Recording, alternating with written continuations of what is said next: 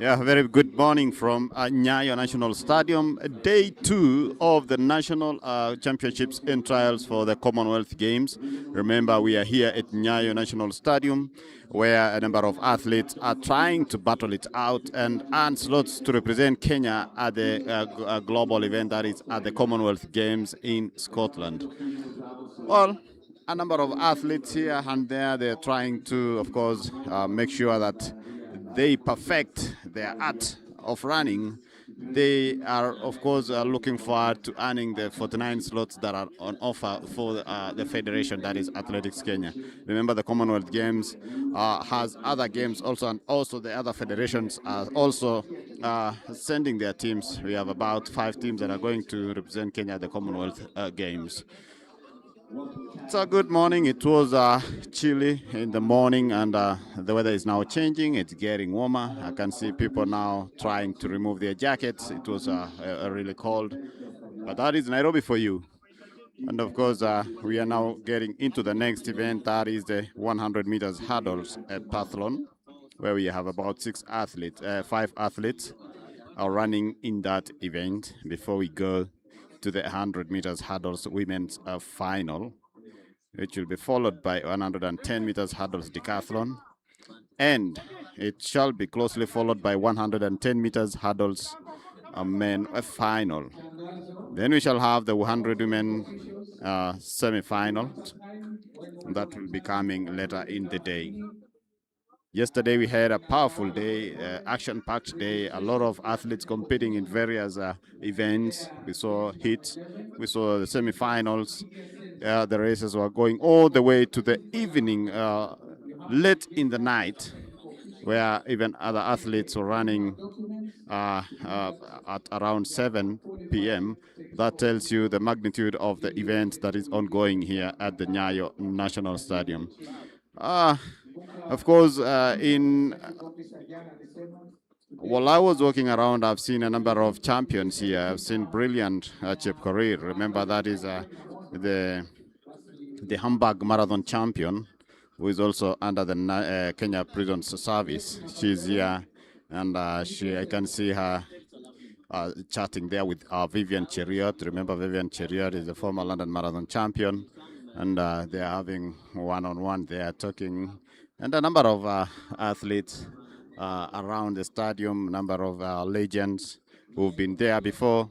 Of course, they are making sure that they don't miss the action ongoing at the national stadium here in Nairobi. We also saw athletes yesterday who were competing from the diaspora, that is from the US, specifically the US, where they came here to try their luck and make the national team. These athletes, of course, by the end of yesterday, a number of them had qualified for the finals, which will be taking place tomorrow. And of course, a discussion came up that given that they were coming from a low altitude, coming to compete in Nairobi, which is a high altitude, was really a challenge for them. But of course, these athletes are strong. After competing last week at the NCAA National Championships, boarding flights all the way to Nairobi, resting for a day and then competing, that shows that they are really strong and they can do wonders when they have time.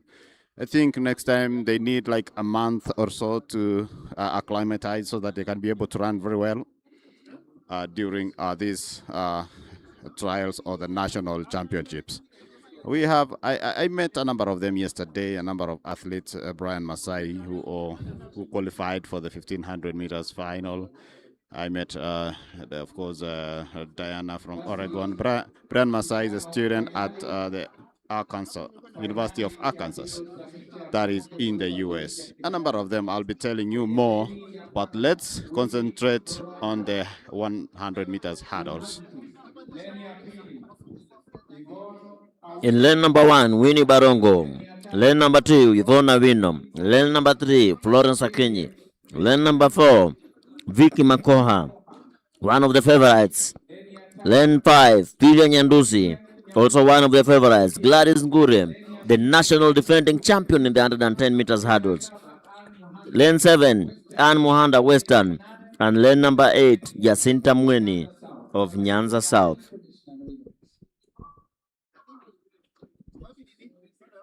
Gladys Ngure, will she defend her title running for Kenya Prisons, or will Philia Nyandusi and Vicky Makoha bring a challenge? 110 meters hurdles, women final.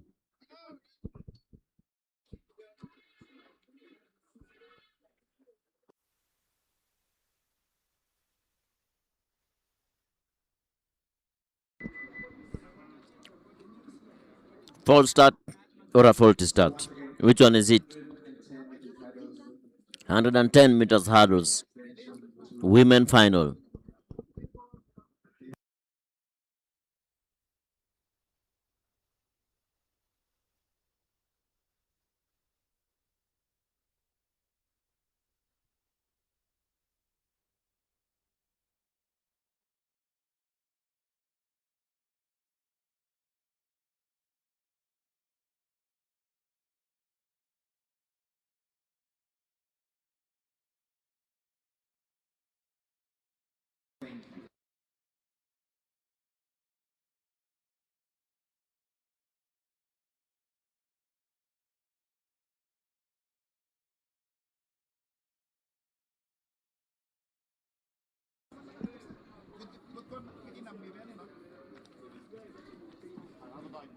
Faulty start is the verdict from the officials. Back to the blocks. Another faulty start. Second faulty start.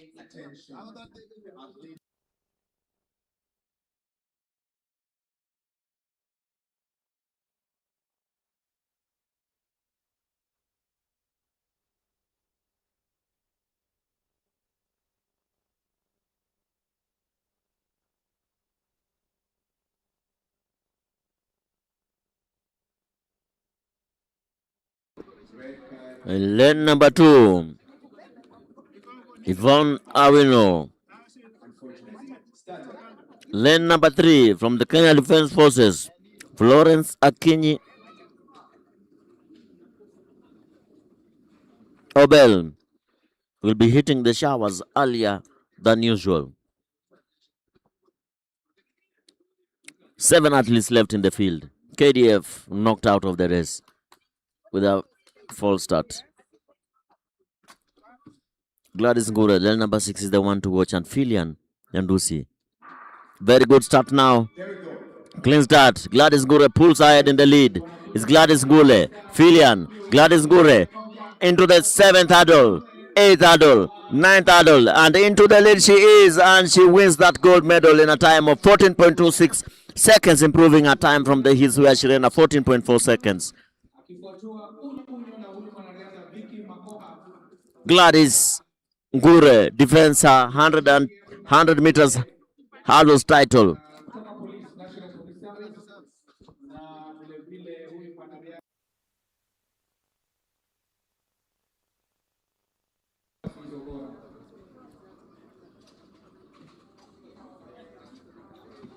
Prisons number 1, police number 2, KDF number 3, all from the disciplined forces. Prisons have decided to take this gold medal as the Kenya police failed to arrest the KDF and the prisons officer, as the KDF athlete Philia Nyandusi settles for the bronze medal. Is Kenya prisons going away with that gold medal in the 100 meters hurdles for the women?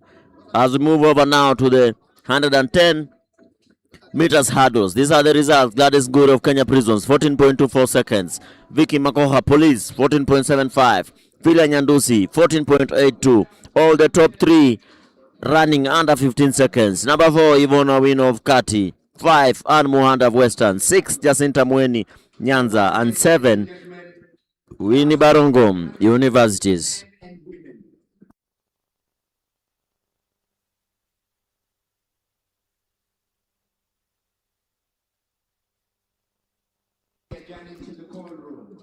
Yeah, of course, it's the second day of this national championships happening here, right here at the Naya National Stadium, where you have to be at your very best so that you can be able to qualify or become a national champion.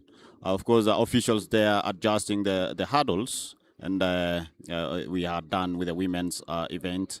Now they have to adjust the hurdles to the right position. You can see those are the results. Gladys Ngure ran 14.24. Vicky Makoa from National Police 14.75. Filian Nyandusi 14.82. Yvonne Awino 16.30 from KATTI. Then Ann Muhanda from Western Region 16.73. Jacinta Mweni from Nyanza 17.88. Winnie Barongo from University 18.22. And of course, Akinyi there, Florence Akinyi from KDF was disqualified.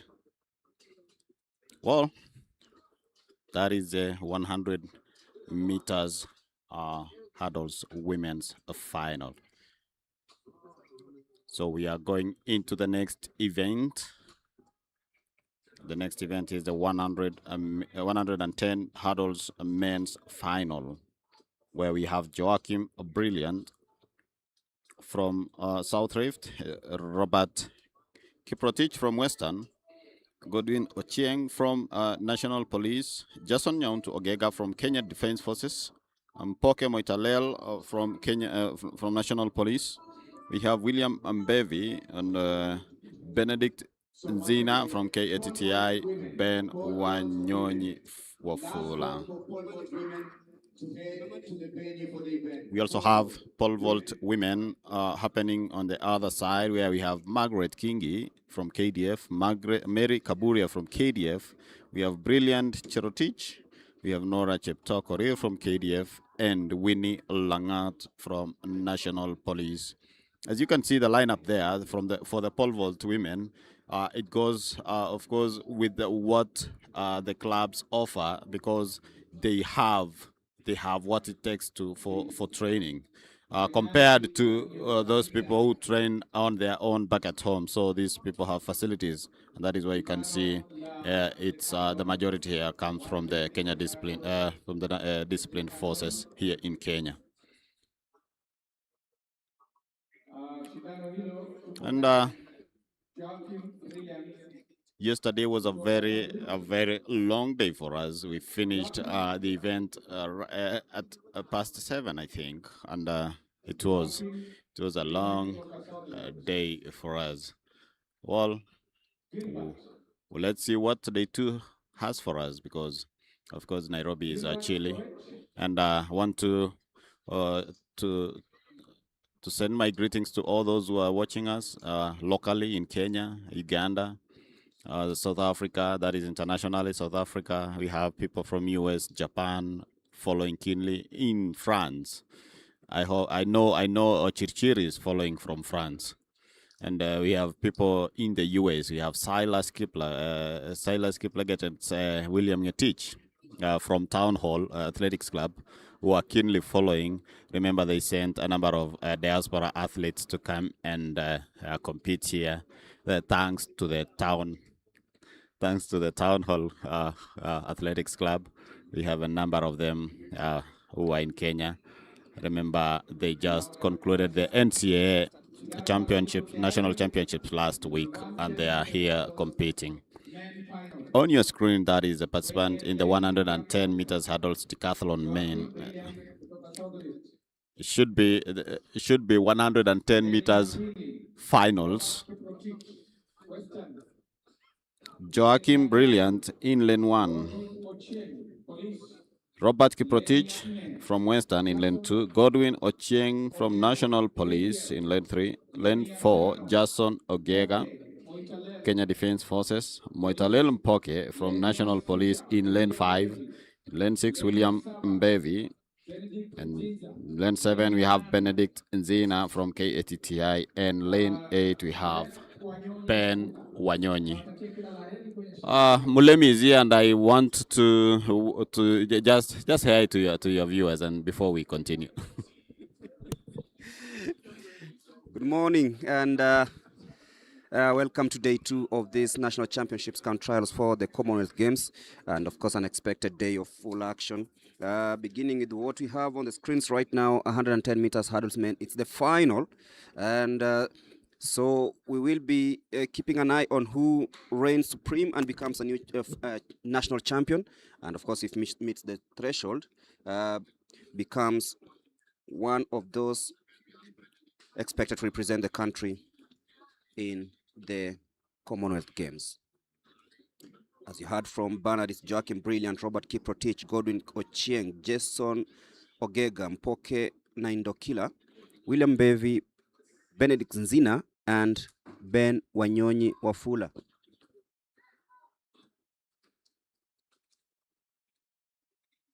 Remember, afterwards we'll have the 100 meters women semi-finals, 2 heats in that one.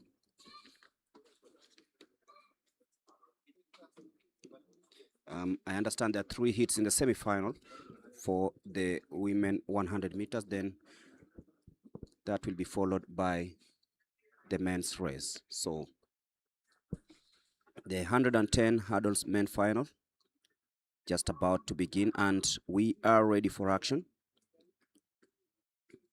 This is the 4th track event of the day.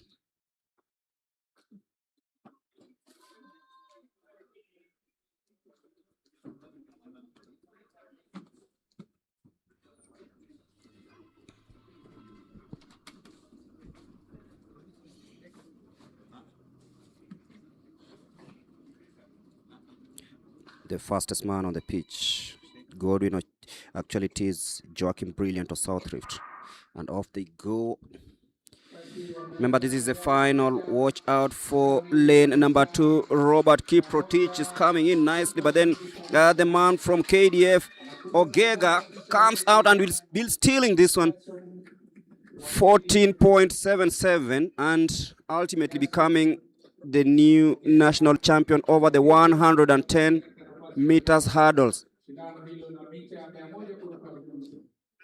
A well-timed race it was between Robert Kiprotich and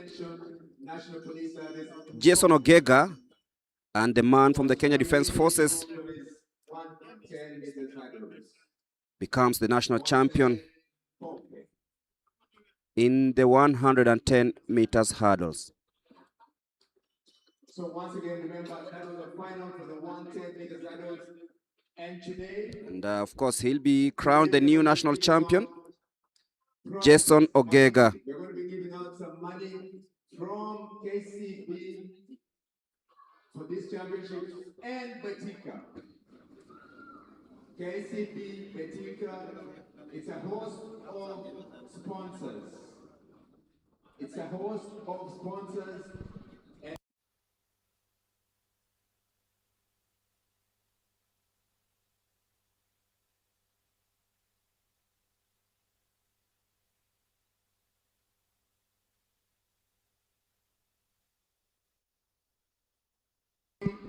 Double the amount.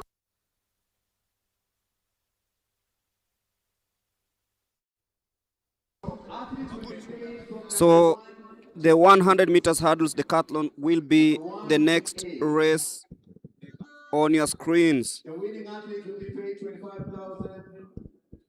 Pesa mingi, a lot of money, 25,000. All the way to number 8.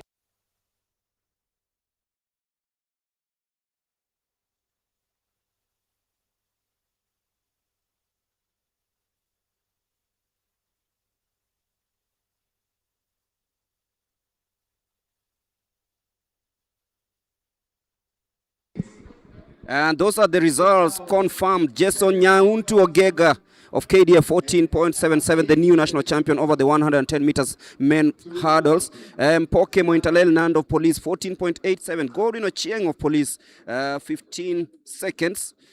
And these are the participants in the decathlon: Gilbert Koech, Edwin Kering, Edwin Kipchumba, Cosmas Kibet in lane number 4. Omabikel Muhando, Bismarck Soy, Stephen Mutunga, and Edwin To. Remember, Edwin To did wonders at the Africa Senior Athletics Championships, so he's here to try out and see if he can maintain that good momentum he had in Accra, Ghana.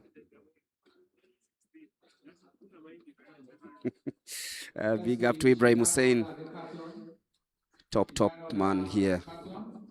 And that's the man from KDF. That is Edwin Kering.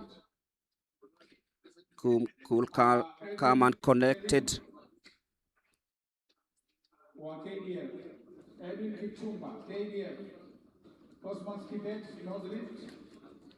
That is Cosmas Chumba.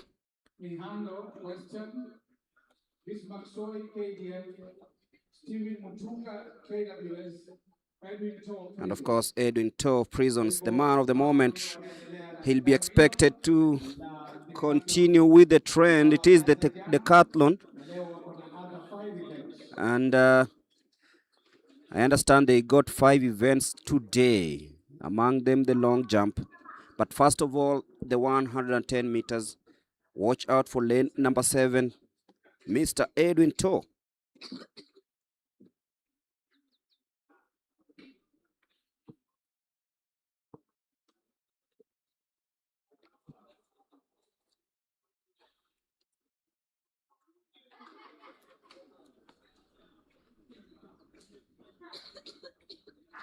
And off they go. And Edwin Toe straight away shows the rest of the nation what is made of. But then watch out for Gilbert Koech Kibiwot. And it is Toe who will be winning this one. 15 seconds, 45 seconds. Remember, he's the silver medalist in the just concluded Africa Senior Athletics Championships. And that signals the end of this race, the 110 meters hurdles. And if you're joining us, we'll be moving straight away to the 100 meters semifinals.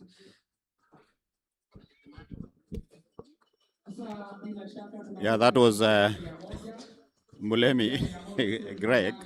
I had to welcome him in a special way. He was having some breakfast here, but I had to welcome him in a special way to handle the hurdles race. Well, you're going into the first semi-final of the 100 women meters race.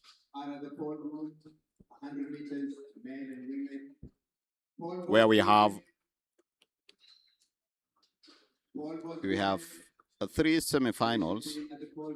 And in the first semifinals, we have Lydia Barasa from KATTI, Priscilla Nekesa from North Rift, Millicent Doro from Police, Aida Viola from Nyanza North.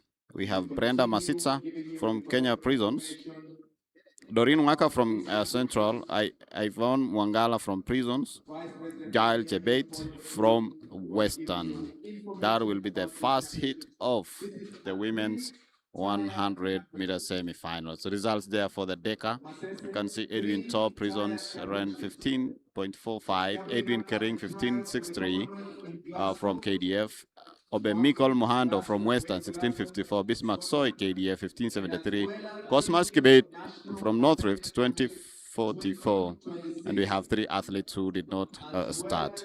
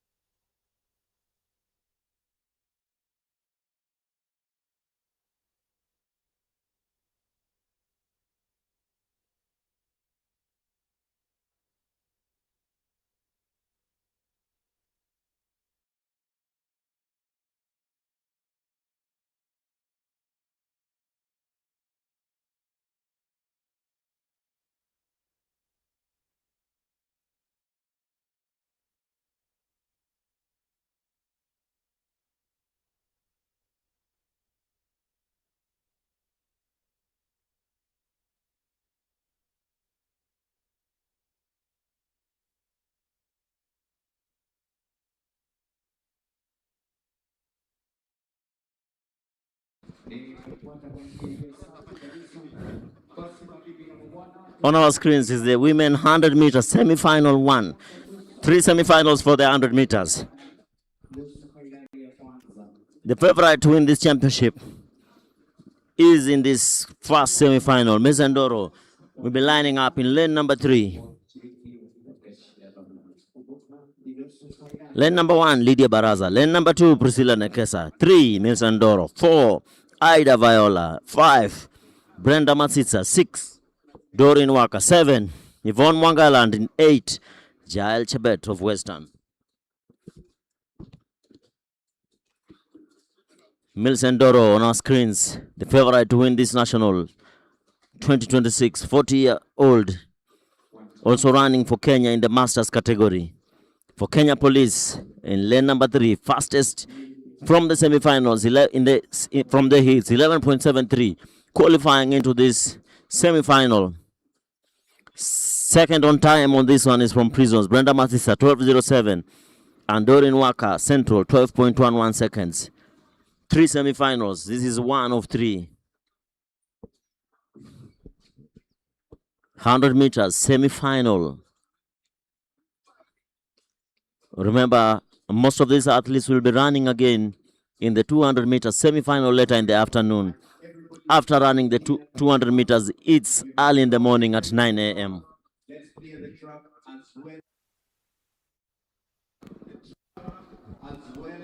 Day 2 of the national championships come trials for the Commonwealth Games. As you can see on your screens, lane number 1, Lydia Baraza, Kati. Lane number 2, Priscilla Nekesa, North Rift. 3, Milsendoro, Police. 4, Ida Viola, Nyanza. 5, Brenda Masisa, Prisons. 6, Doreen Waka, Central. 7, Ivan Mwangara, Prisons. And lane number 8, Jael Chebet, Western. All this coming courtesy of Kenya Commercial Bank and Athletics Kenya.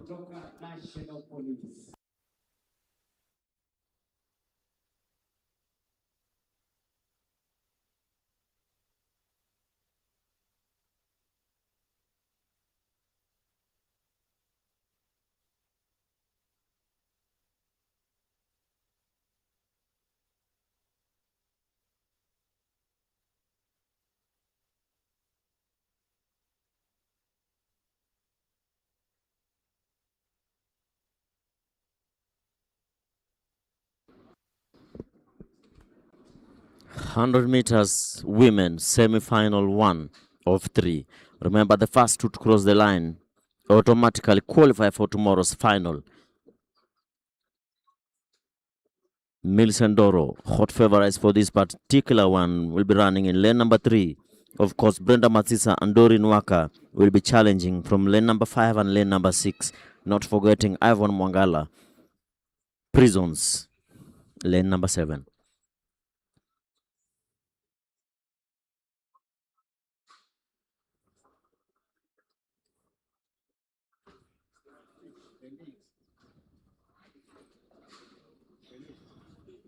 Milsendoro with a host of experience coming into this championship, having done this for the Kenya Police for many years,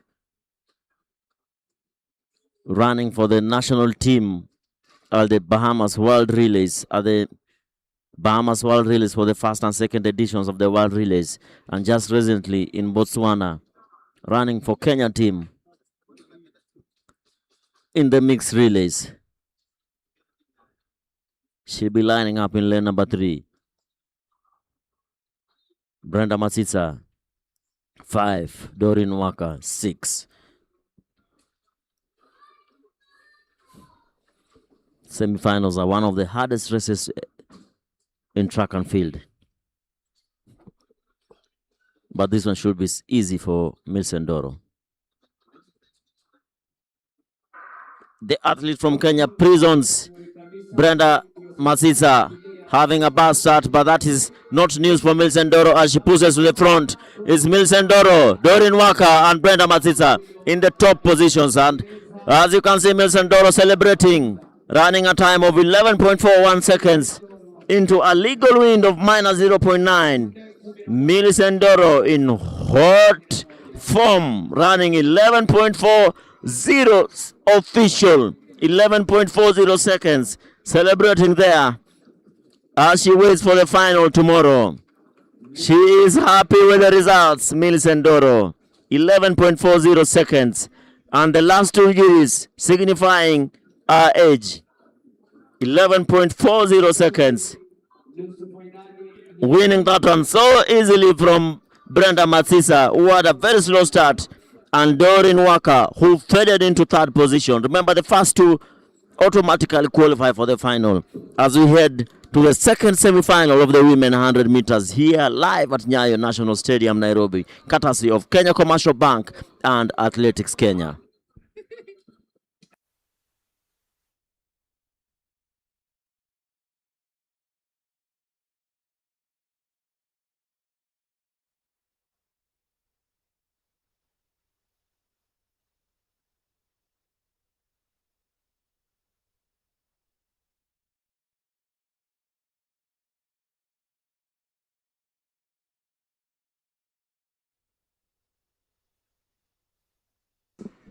As you can see the results, Millicent Doro 11.40 seconds into a legal wind of minus 0.9. That's a headwind. Brenda Matsisa Kenya Prisons 11.91. Doreen Waka Central 11.94 seconds. All the three running sub 12 seconds. Ivan Mwangala Prisons 12.46. Aida Viola Nyanza 12.56. Lydia Baraza Kati 12.70 and Priscilla Nekesa North Rift 12.73 seconds.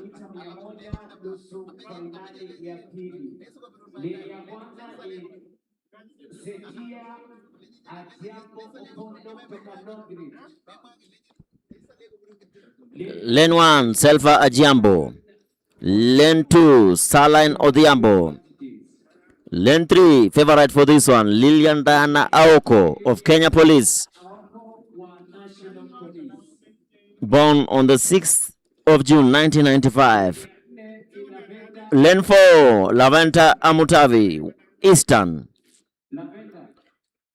Lane 5, the Olympian from South Sudan, Lucia Williams. Lane 6, from the Kenya Defense Forces, Valerin Njiru Gakeni, KDF. Lane 7, Edna Nyaboke, Eastern. Lane 8, Nevian Mishira, Southern. Who is going to take this one? Will it be Lucia William, Laventa Mutavi, or will Lilian Diana Aoko win this particular one? Top 2 automatic to the final. Everybody gunning for this one. Is it Lucia Williams or is it Lilian Diana who will take the honors into the final? Top 2 positions, irrespective of time, automatically qualify for the final that will be run later tomorrow. Olympian, Lucia from South Sudan, and Lilian Diana Oko, hot favorites for this one.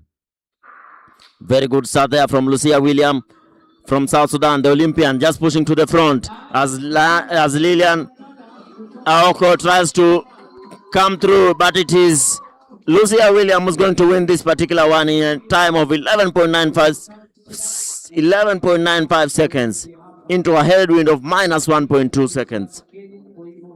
11.95 seconds into a headwind of minus 1.2. Very good race there for Lucia William, who had a very powerful start, pushing away from Lilian Aoko, who settled for second.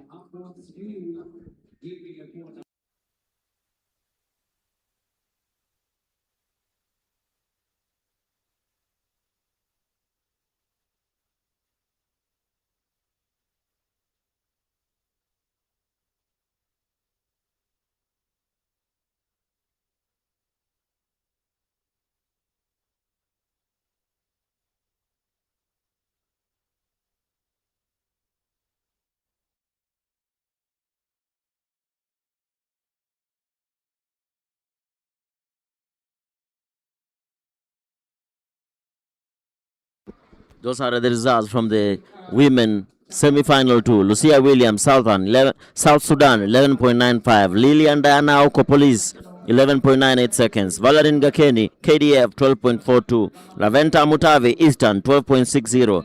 Nivian Mishira Southern 12.67, Salina Odhiambo Universities 12.71, Edna Nyaboke Eastern 12.81 seconds. Semi-final 2 of 3. Now into the final semi-final of the women 100 meters, where we'll have Mevin Kerubo, Susan Nyambura, Jacqueline Adoyo, Esther Mbagari, Jen Mirigo, Eunice Kadogo, Faustin Kirui, and Stency Obonyo of Para.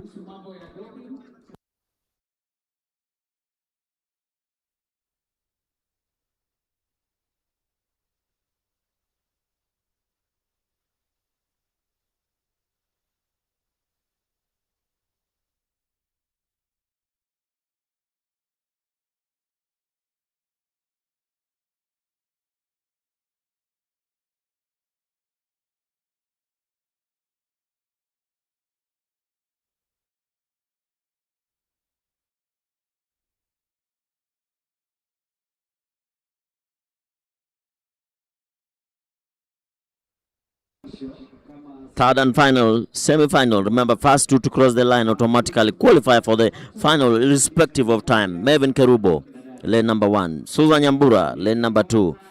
Jacqueline Adoyo, lane number 3. Esther Mbagari, national champion, lane number 4. CAF accredited referee Susan Nyambura, there in lane number 2. Jacqueline Adoyo, Kati, Technical Training Institutes. Lane 4, Esther Mbagari, just coming back from very bad season. Lane number 5 from KDF, Jen Mirigo. Lane number 6, former African silver medalist Eunice Kadogo. Lane number 7, Faustin Kirui, Kati. And lane number 8, Stacy Obonyo, representing Para.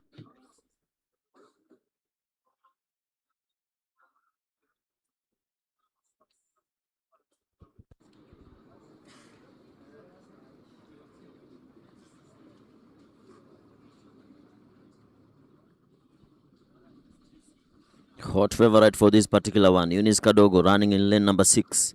Not forgetting Jen Mirig of KDF and Esther Mbagari of Prisons. 4, 5, and 6. Kadogo having won a hit in a comfortable time.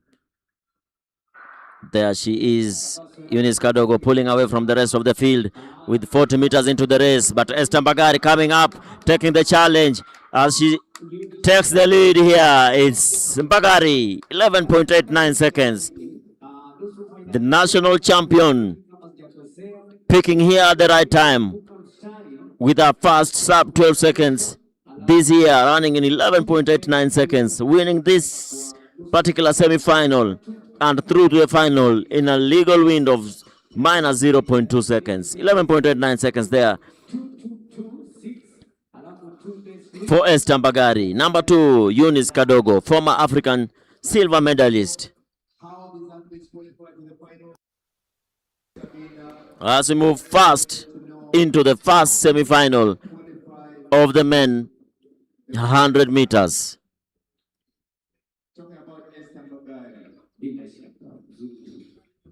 Maxwell Chinjili, lane number 2. Moses Wasike, lane number 3. Simani Regao, lane number 4. Kalistas Juma, lane number 5. And Stephen Onyango, lane number 6. And finally, George Kimani, lining up in lane number 7. Lane number 1 and 8, missing in action. Louis Mhaha in lane number 1 missing. And lane number 8, empty lane.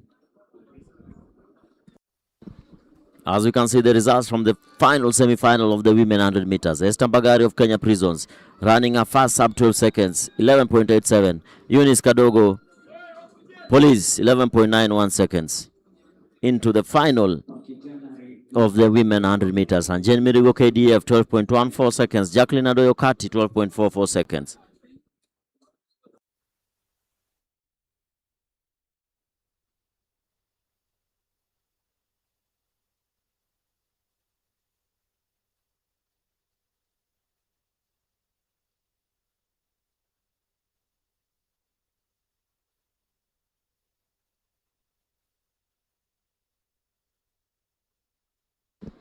All this action coming live from the Nyayo National Stadium here in Nairobi. Temperatures of about 17 degrees and expected to go as high as 23 degrees here on the second day of the national trials and also trials for the Commonwealth Games that will be held in Glasgow from the July 23rd, 2026. First semi-final of the men 100 meters. Remember, the first two to cross the line automatically book a place in the final. Hot favorites for this one: Moses Wasike, Police, lane number 3. Simani Regao, lane number 4. Kalistas Juma, lane number 5. Steve Onyango, lane number 6. Wasike for Police. Simani Regao, Eastern. Kalistas Juma, Central Rift.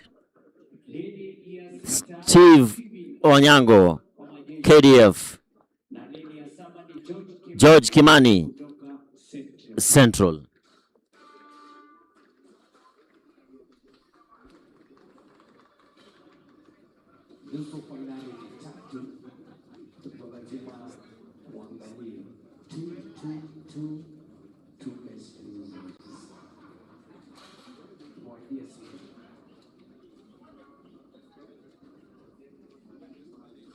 Simani Regao just taking time into his blocks. Watch out for Moses Wasike, lane number 3. Simani 4, Kalistas Juma 5, and Steve Onyango 6.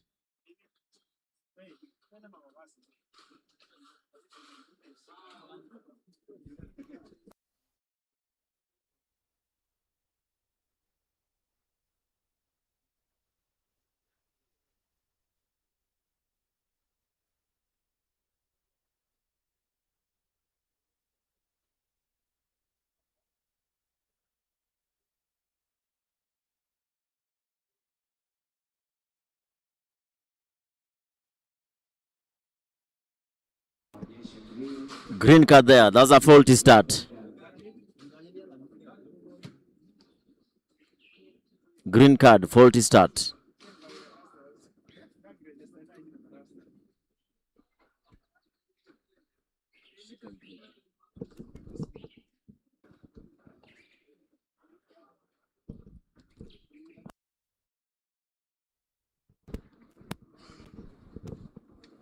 So the first men's semi-final. Watch out for Moses Wasike,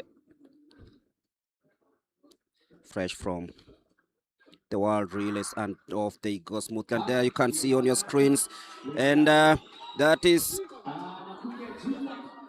Tyson Juma, who just about edges out Steve Onyango and Moses Wasike. 10.37, an improved time from yesterday.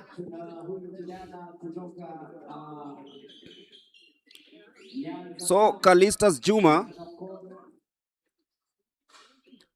yesterday did a 10.53, but has slightly improved on that 10.37.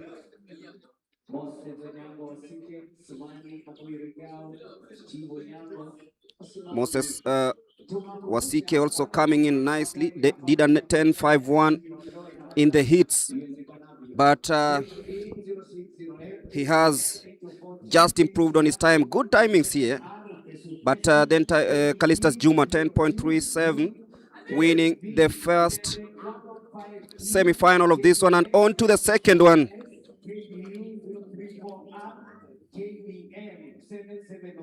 The second semi-final, where we have Wayne Rooney. Had a spectacular start yesterday.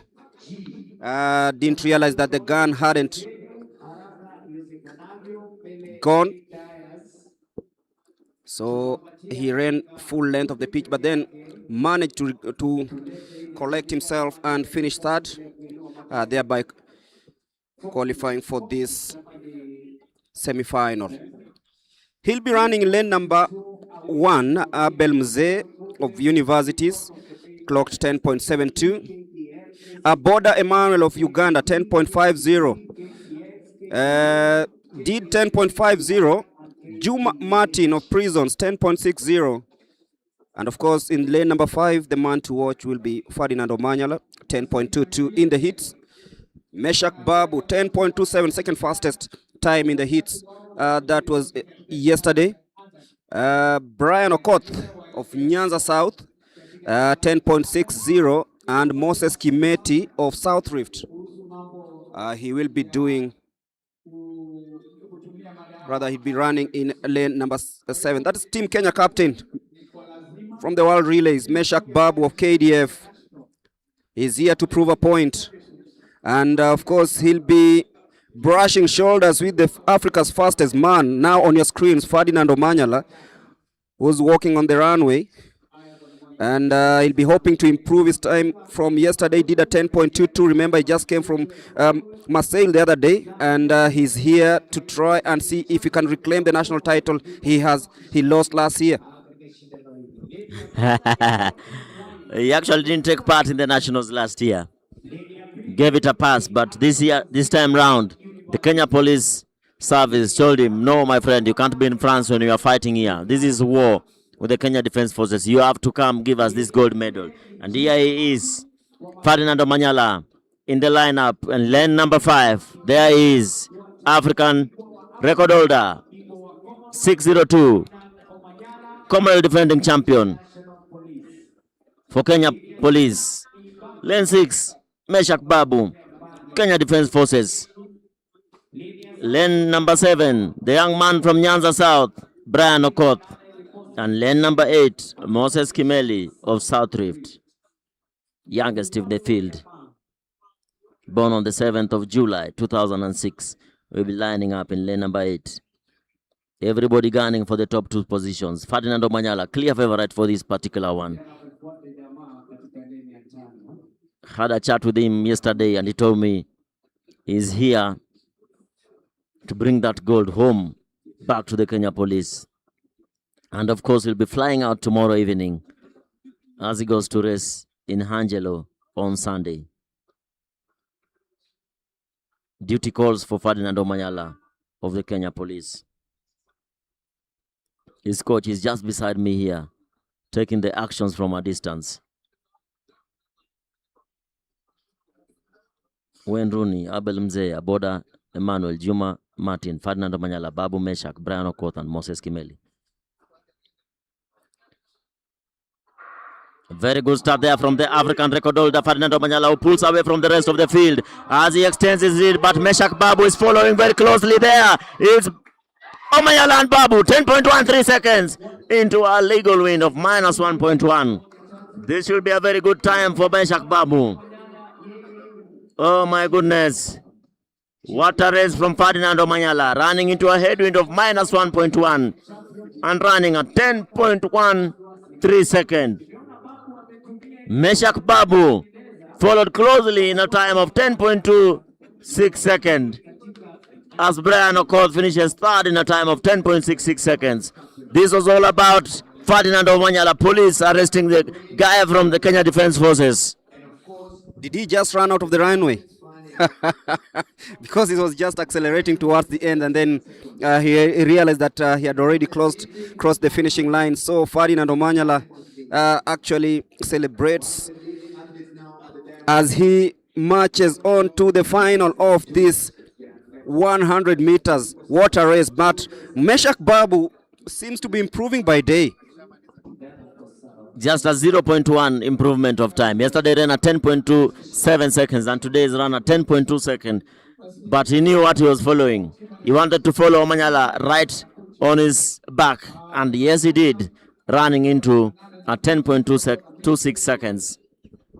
Meshak Babu, of course, also had a good outing in the relays. And you could well see the improvement in there, because even the stadium announcer, Mr. Mwaniki, says if you want to qualify, make sure that you are just next to Ferdinand Omanyala. So good tidings there, and that's the man of the moment. He's already done a couple of sub-10s this season. He'll be heading to Hengelo later on in the evening. That is tomorrow, after participating in the finals. And I can see his coach is elated. He must have noticed something there. And everyone wanting a piece of Ferdinand. He should be going to the mix zone. We'll be hearing what he has to say. Ferdinand Omanyala, who's just won heat number 2 of the semi-final of the 100 meters. Every journalist wants to hear what he has to say because he has special plans for the year. And confirmation of the times: Ferdinand Omanyala 10.13, winning heat number 2 of the semi-final. Meshak Babu Kiptu Subul 10.28. Brian Okoth of Nyanza, huge improvement from this young man, 10.66. Abel Mzee has also done well, 10.75. And that just shows you that there's a slight improvement. Wayne Rooney did 11 yesterday. He's improved his time by a couple of microseconds, 10.91.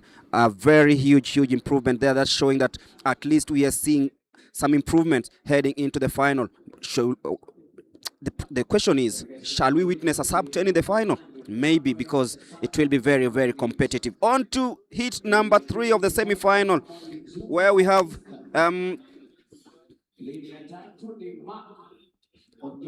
Tyson Juma, that is Mark Otieno, former national champion, former national record holder.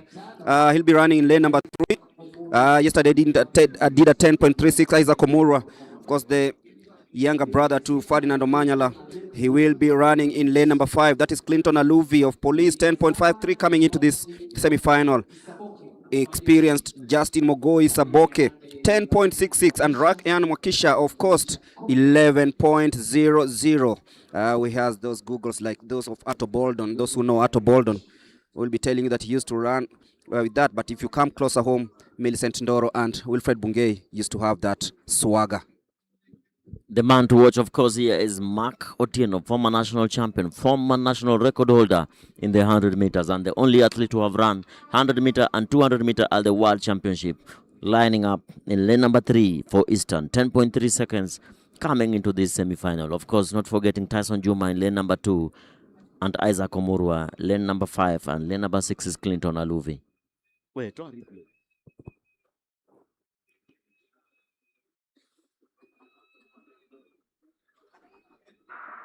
there we have it, clean start there from Mark Otieno, who pulls away from the rest of the field. Mark Otieno in the lead. Mark Otieno just pushing forward, but it is Aluvi and Omurwa who will be battling for second and third position. 10.42 seconds, just a little slower than yesterday's. Quite tight here in the semi-finals. Tightened up, but he finishes there. 10.41 seconds, Mark Otieno. Aluvi, second position, 10.45. Omurwa in third position. We'll be bringing you the results as soon as we get them. But top 3 positions: Mark Otieno, Clinton Aluvi, and Isaac Omurwa.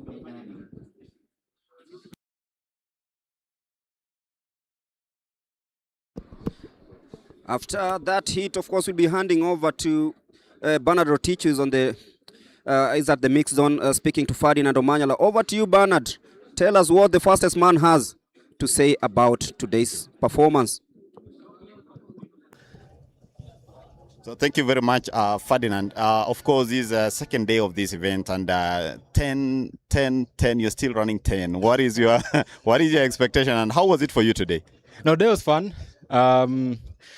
What we are chasing now is the gold for Police. That's the most important thing.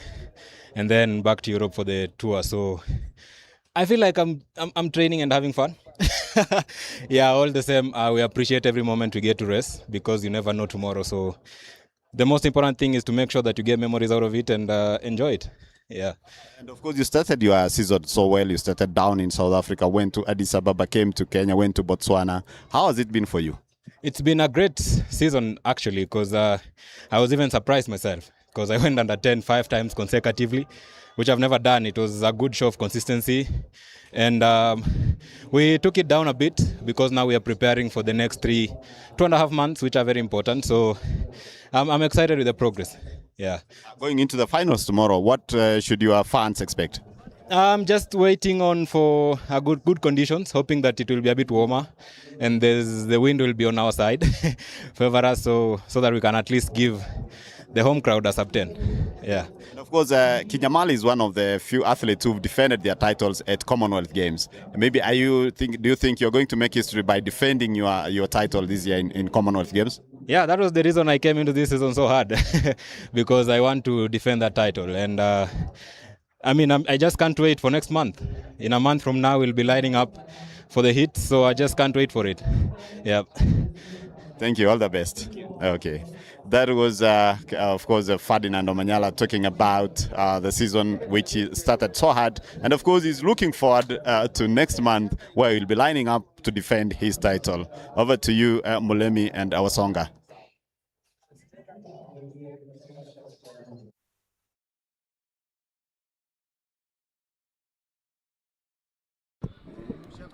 Thank you, Bernard Rotich. He's been speaking to Ferdinand Omanyala, who just won heat number 2 of the semi-final in the 100 meters. And we shift focus to the 400 meters. The most experienced runner will be running from lane number 2. This is the first semi-final for the women. I'm talking about Grace Kidake, 41 years of age today. And Faith Ndinda will also be running in this one. And from Prisons, that is Sylvia Chesebe. So we are ready for action. And I will be waiting to see who makes it to the final. So the 400 meters semi-final, we have 3 hits in this one. So we'll have Faith Ndinda, Grace Kidake, Zinad Akulang Joseph of South Sudan, Sylvia Chesebe, Gladys Ngure, Mora Mary, Lanolin Awino Oko, and Mercy Hadija.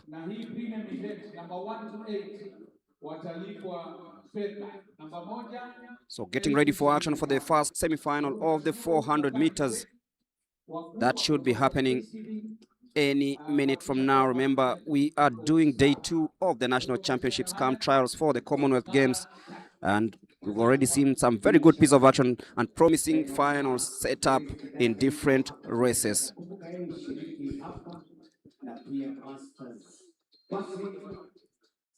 And so the 400 meters women semi-final number 1 is just about underway. As Faith Ndinda of Southern, she'll be running in lane number 1.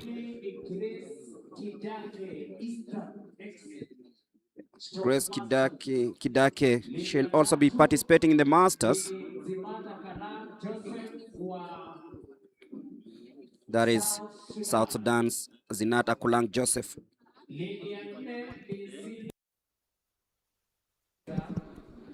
Another experienced runner, Sylvia Chesebe of Prisons. Mary Mora will be carving from lane number 6, running the shorter distance this time round. And then from KDF, we have Lanolin Owino. She was our chaplain when we were in Gaborone. And that is Mercy Hadija of Nairobi. So missing is lane number 5, that is Gladys Mumbe. But everyone else wants to book a ticket to the final. Faith Ndinda, Grace Kidake, Zinat Akulang, and Sylvia Chesebe, Gladys Mumbe missing in action. Mary Mora, and that is Gladys Grace Kidake.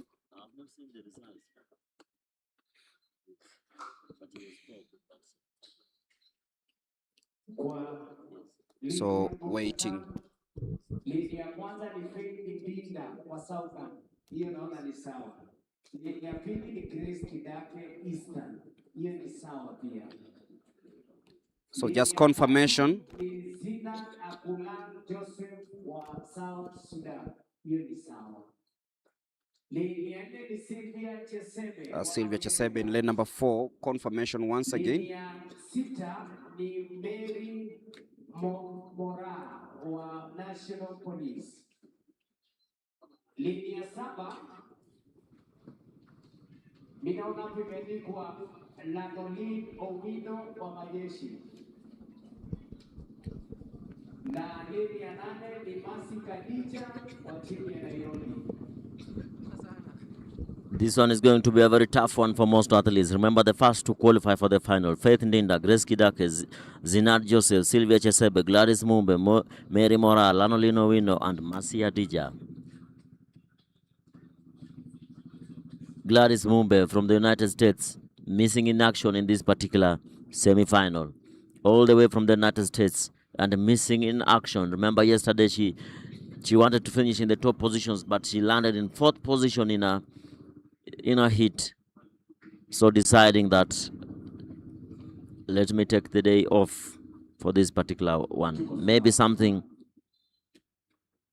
is wrong. Something is really wrong. You can't come all the way from the United States and have it a dash. Maybe injury pulled her back. Remember, she was suffering from jet lag as of yesterday. Faith Ndinda lining up in lane number 1. Grace Kidake, experienced athlete from Eastern, born on the 9th of February 1985, running in lane number 2. Zinard Joseph, Sylvia Chesebe, also experienced from the Masters, lane number 4. Mary Mora, former 800 meters world champion, will be lining up for the Kenya Police in lane number 6. Lanolina Wako defending it for the Kenya Defence Forces, lane number 7. And Masia Dija running for Nairobi in lane number 8.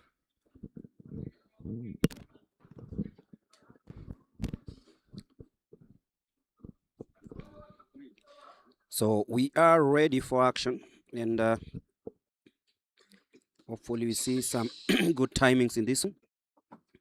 Mary Mora 54.12 coming to this one, and the fastest in this first semi-final, Lanolin Oino 53.70 in lane number 7.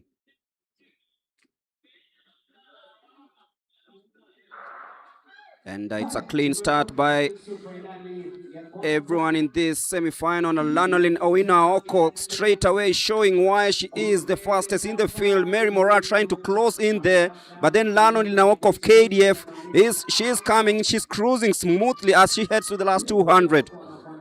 Mary Mora trying to close by. Lanolin Aoko way ahead. They're trying to close in that gap, but then it is Mary Mora now coming in. She said she wants to try something new. She has what it takes. She's been a world champion over the 800 meters. She's trying to close in, but then Lanolin Aoko, she's having those heavy legs into the last 100. Mary Moran now is taking cruise control of this one. Now it's a battle between the KDF and Kenya Police. This is going to be tight. Mary Moran will just about win this one, but we'll be looking at the time, 53.08. But what a race, what a semi-final, and what a way to start this women semi-final in the 400 meters. Wow.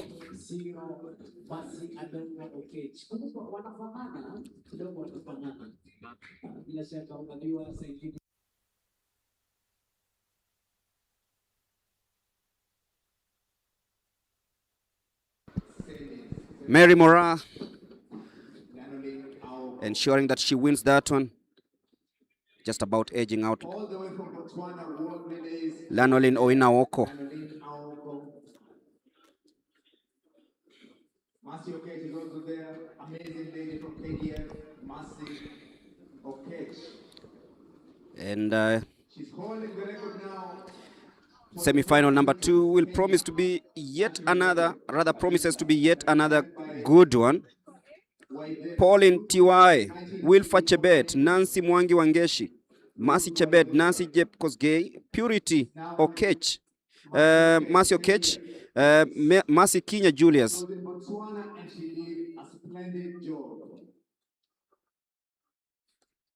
So this is going to be very, very interesting.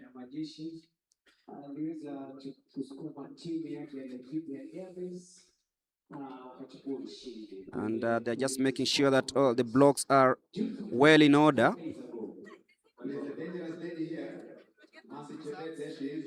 And those are the official results. Mary Mora, 53.08. Lanolin Oinaoko, 53.31. Sylvia Chesebe of Prisons, 54.35. Grace Kidake, interestingly, 57.70. She'll be taking part in the Masters. The World Masters will be happening later on in the year.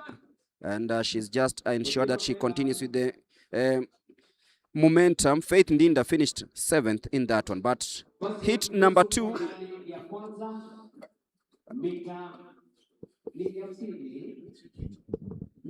Semi-final number 2, we have Pauline Tiwai. Lane number 2, Wilfa Chebet, representing South Rift. Lane number 3, Nancy Mwangi Wangeshi, NYS. Lane number 4, the hot favorite for this particular semi-final, Mercy Chebet, representing the Kenya Police. Lane number 5, Nancy Jepkosgei, South Rift, under 20 champion. Lane number 6, Purity Joy, Prisons. Lane number 7, Mercy Okech, KDF, also the national champion. Will she run away with this one and defeat Mercy Chebet and Nancy Jepkosgei? Favorite for this particular one. Lane number 7, national record holder and the national defending champion, Mercy Okech.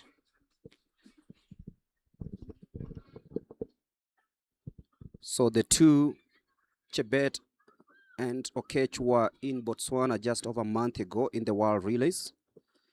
And they are here again competing for one thing, of course, the national crown, and of course, representing the country at the Commonwealth Games. And off they set off. Mercy Chebet, very good off the blocks. Mercy Okech, very nice. As you can see, the long strides of Mercy. The two Mercies, who's gonna reign supreme? That is the question, and let's see how it happens, because down the home straight it is Mercy Okech, the national champion, the national record holder, trying to hang in there. Mercy Chebet trying to cut in from the inside. She's running in lane number 4, so watch out for the two as they head to the 150.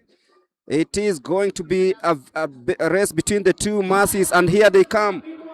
It is Mercy Okech and Mercy Chebet, and the two will be trying to square out who between the Mercies will be winning this one. Mercy Okech knows that she has what it takes, but ultimately they will be crossing the line. Wow. Mercy Okech just about edges Mercy Chebet, who might have just started towards the last few meters. She had this in control.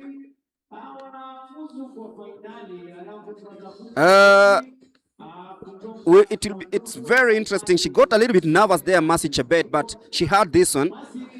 And she might have checked over her shoulder to see where the other Mercy was, and Okech knew that she had the stamina and ultimately won this one. We'll be giving you the timings, but this must have been a very, very interesting race. We'll be looking at the timings in a bit, but then Mercy Okech winning that one, the national champion, the national record holder, and of course Mercy Chebet, another hot favorite, setting up a final that will be very interesting. Mary Mora, Mercy Okech, Mercy Chebet. We are just about to see fireworks here at Nyayo. The finals will be held tomorrow. What a race that was.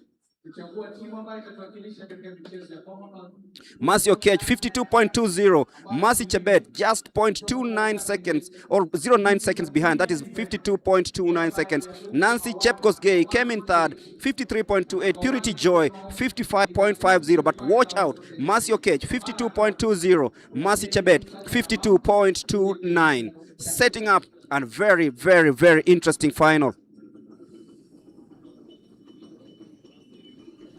And straight away we'll be heading to the third heat of the semi-final. Monica Jeruto, Noah Haemba, Sheila Mayenze, Monica Akulu of Uganda, Maureen Wafula, Ann Mbatha, Helen Siombua, and Charity Nangira. So once again, officials who are discussed, officials who are discussed, officials who are discussed, officials who are discussed. Officials who are discussed. Officials who are discussed. And quite a good turnout here at the Nyayo National Stadium. This is day 2 of the National Athletics Championships Camp Trials for the Commonwealth Games. And this is proudly sponsored by the KCB Bank. To access your mobile banking, star 522 hash is the USSD code. You'll access all you need to know about your bank account, and of course you can download the KCB mobile app on iOS and Android. nusu fainali ya mwisho ya tatu. Ligi ya kwanza ni Monica Jiruto Monodrift. Ligi ya pili ni Naomi Kayuma Wakati. Ligi ya tatu ni Sheila Mahungu Mayenze wa South. That is Sheila Mahungu of South Rift, and the Ugandan Monica Akulu. She will be running in lane number 4. Maureen Wafula of Prisons, Ann Mbatha, Helen Siombua, fresh from the World Relays. She's here and she's ready to rumble. And that's Charity Nangila of Nyanza South. She'll be running in lane number 8, and we are ready for action. The last heat of the semi-final in the 400 meters. Watch out for the Ugandan Monica Akulu. Watch out for Helen Sombua. And of course, Sheila Makungu.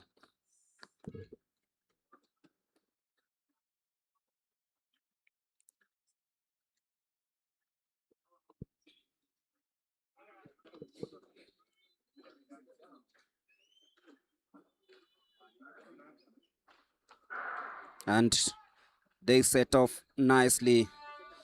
Akulu already setting that pace, but then from KDF is Ann Mbatha. She looks really, really strong. Helen Siombua Kali trying to close in. But then it is Ann Mbatha and Helen Siombua. This is very interesting. Look at how they're taking that curve. Ann Mbatha, Helen Siombua, Maureen Akulu. And it is Ann Mbatha versus Akulu at the moment as they take that curve to the home straight. Akulu and Mbatha. Let us see who has the stride. The lactic acid is pouring in, but then look at Akulu is tiring. Mbatha is coming in. Siombua is also trying to close in, but then it will be Ann Mbatha who will be stealing this home in 52.78. That's quite fast from the lady from the Kenya Defense Forces. The battle was, we had two battles. Battle for 1 and 2. Mbatha versus the Ugandan. And another battle was just right behind us between Kenya Prisons and Kenya Police. Siombua versus Maureen Wafula. First one, KDF took the honors. Ann Mbatha beating the Ugandan, who's lying on the ground there. What a race she has had.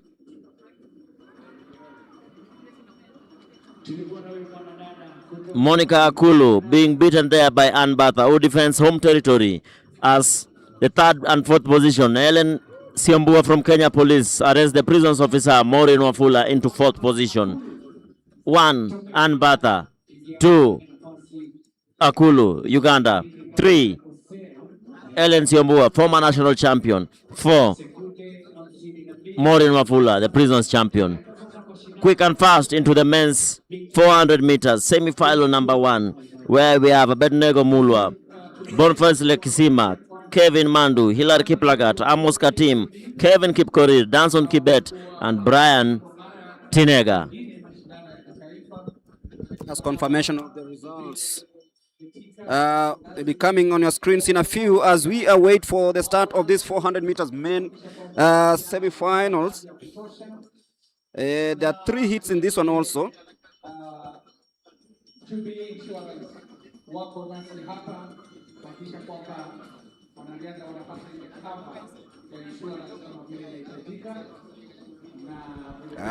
hits of this one. Mulwa, Southern, Lexima, Coast. Watch out for Hilary Kiplangat, Kelvin Kipkorir, Danson Kibet, and Brian Tinega Onyari. The tall figures will be running in lane number 8 and 7. From Prisons, we'll be having Kelvin Kipkorir, had a really good race yesterday, and he'll be aiming to replicate on that. For watch out for lane number 6, 7, and 8. Wow. Really longing for this one. Mita 400 nusu fainali wanaume, nusu fainali ya kwanza. Ligi ya kwanza ni Abednego Mulwa wa Southern. Lane 1, Abednego Mulwa, Southern. Lane 2, Boniface Lekizima, Coast. Lane 3, Kevin Mandu, Western. Lane 4, Hilary Kiplangat, KDF. Lane 5, Amos Katim Central. Lane 6, Kevin Kipkorir, Prisons. Lane 7, Danson Kibet, Police. Lane 8, Brian Tinega, fresh from the United States, Police.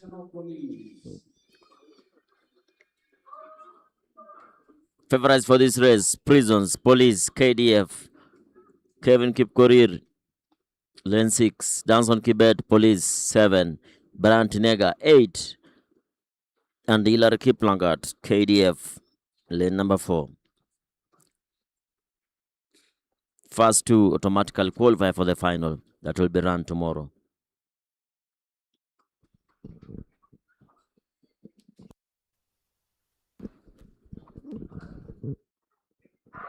Watch out for lane number 8, 7, and 6.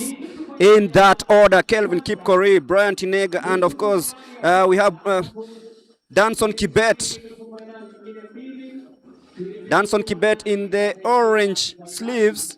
And straight away, he shows how to take that home straight as they go to the 150. Danson Kibet, of course, of Police. Brian Tinega trying to close in Kelvin Kipkorir of Prisons. This will be a very, very tough battle, and now it's down to 2. Danson Kibet and Brian Tinega Onyari falling way, way back, but then Kelvin Kipkorir and Danson Kibet. These 2 will take it to the wire. Brian Tinega will try to close in, and just about Kelvin Kipkorir, 45.79.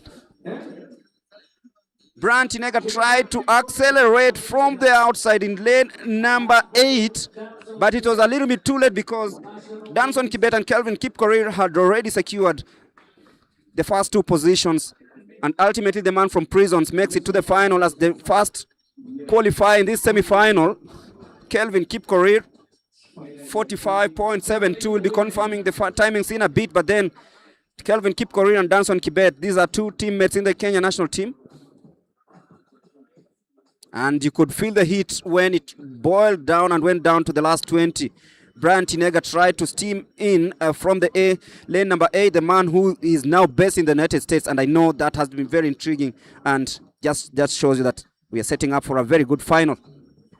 Remember, the top 3 in that particular semi-final were at the World Championship last year, representing Kenya.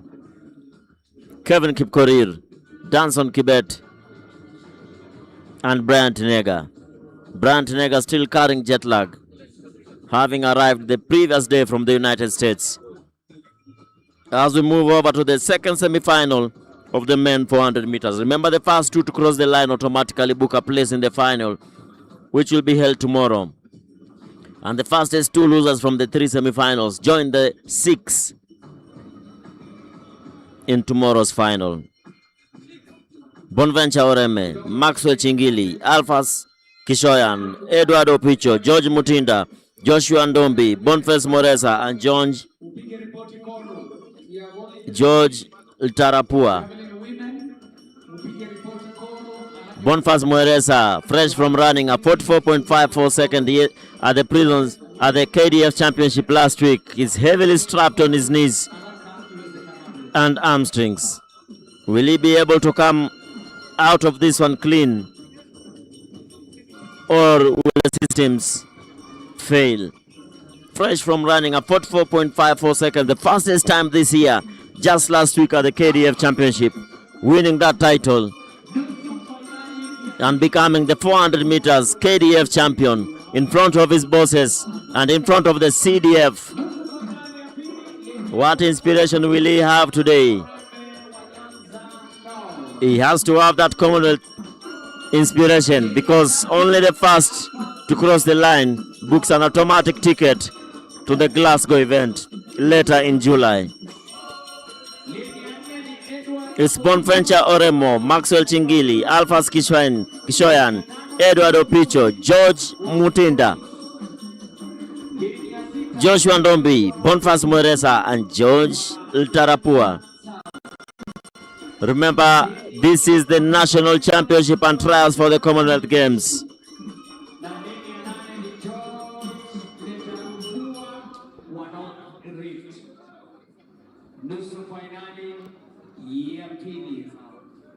Second semi-final of the men 400 meters. Bonventure Oreme, Maxwell Chingili, Alphas Kishoyan, Edward Opicho, George Mutinda, Joshua Ndombi, Boniface Mweresa, and George Ltarapua of North Rift. Edward Opicho, lane number 4. The man's to watch. George Mutinda, lane number 5. Ndombi, 6. Mweresa, 7.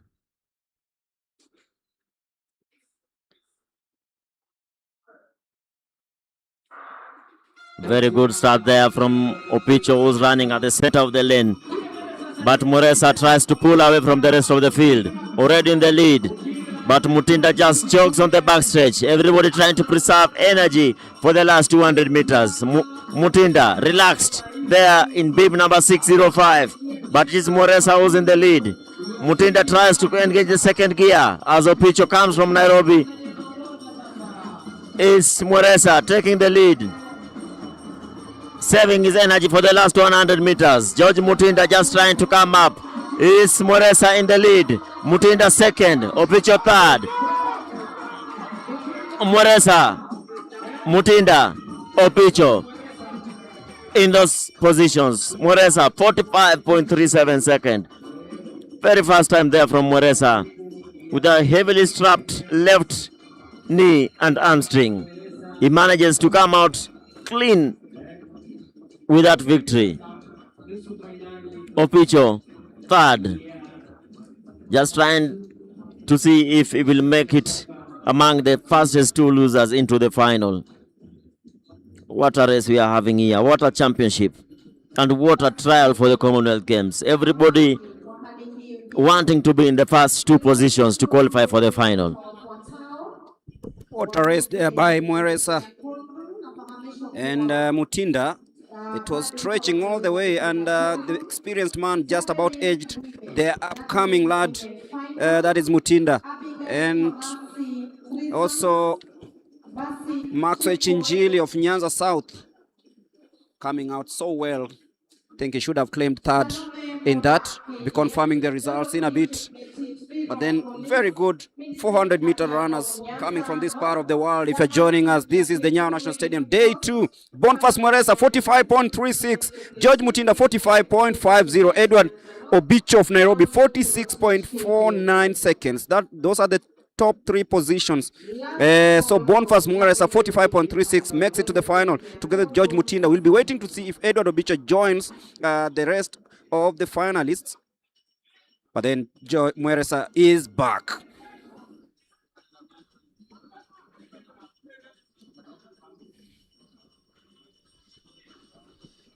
On to the last one.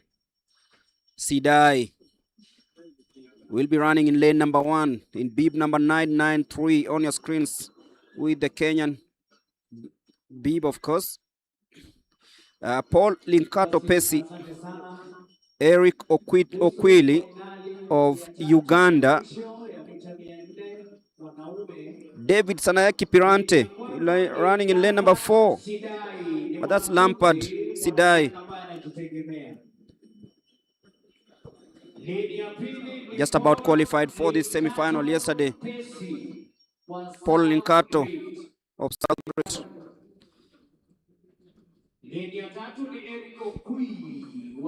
Eric Okwi of Uganda came in 48.12. Roger Souma 46.54. Kevin Tanui, the only man who's done a sub 45 this year in Kenya. Dennis Masika Molongo of KDF. So Emmanuel Kiptoo missing in action. Watch out for Masika Antonui. That's lane number 5. That's lane number 5, 6, and 7. The three athletes, of course, poised to take this one. So who finishes top as we are just about to begin the race?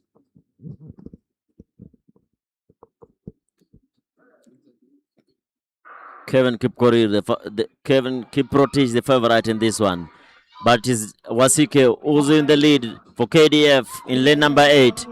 But Kevin closes in on him as he goes to the lead. Everybody relaxing. Roger Souma saving his energy for the last 200 meters. Sanayek just ahead of Ouma, but in at the front is Kevin Kiprotich and Masika. Dennis Masika and Kiprotich. It's Masika and it's the guy from the Kenya prisons who goes in front. But Roger Zauma passes Sanayek into third position. And it is Kevin Kiprotich who goes into the lead in a time of 45.03 seconds. The fastest out of the three semifinals. Dennis Masika into second. And Roger Zauma of Eastern proving his mantle into third position. What a race. Did Roger Souma do enough to make it to the final? What a performance from the young man from Eastern. What an impressive performance from Roger Souma in third position as Kevin Kiprotich wins that particular one in a time of 45.03 seconds. The fastest into the final. What a race that has been. Tonui just about missing a sub 45. I think he just got nervous in the last few steps, but is the only Kenyan who's run a sub 45 this year. I understand Boniface Mueres has also done so before he got injured. That sets us a very good final tomorrow. Remember, Boniface Mueres has the fastest time this year, having run a 44.54 seconds. As we can see the results there, Kevin Tonui 45.01, Masika 46.04, Ouma 47.02, Sanayek Prisons 47.61. Quite a disappointing performance from David Sanayek, a known figure in the Kenyan team, languishing in 47 seconds this year. Eric Okwiri, Uganda 48.15, Sidai 48.82, Pesi 49.02 seconds. And of course, we'll be waiting to hear what Kelvin Tonui has to say as we line up for the other final.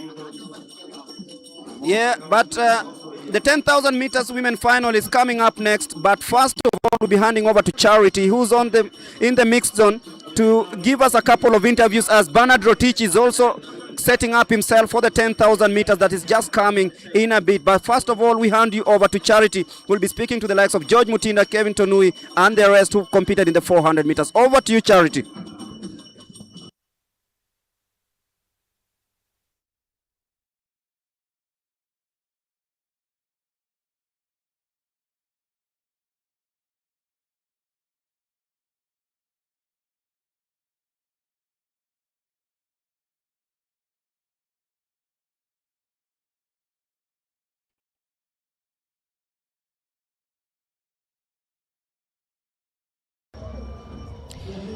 Okay, I'm joined by Mueresa here, who has won the heat in the semi-final in the 400 meters for the men. Mueresa, you'll be going in for your probably third Commonwealth Games. What is going to be your strategy?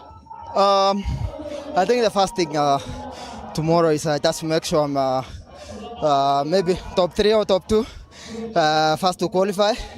Then when we go there, we'll see, like last time I was number 4, a close one. So, and I think I'm in a better shape than last year, the last time. So my target will be to be on the medal placket. That's my target for this Commonwealth Games. Yeah. So far, how is your preparation going on?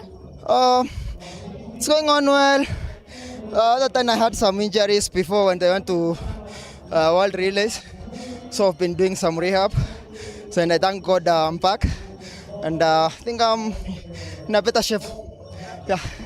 All the best, and we wish to see you at Glasgow. Thank you. Okay. That was Mweresa talking about how his season preparations are. I'm also joined by Japheth Mutinda. Mutinda, probably you're targeting to head to your first Commonwealth Games. Strategy yako ni gani? Yangu ni kumaintain tu, like ni maintain my energy kiongoja finals ya juu najua sahi it's about ku qualify na kuwa position. Going into the finals, strategy yako itakuwa gani? Itakuwa tu kumedal na ku qualify for the Commonwealth. Okay, all the best and congratulations. Okay, thank you. Okay, that was Japheth Mutinda and Mweresa, who finished first and second in their heat. They are all targeting to be among the 49 athletes who will be heading to Glasgow, Scotland for the Commonwealth Games later on this year. Over to you as we continue with the next event.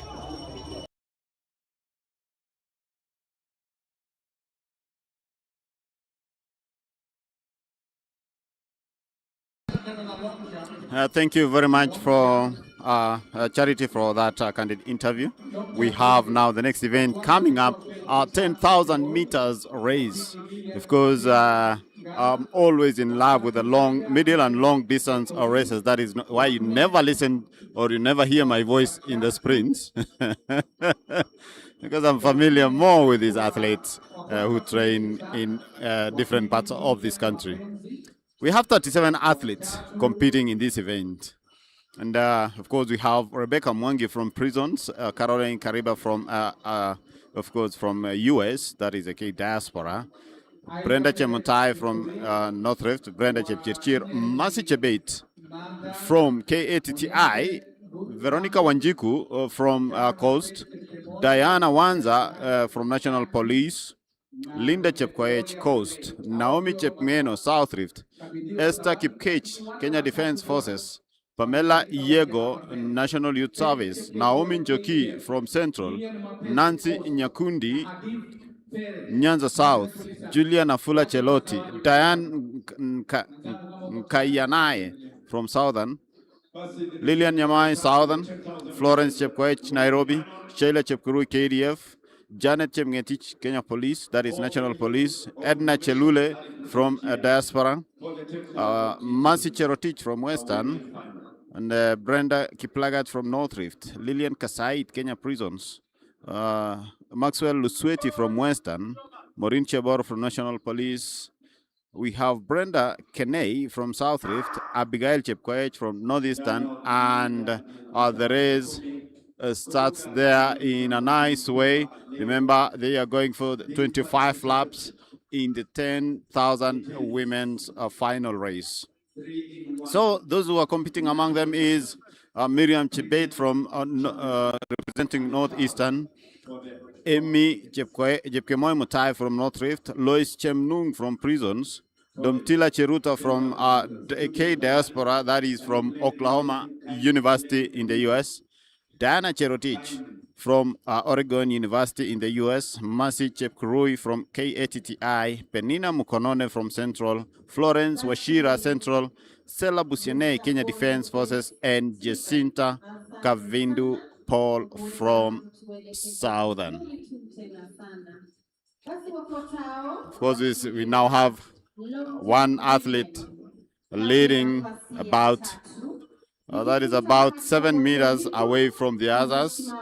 Of course, this is 10,000 meters. You cannot predict anything, but it's a race that builds up slowly by slowly until the last few meters. You'll see athletes engage in a different gear. Of course, looking at the diaspora athletes wearing their university's jersey. Remember, these athletes just competed the other day at the NCAA National Championships in the US, in Oregon. And what I would want to talk about Oregon is it has one of the best field. It's called Hayward Field. This is where the World Championships took place in 2022. World Athletics Championships took place in 2022, and that is why most of the events normally take place in this field. of course, high school competition, come to USA national trials, NCAA championships. All these events normally take place in that field. It's called Hayward Field. I'll give you a brief history about that in a few, but remember these are about 37 athletes competing in that race. One athlete has decided to lead 20 meters, about 20 meters ahead of the others, about that 30 meters, and she's still widening the gap. Is she going to maintain that? So let's wait and see.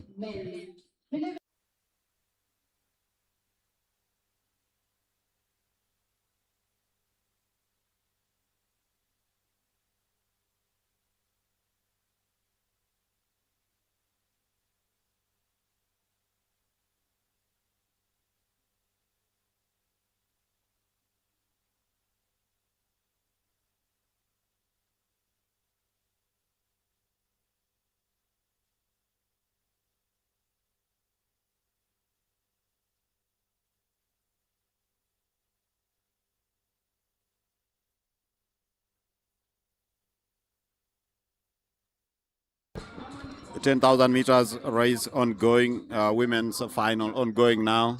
Of course, now Rebecca Mwangi trying to pull up the field there. Of course, trying to catch up with the leading athlete here, who has decided to run in front and maintaining that pace.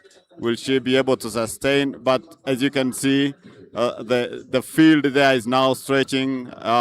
Another gear has been engaged, and I think she will be caught up in a few.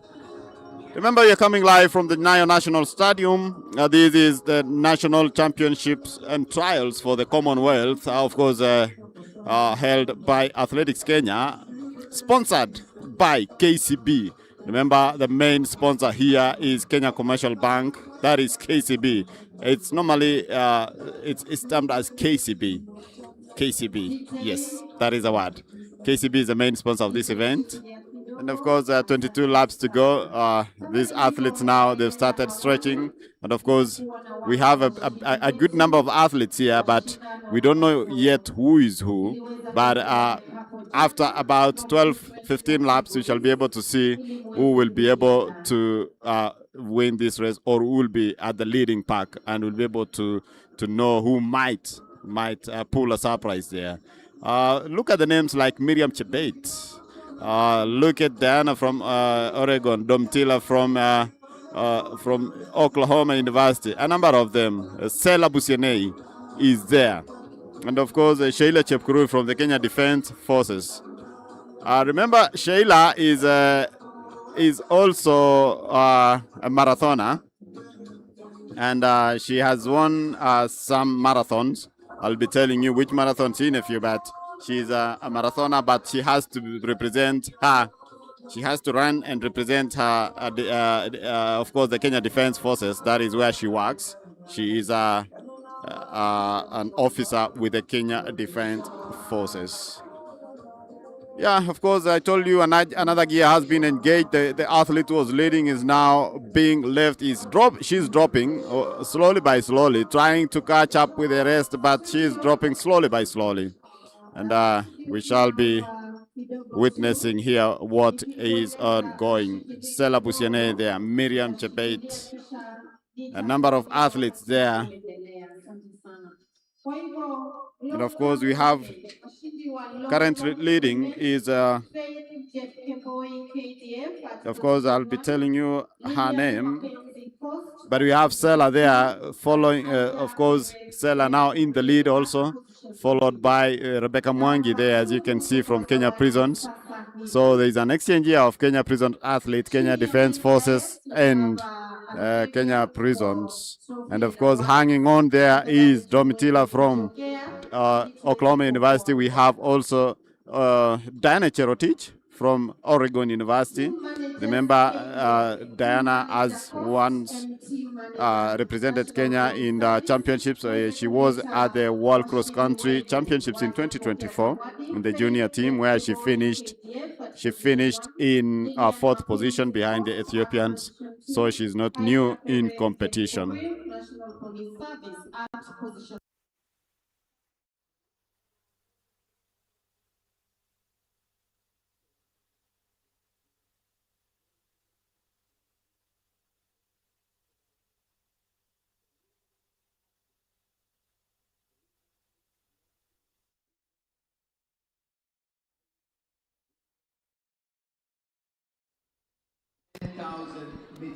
Well, even as we continue watching this race, you can see beautiful sceneries there from Nyayo National Stadium. A number of athletes battling it out here to see, of course, the Kasait now. That is Kasait taking control of the race.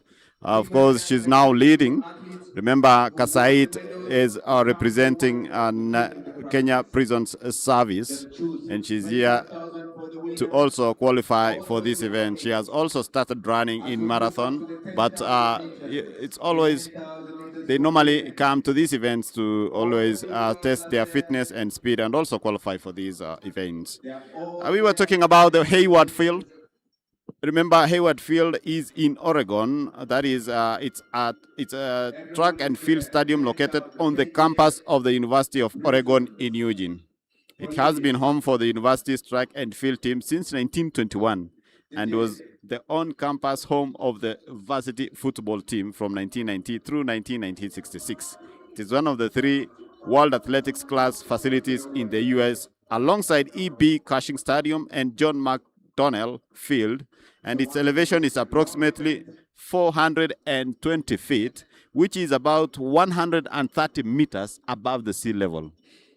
Now that tells you why the diaspora students were finding it hard to perform well when they came to Nairobi, because Nairobi is more than 1,000 meters above the sea level. It's a high altitude actually, and that tells you it's not easy for you to switch altitude from, especially when you're doing the low altitude coming to the higher altitude. Yes, so you had me right. The field is in 130 meters above the sea level, and its infield has a conventional north-south orientation. The Pacific Ocean is approximately 50 miles, that is 80 kilometers to the west, separated by the Oregon Coast Range. Now, that is the history about Hayward Field. This is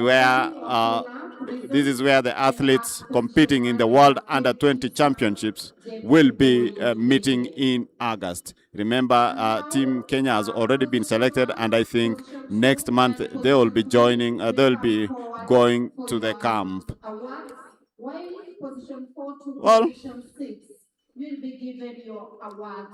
currently ongoing, that is the 10,000 meters. Diana Wanza, now the African champion, is taking control. I just love her running style.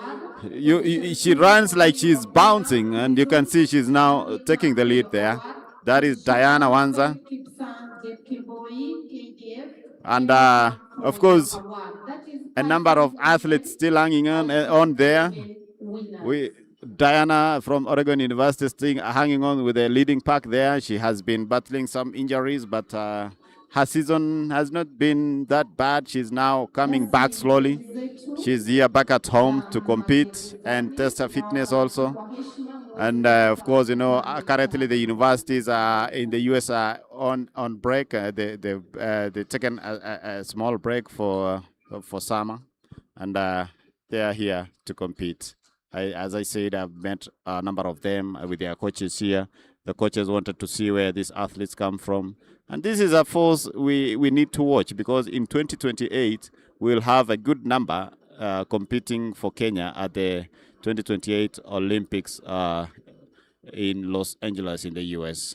And that is where they normally train.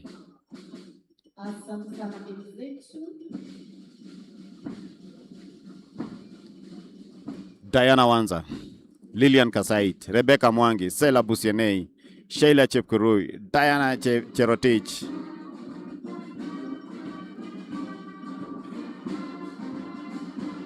Hanging on there. That is the 10,000 meters women's race. 16 laps to go.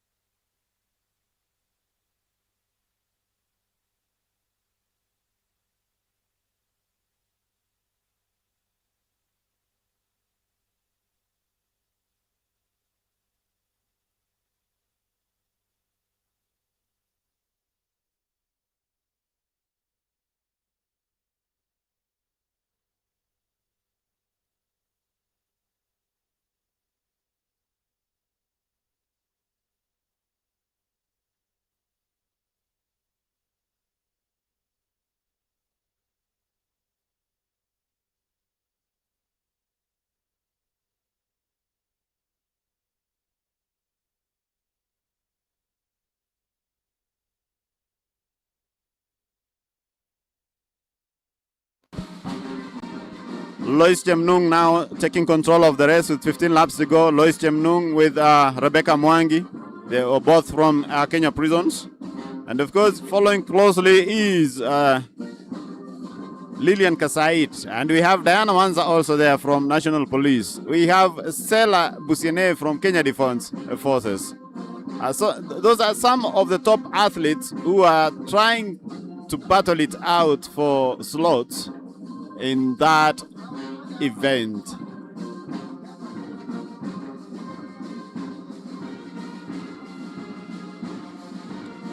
Running for 25 laps is no joke, but these athletes normally does it nicely, and thanks to the training that they go through. Remember, they normally have a lot of training with their coaches, especially the long runs.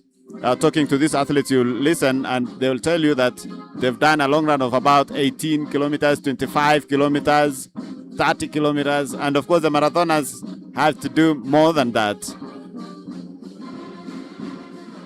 So it makes easier for you while competing, because you have to do something that we call loading, because if you don't do that, you'll pay for it while competing in these events. So about 10 athletes still stuck together there. Miriam Chebet, they're hanging on. Of course, Miriam Chebet representing Northeastern. She is in the leading pack. Lois Chemnung still leading with Rebecca Mwangi. I think this is teamwork. Lilian Kasait following slowly following in the chasing pack there, and they're trying to also, I think it's teamwork here for the Kenya Prison Service. They are trying to hang on together, and there is Maureen Chebor from National Police Service also in the leading pack in the mix. A small figure-ish body. She's she looks very young, very small. But I think they are doing well, still hanging on there. It's a battle now for the disciplined forces.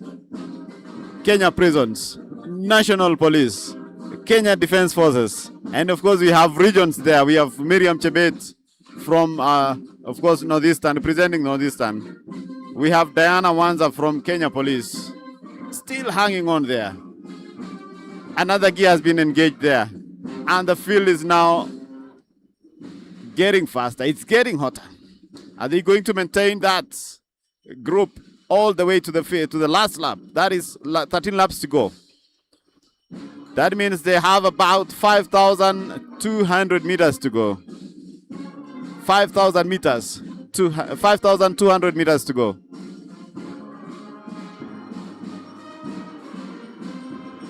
Ten athletes stuck together. A battle between Kenya Prisons, National Police, Kenya Defense Forces, Northeastern, Central, North Rift. Who is going to win this race? And of course, a lot of excitement there. Some fans from these disciplined forces, I can see different flags there. National Police, Kenya Defense Forces, Kenya Prisons, NYS. They're all here trying to cheer on their of course, their athletes. And there they go, 12 laps to go, 5,000 meters to go. Are they still going to hang together in that order?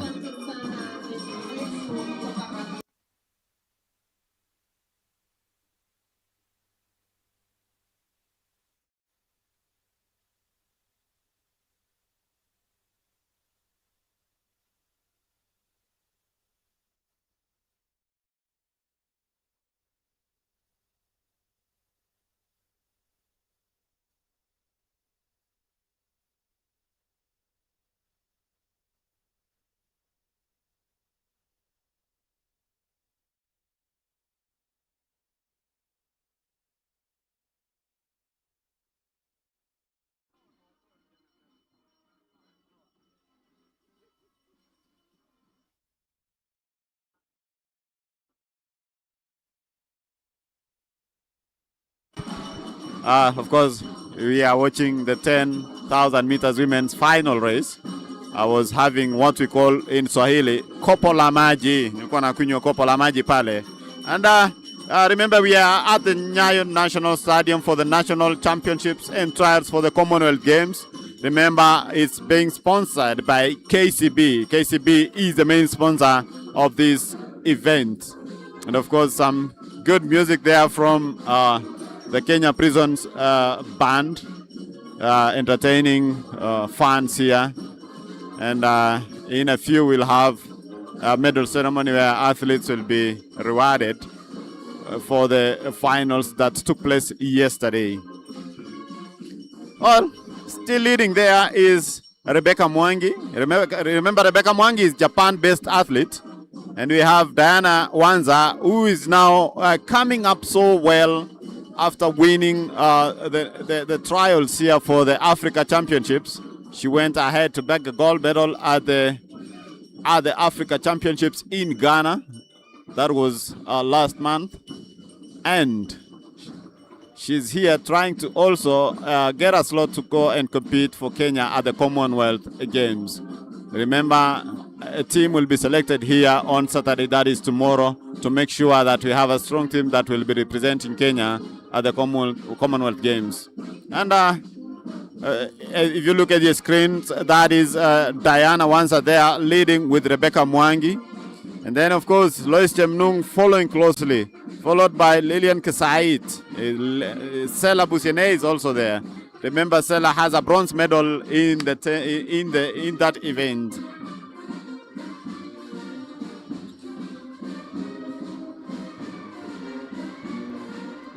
I will be telling you the medalist of 2022 in a few, but you can see now Sela has gone to the front, coming from the outer lane, following us, of course, following Diana Wanza closely. And remember, Diana Wanza is a graduate. She has a bachelor's degree in education, so she can teach comfortably and compete here comfortably. So she has a degree in bachelor's degree in education. And of course, they are hanging on there. 10 laps to go. Mulemi, what do you think about these women in the 10,000 meters race?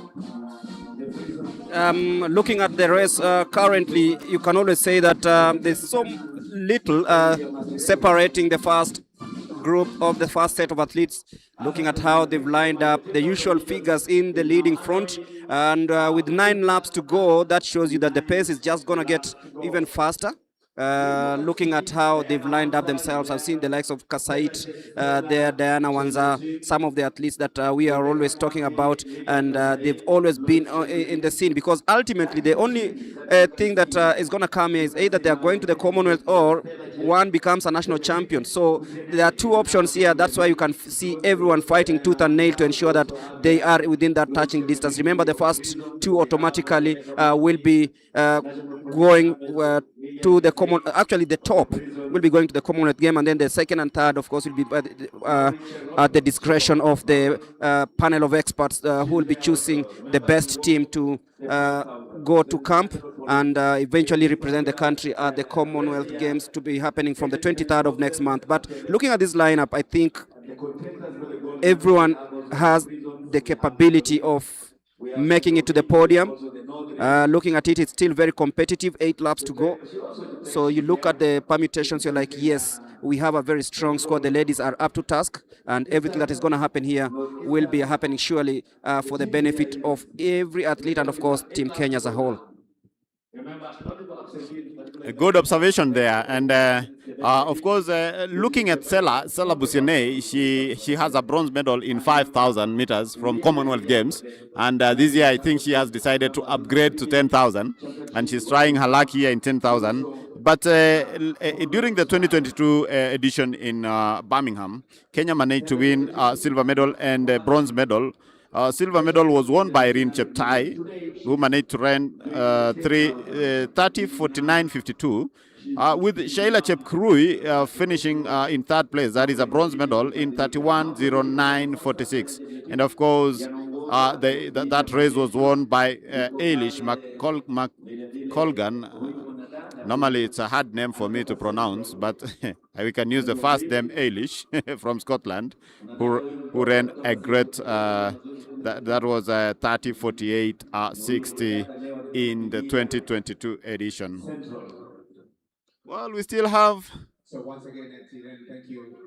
10 athletes still stuck together. Eilish McCocklan. Yeah, that is the name. She won gold at the 2022 edition. And of course, as I told you, Sela managed to bag a bronze medal in the 5,000 meters. But this year, you can see her running in the 10,000 meters, currently leading. She is there leading. She's a Kenya Defense Forces officer.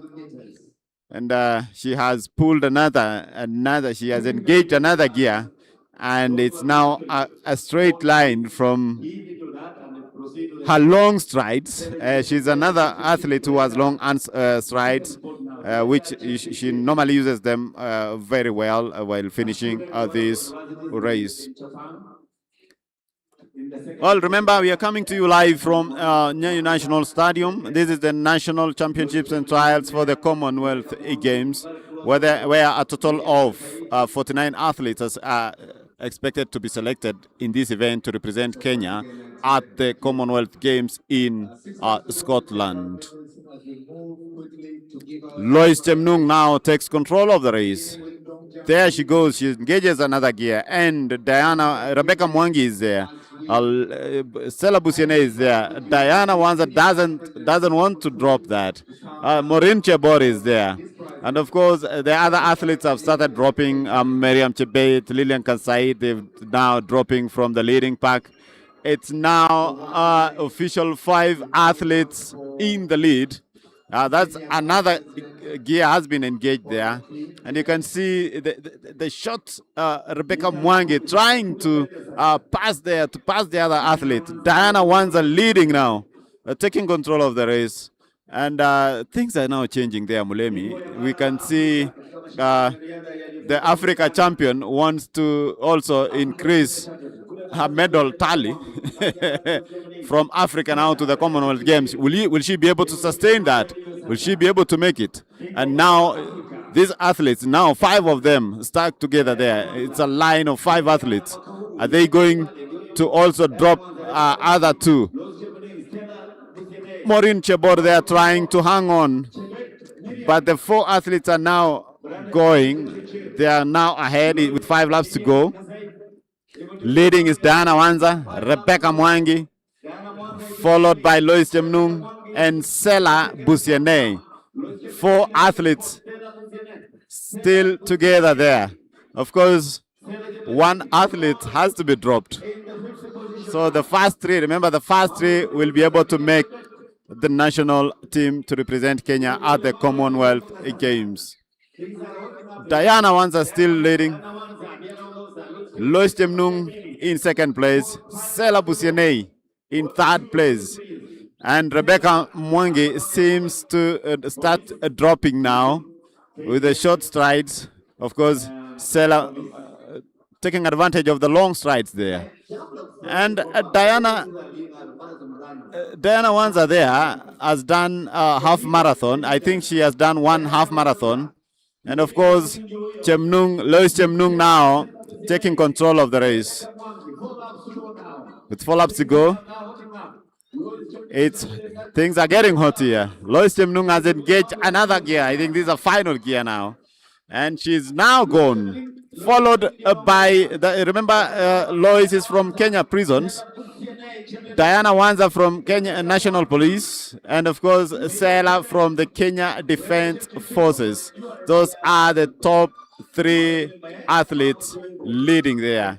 Those are the top 3 athletes currently leading. Remember, we are coming to you live from Nyayo National Stadium, powered by KCB. Remember, the event is sponsored by KCB, among other sponsors. But the main sponsor here is KCB. Thanks to KCB, we can now enjoy this event. Remember, it's a national championships and trials for the Commonwealth Games. Lois Chemnung there. Lois Chemnung there, still leading. I can see her looking back, looking if there's someone following. But Diana Wanza doesn't want to give up, still hanging on there. She is the African champion.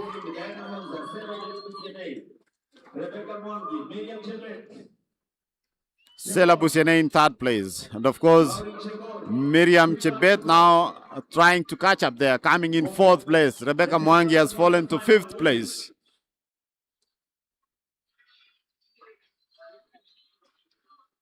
Things getting hot here. And of course, Diana is trying to close the gap there. As you can see, she is trying to catch up with Lois Chemnung. And it's not easy there. Are they going to, of course, are they going to run together now? Because Diana seems to close the gap there. She's the African champion. She's the African queen in the 10,000 meters. She comes from Southern, and she is a graduate. And of course, she has closed the gap there. She has closed the gap there with 2 laps to go. About 4 meters apart. Remember, Lois Chemnung is a marathoner, but she has a silver. She was second this year at the Boston Marathon. But she started as an athlete, competing in the World Under-20 Championships in 2014 in Eugene, where she represented Kenya in the 5,000 meters, finishing 5th. And we have, of course, Diana now getting closer. Diana getting closer, but Chemnung seems to have refused. So I was telling you about Chemnung. She has a bronze medal from 10,000 meters in 2015 in Brazzaville, Congo. And she was second this year at the Boston Marathon in USA. And she's here trying to get a chance to represent Kenya at the Commonwealth Games in the 10,000 meters.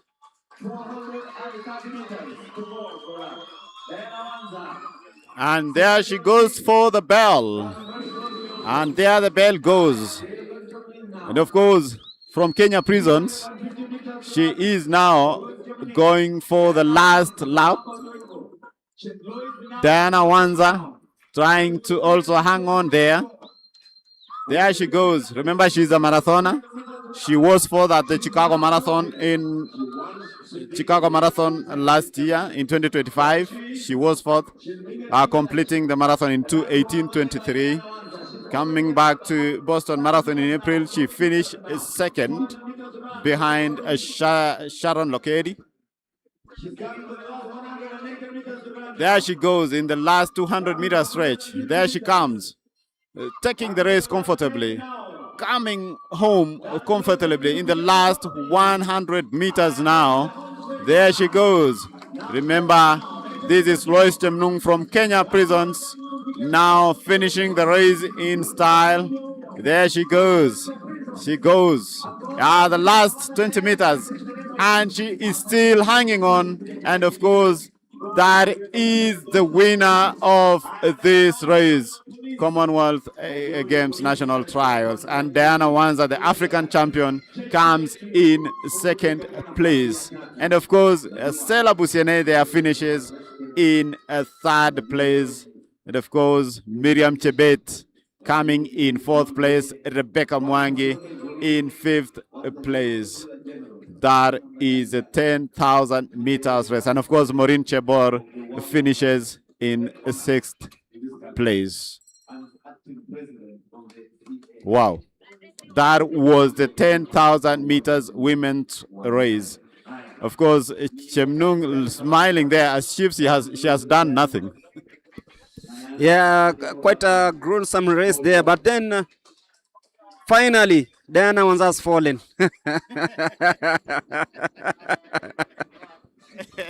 But I know she's going to work for that. Of course, when you come to these events, you expect anything. It can happen. So she has come second. but I think she's going to work for it because she needs another title. Being an African champion, she's going to work for it. But remember, she was running with a marathoner. Yeah, of course, the endurance of Lois Chemning is that of a marathoner because she couldn't just tire. You could feel that she had that energy. She could go all the way because this just like maybe almost close to a half a marathon, 10 kilometers. So you see, that's a reason why that the lady from Prisons, Chemning, had that endurance. And when she crossed the finishing line, it's like she had just started. So that is the difference between the two athletes. But Diana Wanza, the teacher, has come in second, the African champion. And she has just confirmed that she's one of the best. 31 minutes, 46.91 seconds is the time posted by Lois Chepning of Prisons. So it's Prisons 1, Police 2, and KDF 3. Busine, of course, coming in third. The 10,000 meters women final. Of course, we'll be crossing over to the mixed zone where we'll be having those interviews. Charity Wanja lining up interviews, and she'll be speaking to Chemning, Diana Wanzan, Busine in a bit. But coming up next, the 400 meters hurdles.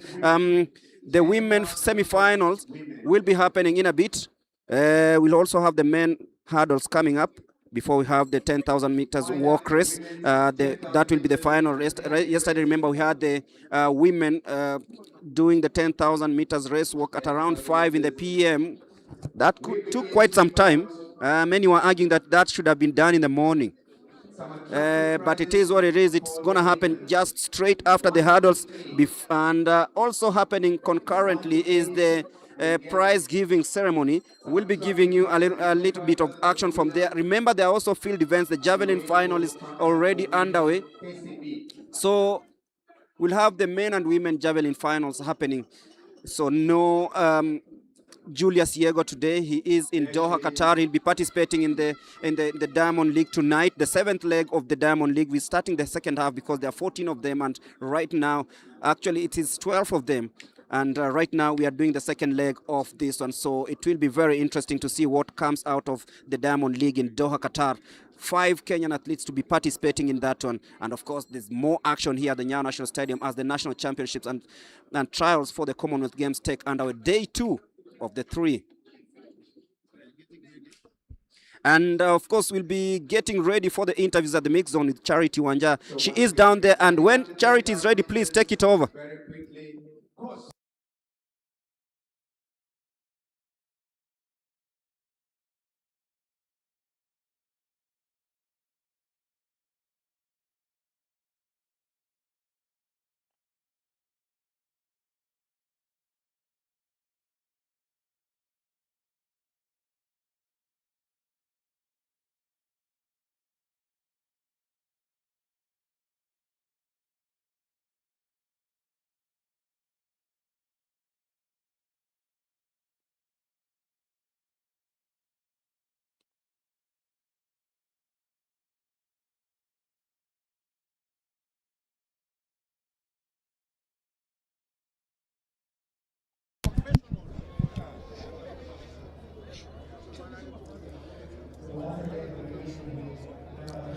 That was a nice 10,000 meters where we are joined by Lois.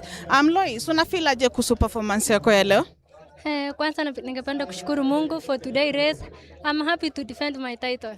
Yeah. Na saa looking forward Commonwealth Games, unajipanga vipi? Training iko poa, although sijajua mambo na Commonwealth, so we are going to discuss with my coach, and then we see. Yeah. Thank you so much. Okay. I'm also joined by Diana. Diana, unafeel aje kuhusu performance yako ya leo? Kwanza nashukuru Mungu kwa kuniwezesha kuwa number 2 na nafurahi sana by the way because the field was really strong, you know. We had strong ladies and imagine number 2, wow, it's something I prayed for, and seeing that coming true, I'm really happy for this moment.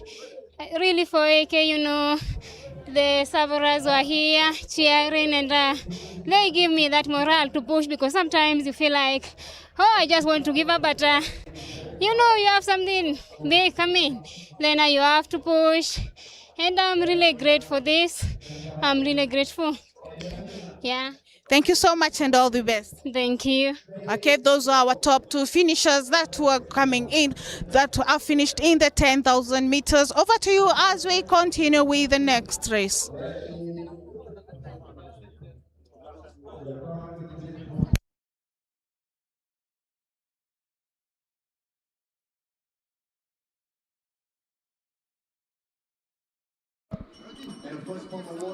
Long jump there being rewarded. Those are the athletes who won long jump. And I'm really impressed by Lilian Mapenzi, who took silver. She is a student, a Form 4 student in the coast. One time I visited the camp. It's called Kijiwetanga, Kijiwetanga in Malindi. That is where they normally train, and they are really doing so well. And I was talking to the coordinator of the camp, and he was saying that in the next 2 years, they want to build a very good sprint because remember, coast is hot, and that is where sprinters can be nurtured so well. So when they come to the high altitude, they can run so well. So that is Faith, also there, the national champion, and of course, Lilian Mapenzi finished second. Of course, we are waiting for the results for the 10,000 meters. There it shall be displayed there on your screen. But remember, we are here at the National Championships trials for Commonwealth Games. I want to, of course, mention some of the people who are following here closely, keenly closely. And of course, you have people from Scotland following keenly, and they really want to know who will be coming to Scotland. And they are Kenyans. Kenyans in Scotland, they are watching this race keenly. And of course, some of the comments, they were saying that the race was really competitive. The 10,000 meters race was really competitive. And as you can see, those are scenes from the Nyayo Stadium. Behind there, you can see the tall flats from Nairobi West.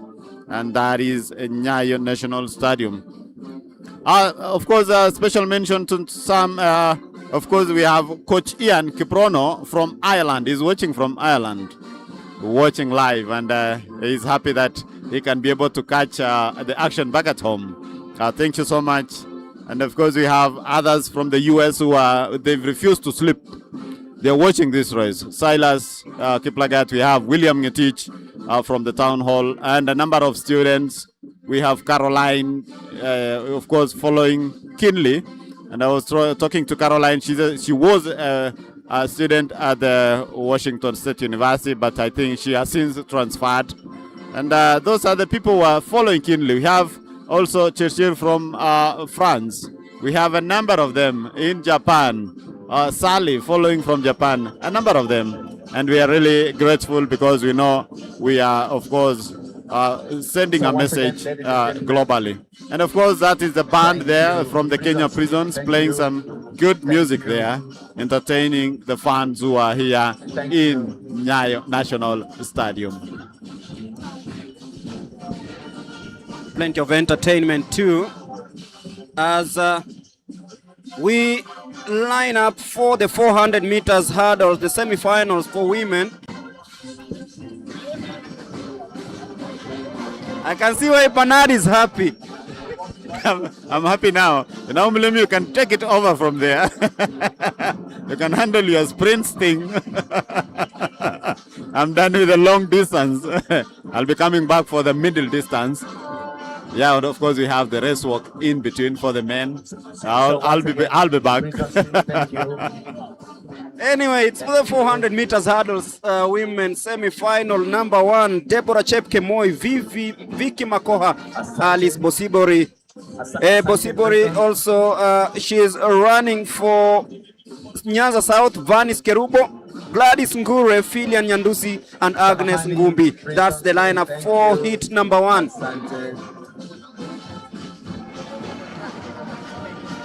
Deborah Chepkemoi South and Vicky Makoa Police, Alice Bosibori of Nyanza, Vanis Police, Gladys Ngure, Filian Nyandusi, and Agnes Ngumbi. Asante Bendi. Asante sana, asante. Asante sana. Asante Mwangi. Remember, this is the first of the 2 semi-finals. two hits of the semi-finals in this 400 meters hurdles. Shindano ya mita 400 kuruka viunzi nusu fainali. Upande wa kinadada kwanza, kisha wanaume. Hoping to see faster and better times here. The ultimate prize, apart from being the national champion, is a ticket to the Commonwealth Games. So, Basi so much to play for.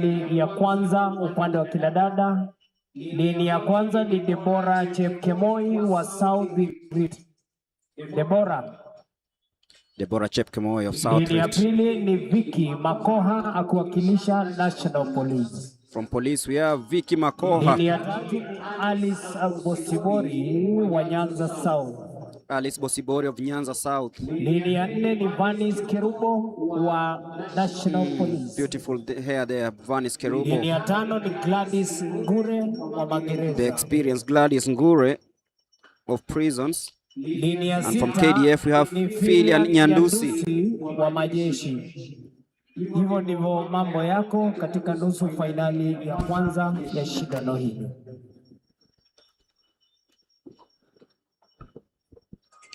So the weather changing a little bit, highs of 22 expected today, lows of 16 degrees with the wind of up to 16 kilometers per hour. So expect in different times in this altitude. So the 400 meters hurdles is just about to begin.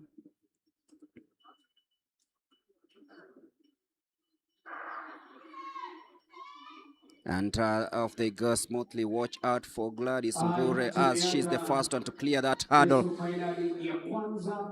Gladys Ngure of Prisons. Vanis Kerubo also trying to come so well from lane number 4. But it is Ngure who is easing on the home straight. Phyllis Nyandusi of Prisons also trying so hard to ensure that she's didn't touching this, and now she takes the lead for the first time as they take that curve on the 150. It is Ngure, Nyandusi, Kerubo. It is KDF, Prisons and Police as expected. And Vanis Kerubo now takes the lead for the first time, and now it will be to the very tight one as they have 2 hurdles to clear. Tired legs there. Gladys Ngure falling a little bit way off, but then it is Vanis Kerubo. She will be heading to the final. 58.84. Good clearances there. Nyandusi and Ngure, of course, coming in second and third respectively. That's the first of the 2 hits of the semi-final in this 400 meters hurdles. Vanis Kerubo of Police winning that one comfortably.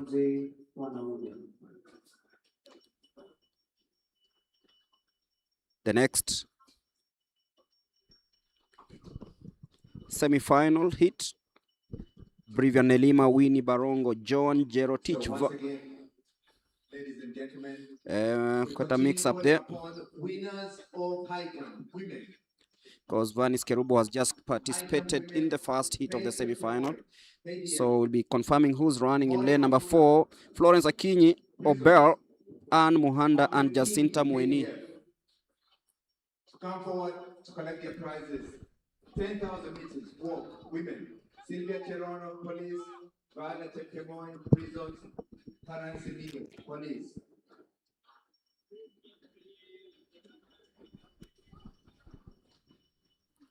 Please come forward for your prizes. High jump women, winners. And 10,000 meters walk for women.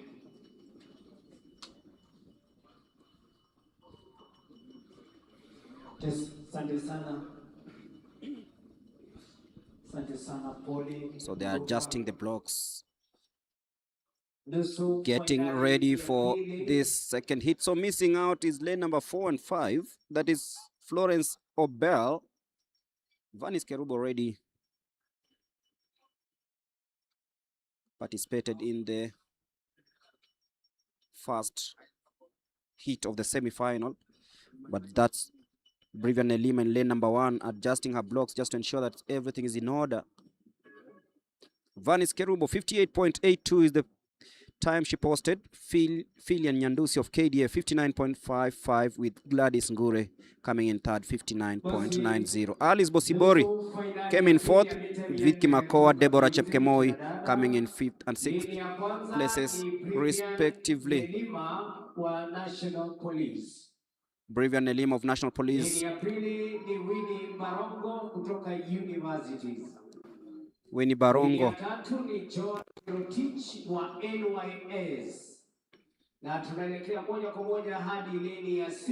So in lane number 6,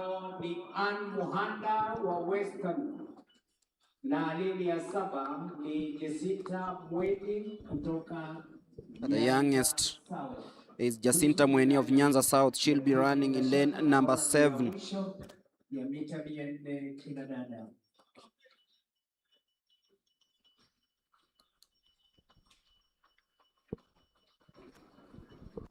So gearing up for this second heat of the semi-final. 58.85 was the time posted in the first heat. Let's see what they have in store, and off they go smoothly. Watch out for Brivian Nelima of Police, as she's the first to clear the first hurdle. It's very, very competitive, very fast. That is Nelima. She is in cruise control of this one. National Athletic Championship na majaribio Nelima. She's way, way ahead of the rest. Also watch out for Anne Muhanda. She's trying really hard from lane number 6. But then it is Nelima of National Police Service. Anne Muhanda is in second place, but Nelima will be clearing the last 2 hurdles in first position because she's way, way ahead of Muhanda. Jacinta Mweni of Nyanza South is in third place. She knows she can do something. The youngest member of this, born in 2008. Will she just about finish second? Yes, she will, because Brivian Nelima wins, and the young girl, the young lady from Nyanza South, claims second position. She must have used a lot of energy there. Jacinta Mweni, born on the 10th of October, on the 30th of October rather, 2008.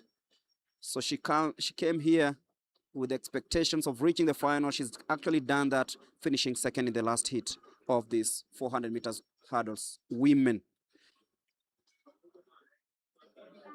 And rightfully so, she earns a place in the final. Hopefully, many more brighter days to come.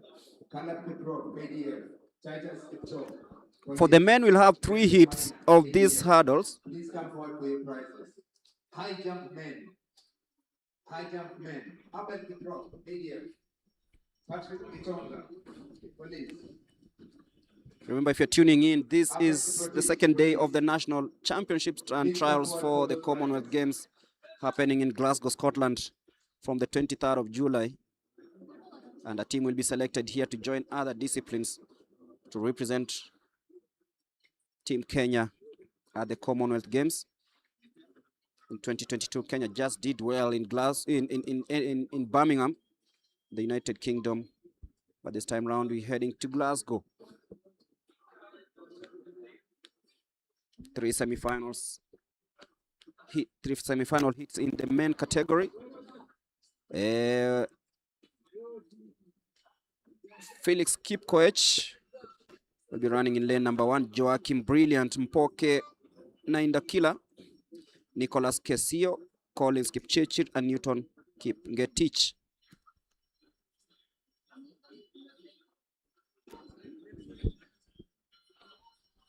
The national champion Wiseman Were should be running in heat number 3. We'll be waiting to see how that pans out. Remember, he won the KDF championships last weekend, so he is in for this one. But then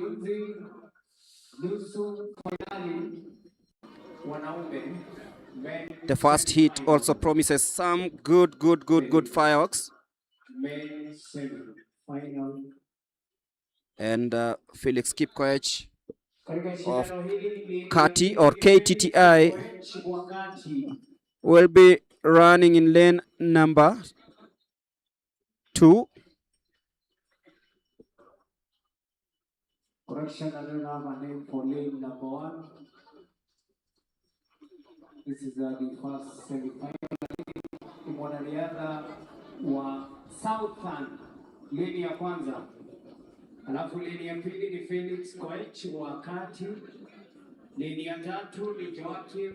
Lane number 3, that is Joachim Brilliant of South Rift. Leni ya nne ni Mpoke Moitalel na Dokilo wa National Police. Mpoke of National Police Service.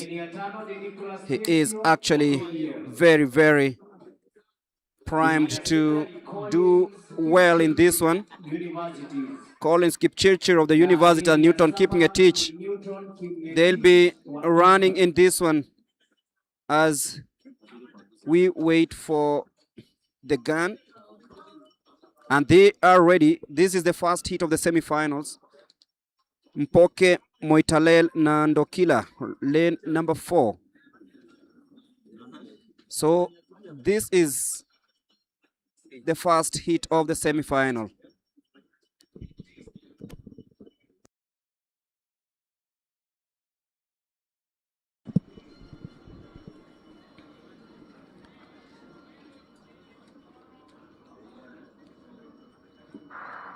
And off they go smoothly.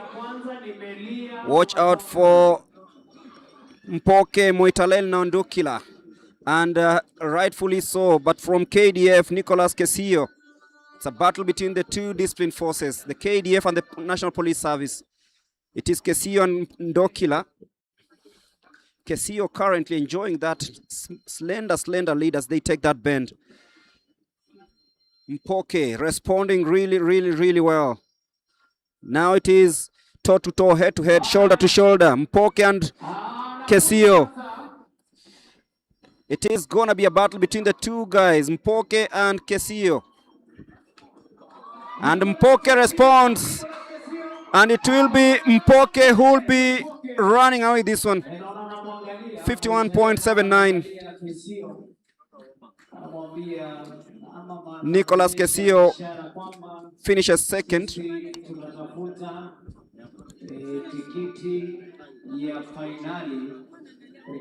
And that signals the end of the first heat of this semi-final. So once again, Mwangi, we're back to give out some prizes for the winners. So the first semi-final is done, the first heat. And focus now shifts to the second heat of this semi-final. Just get your teams ready, 4x400 meters mixed relay, as we're back to give out some prizes. Discus main, Caleb Kiprop, KDF, Titus Victor, NPS, Benson Minor, KDF. High jump women, Faith Chepkemoi, KDF. So in heat number 2, we have Silas Ngetich, Edward Ngunjiri, Geoffrey Mutai, Eric Kimathi, Sami Rugut, Dan Kanodera, and Kevin Kibet of Central Rift. Can see lane number 2 is empty. Supposed to be Edward Ngunjiri.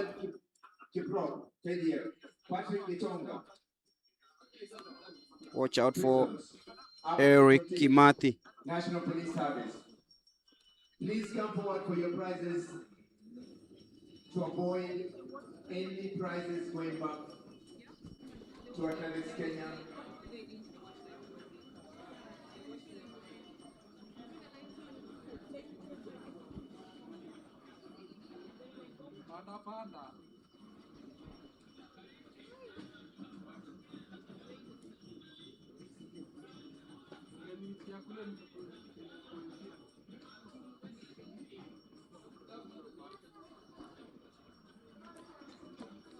Cut in lane number 4, that is Eric Kimathi of police.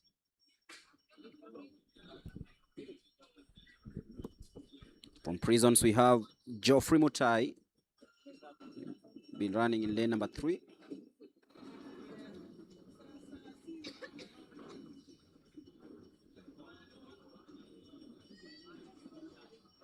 Basi ni nusu fainali ya pili ya kuruka viunzi wanaume Leni ya kwanza ni Silas Ngetich wa Central. That is Silas Ngetich.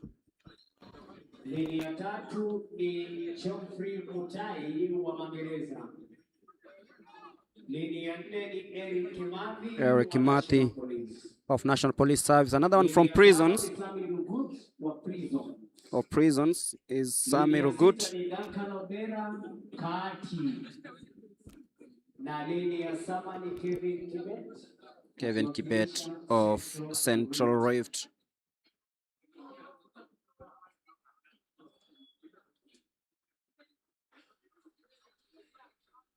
Ngunjiri missing in action. So Geoffrey Mutai, Kimathi, Rugut, Odera, Duncan, and Kevin Kibet, joined by Silas Ngetich.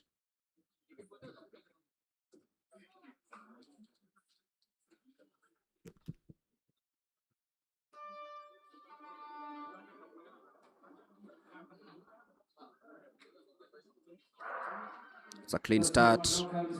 Eric Kimathi getting off the blocks really well. Rugut too has come out of the blocks really well. The two guys from prisons and police respectively. Watch out for Eric Kimathi. He's coming out nicely as it assumes the lead in this initial stage as they head to the last 200. That is Eric Kimathi. Sami Rugut. Kimathi the long strides. Look at the distance between him and the rest of the field. Hopefully he maintains that. Watch out for Geoffrey Mutai of Prisons. He's now in second place. But then it is Kimathi clearing that. He has what it takes. He will be winning this one. He was at the World Relays in Gaborone. He comes home to win this one. He'll just be racing against time. Eric Kimathi wins it just ahead of Geoffrey Mutai, 53.46. That is Eric Kimathi winning that one comfortably also. And he'll be booking a place in the final.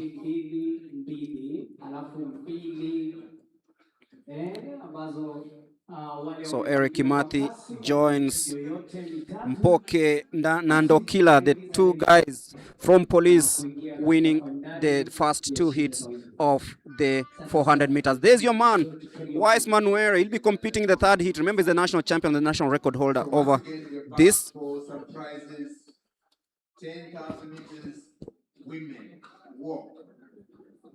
10,000 walk. Good to see him back, the man from KDF, Wise Manuere.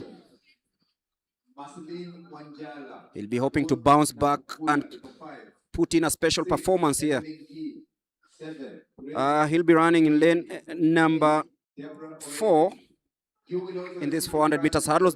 He is adjusting the blocks just to ensure that everything is in place. No faulty starts, no false start in this one. So the man in focus has been missing in action for quite a while, but he put a lot of work behind the scenes, and having a chat with him earlier on, he says that he's in great shape. He's in good shape. Psychologically is very much okay and is longing to go. The ultimate prize, of course, being a national champion yet again, and of course qualifying for the Commonwealth Games. So it all starts here at the national trials for the Commonwealth Games. So we are ready for action. The national champion, Wise Manuere. In lane number 1 will be Benedict Nziza. Keep Corey Rotich of police. Watch out for him. Lane number 3. And then we'll have Wise Manuere in lane number 4. Moses Kimtai, William Nyagaka, and Vincent Kipkoech. This is going to be quite a battle.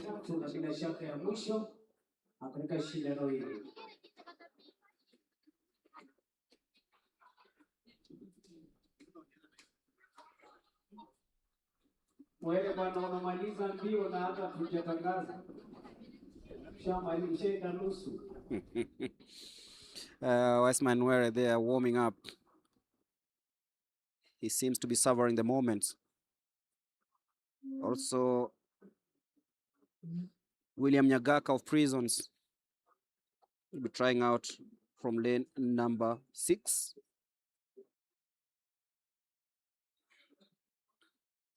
who will join Edward Ngunjiri and Mpoke, sorry, in the final.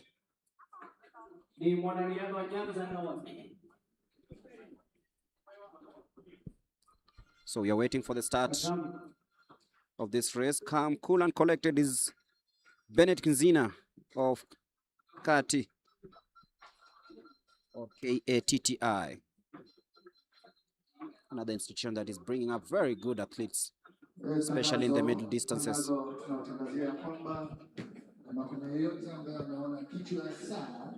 Kichwa ya saa ambayo imepotea, tafadhali unaweza ukaleta mahali tunatangazia ili tuweze kumpa mwenyewe.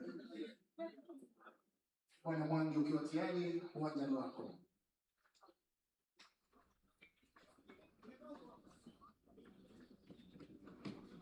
Basi katika shindano hili lady ya kwanza ni Jerry Elvis wa Nyanza North. That was Jerry Elvis from Nyanza North. Lady ya pili ni Benedict Nzina wa Kati. Benedict Nzina, Kati. Lady ya tatu ni Kipkoriro Teach wa National Police. Yes, man, Kipkoriro Teach, a very good hurdler.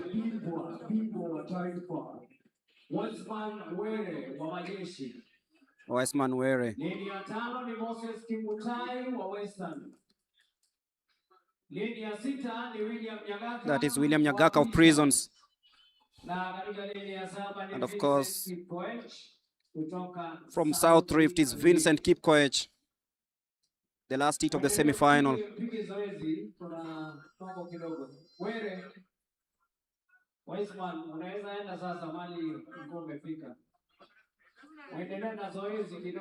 So watch out for Kipkoriro Teach and Weissman Were in lane number 3, 4, and 5.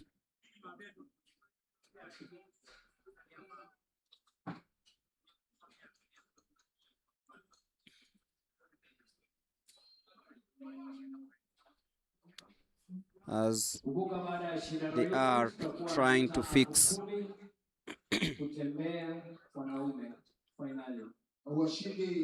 there's also the javelin men final currently happening.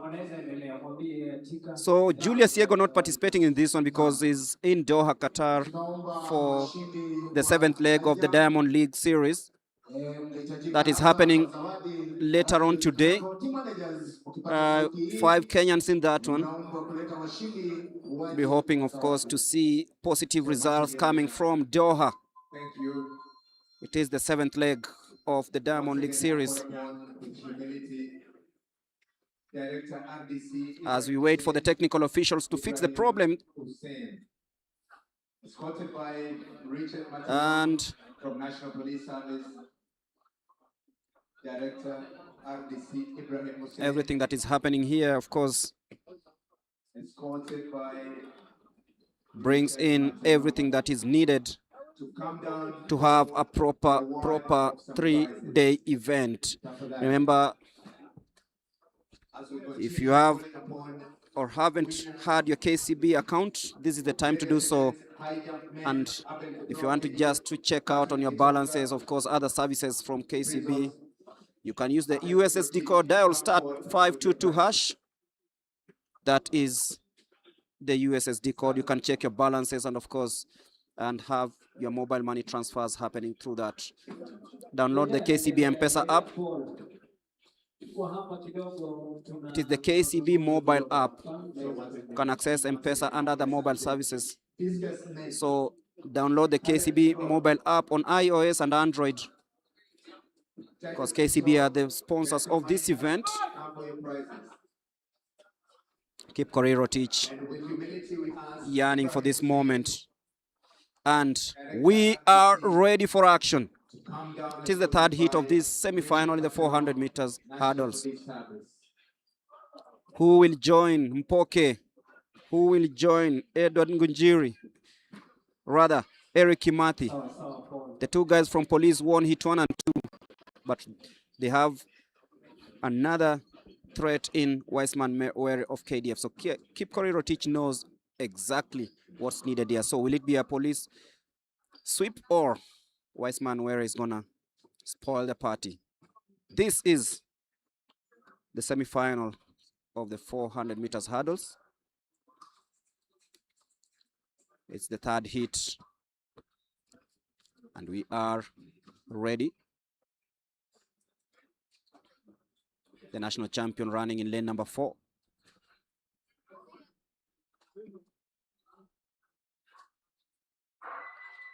Oh, I think it will be a faulty start. So that's a technical hitch. Technical hitch. We look up to the starters to tell us exactly what's the position. So there's a technical hitch, and everything that is gonna happen here. We align ourselves for the prizes here.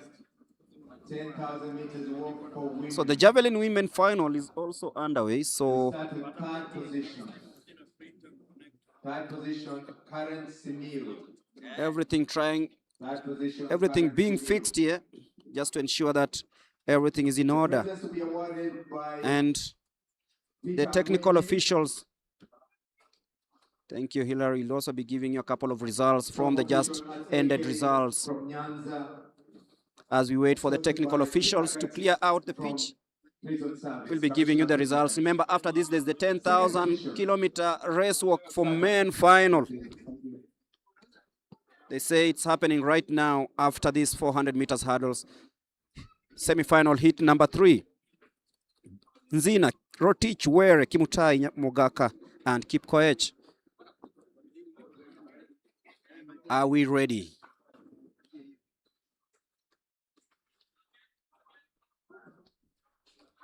This time it's clean and effective. Kipkorir Rotich and Weissman Were, who clears the first hurdle, and he looks to be in great shape. Kipkorir Rotich trying to catch up with Weissman Were, who is now easing on the 300-meter mark. Kipkorir Rotich coming in nicely. Weissman Were enjoying that lead as they head to the 150. It is Weissman Were and Kipkorir Rotich. The two guys, one from police, the other from the Kenya Defense Forces.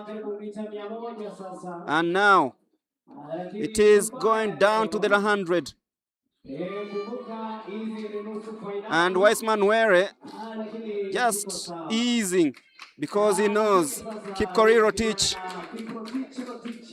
wins this one 49.98. So 3 guys from police will be making the headlines in the finals. Kipkorir Rotich, Eric Kimathi, and Mpoke Moitalel Nandokila. Weissman Were, the national champion, coming in second. And time for the race walk, the 10-kilometer race walk. Interesting events here. I can see 2 KDF athletes yearning for this one. Unique moments here at the Nyayo National Stadium. A sizable crowd here. Everything, remember, is happening here, and this culminates the end of the season for track and field, the national championships. But this time round, it's doubling as trials for the Commonwealth Games. And a photograph with the athletes on their own. Thank you. So the race will be happening in a bit. Stephen Mutuku, Kamau, Joshua Kipsaik of Nyanza Kaumo Justus, Eric Maugo Shikuku, Joseph Gitau, Nehemiah Kiprono and Felix Kipkemoi together with Marius Barasa. Walking race upande ya wanaume. And confirmed results from the 400 meters. This is the start list for tomorrow's final.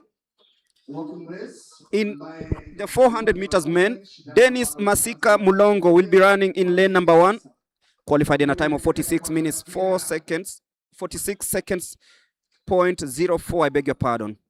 Edward Obicho, Nairobi, 46.49 seconds. He'll be running in lane number 2. Danson Kibet, 45.94. In lane number 3, Boniface Mueresa, 45.36. George Mutinda, 45.55. Kelvin Tonui, 46.04 seconds. Kelvin Kipkorir, 45.77. And Brian Tinega Onyari just about made it to the final in a time of 45.94 as one of the fastest losers. So that's the starting lineup for tomorrow's 400 meters men final. In the 200 meters women final, Nevin Mishira, 26.41 seconds. Salin Odhiambo, 26.49. Susan Nyambura, 26.34. She'll be running in lane number 3. Faith Kemunto, 25.59. Christine Nyawera of Uganda, 25.05 seconds. 200 meters women. Brenda Masiza, 24.99. Millicent Ndoro, 23.76. And Caroline Mwende, 25.11. That is semi-final number 1. Mishira, Southern, Saline Odhiambo Universities, Susan Nyambura Central, Faith Kemunto, North Rift. We have Christine Nyawera, Uganda, Brenda Masiza, Prisons, Millicent Ndoro, Police. In semi-final number 2, Caroline Mwende.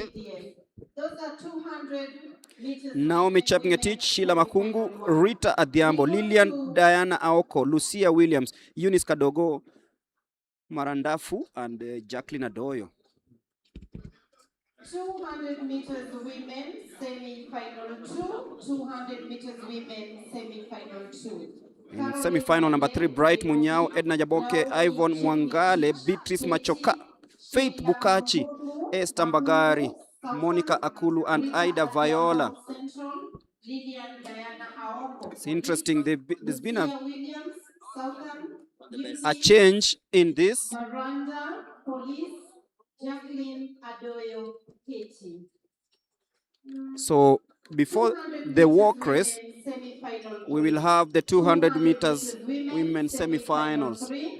Bright Munyao, Central, Edna Nyaboke, Eastern, Ivan Mongala, Prisons, Beatrice Machoka, North Rift, Faith Bukachi, KDF, Esther Mbagari, Prisons, Monica Akulu, Uganda. Big up Charles Onyango Ekema Bululu. He says he's watching from his car in Hacienda. Oh my. One of the finest Swahili football commentators doing some great work in the FKF Premier League. Big up Charles. We also have 200 meters. I know the football season is over in Kenya, but then action continues in the FIFA World Cup. Semi-final 1, we have Ferdinand Omondi. So for a moment I thought we're going to have the race walk, but then I'm told it is the 200 meters women semi-final as we recap some of the actions from the earlier races. Ferdinand Omanyala just about beating Meshak Babu in the 100 meters semi-final heat number 3, lining up a very interesting final. Maxwell Chingili, Nyanza North.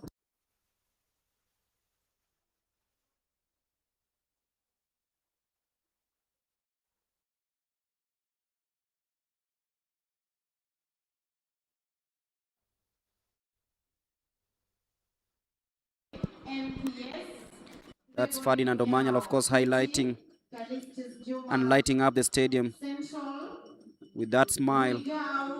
We have, that is East, Ronald Poet, NPS, Abel Mose Universities.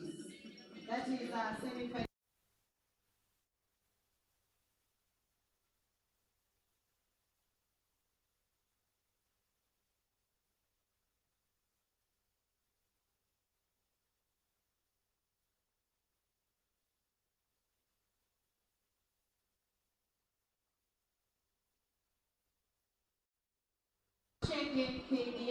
So everything getting ready. The 200 meters will have 3 hits in the semi-final for women. So once again, Masi, thank you. Very quickly, want to call upon Ibrahim Hussein, Director RDC.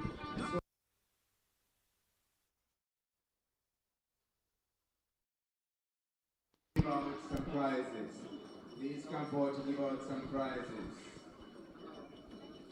Rosemary Longisa, how are you? That is Caroline Mwende.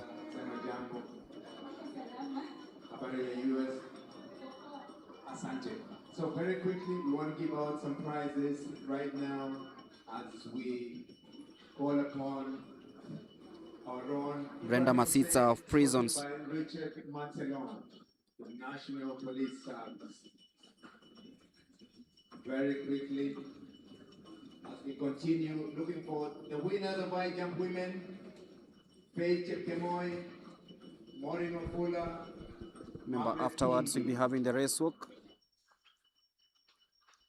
and everything will be happening here just to ensure that we get the best representing the country at the Commonwealth, and of course new champions crowned. So once again, wherever you are, after day 3. There is former steeplechaser, former Olympian.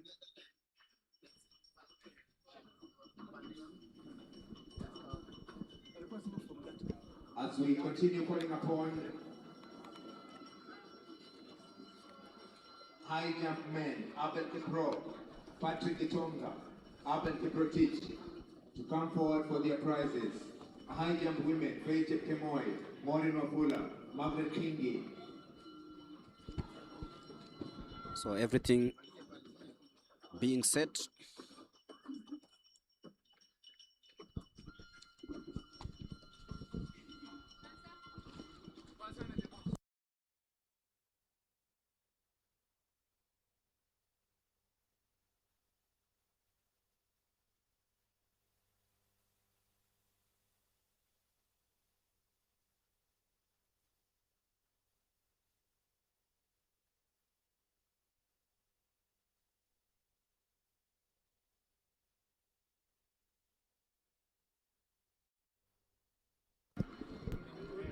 And just an update, this is the 200 meters heptathlon, where Anne Muhanda of Western, there she is in lane number 3. Esther Jebet of NYS, Beatrice Jemel of KDF, Florence Akinyo Bell, and Sally Chepkosgei.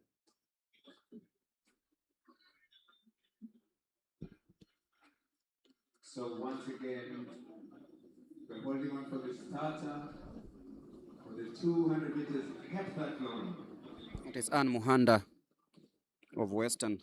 200 meters heptathlon starter.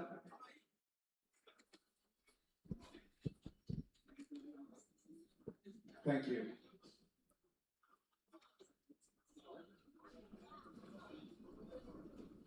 Let's go. The award ceremony is happening right now. And I will be giving you every update as it comes. And we are ready for action in the heptathlon 200 meters. Anne Muhanda, Esther Jebet, Beatrice Jemeli, Florence Akinyi, and Sally Chepkosgei.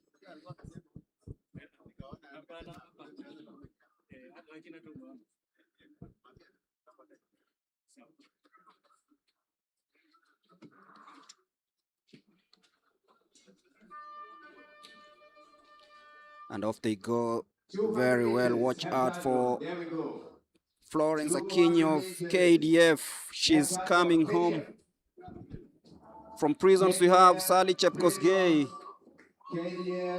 Beatrice Jemel of KDF.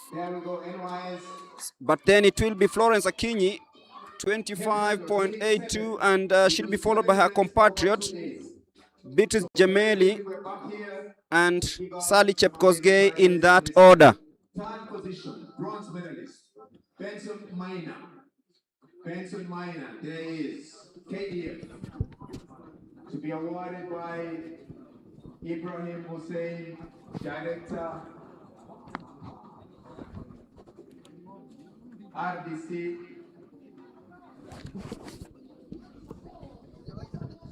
So the 200 meters heptathlon has just concluded with Florence Akinyo Bell winning that one ahead of her compatriot Beatrice Jameli and Sally Chepkosgei of Prisons coming in third. Titus Kipto, 20,000 from National Police Service.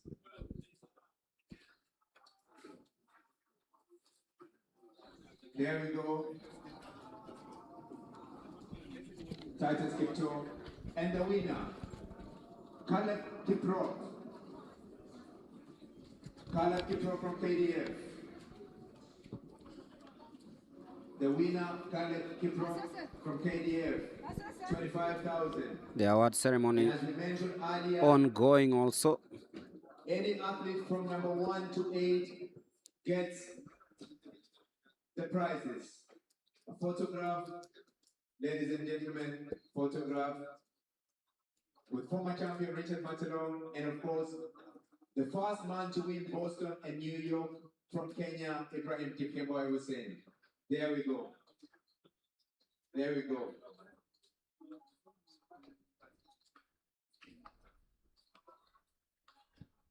So the lineup for There we go. Very good. the 10-kilometer race walk is up. And those are the results from the 200 meters heptathlon women final. Florence Aquino Bell, 25.80 seconds. Beatrice Jameli, 27.92. Sally Chepkosgei of Prisons, 28.13 seconds. Anne Muhanda, 28.36. And Esther Jebet Mormoch of NYS, 30.13 seconds.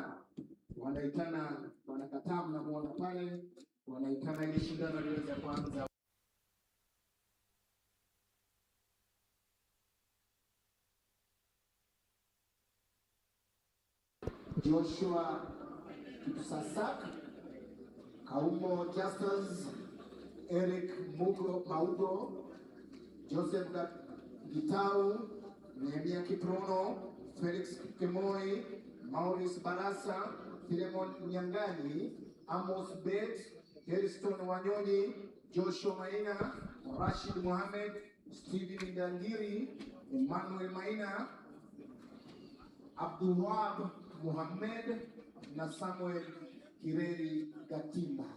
Tunawatakia kila la heri katika shindano hilo. Chiskata uwanja wako.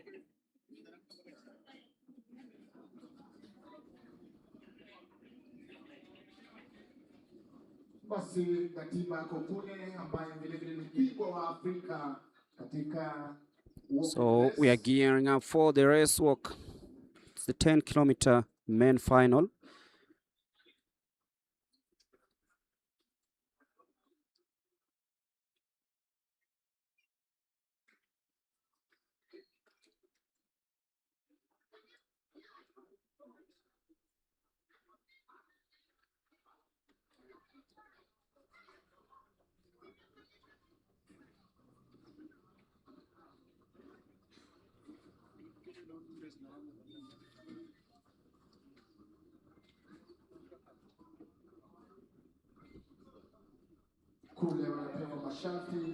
So everything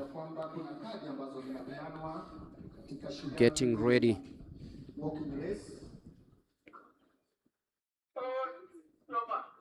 And we are ready for this one.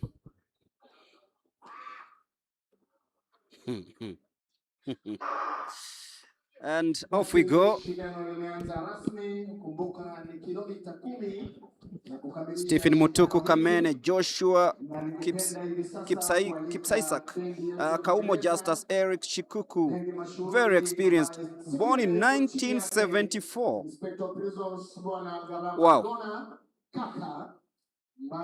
Joseph Gitau, Nehemiah Kiprono, Felix Kipkemboi, Marius Baraza, Philemon Mabonga, Amos Bet, Harrison Wanyonyi of Police, Joshua Maina, Kati, Rashid Mohammed, Stephen Dagiri, Emmanuel Maina, Adi Wabab Mohammed, and Samuel Kieri Gatimba.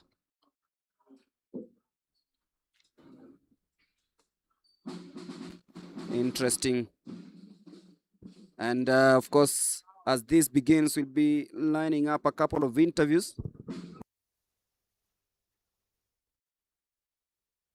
We'll be handing over to Charity for a couple of interviews as this race walk men final continues.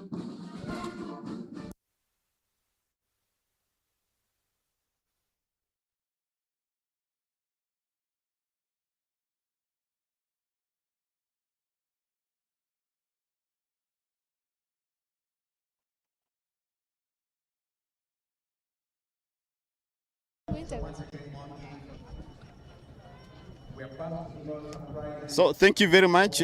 We have one of the diaspora athletes here. This is Rosemary Longisa, 1500 meters national collegiate as athletic associate. That is NCAA national champion in 1500 meters. And of course, we are going to talk to her and listen what she will tell us after getting a title that Kenya won for the first time. And welcome so much, Longisa. How do you feel coming back home? I feel so good. I really missed home so much, and I'm so happy to be here and competing here. It means a lot to me. Yeah.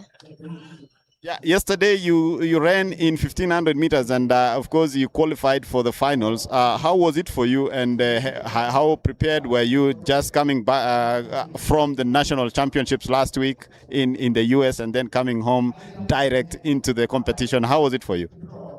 Um, it was good, but also challenging because we had a long travel from right after NCAA. So just came straight to traveling and yeah. So, but I was excited to be here, and also I was prepared for the race yesterday, but some challenges arose before racing. We didn't even have a warm up, so but we didn't have to control that. So yeah, I was happy regardless. Yeah.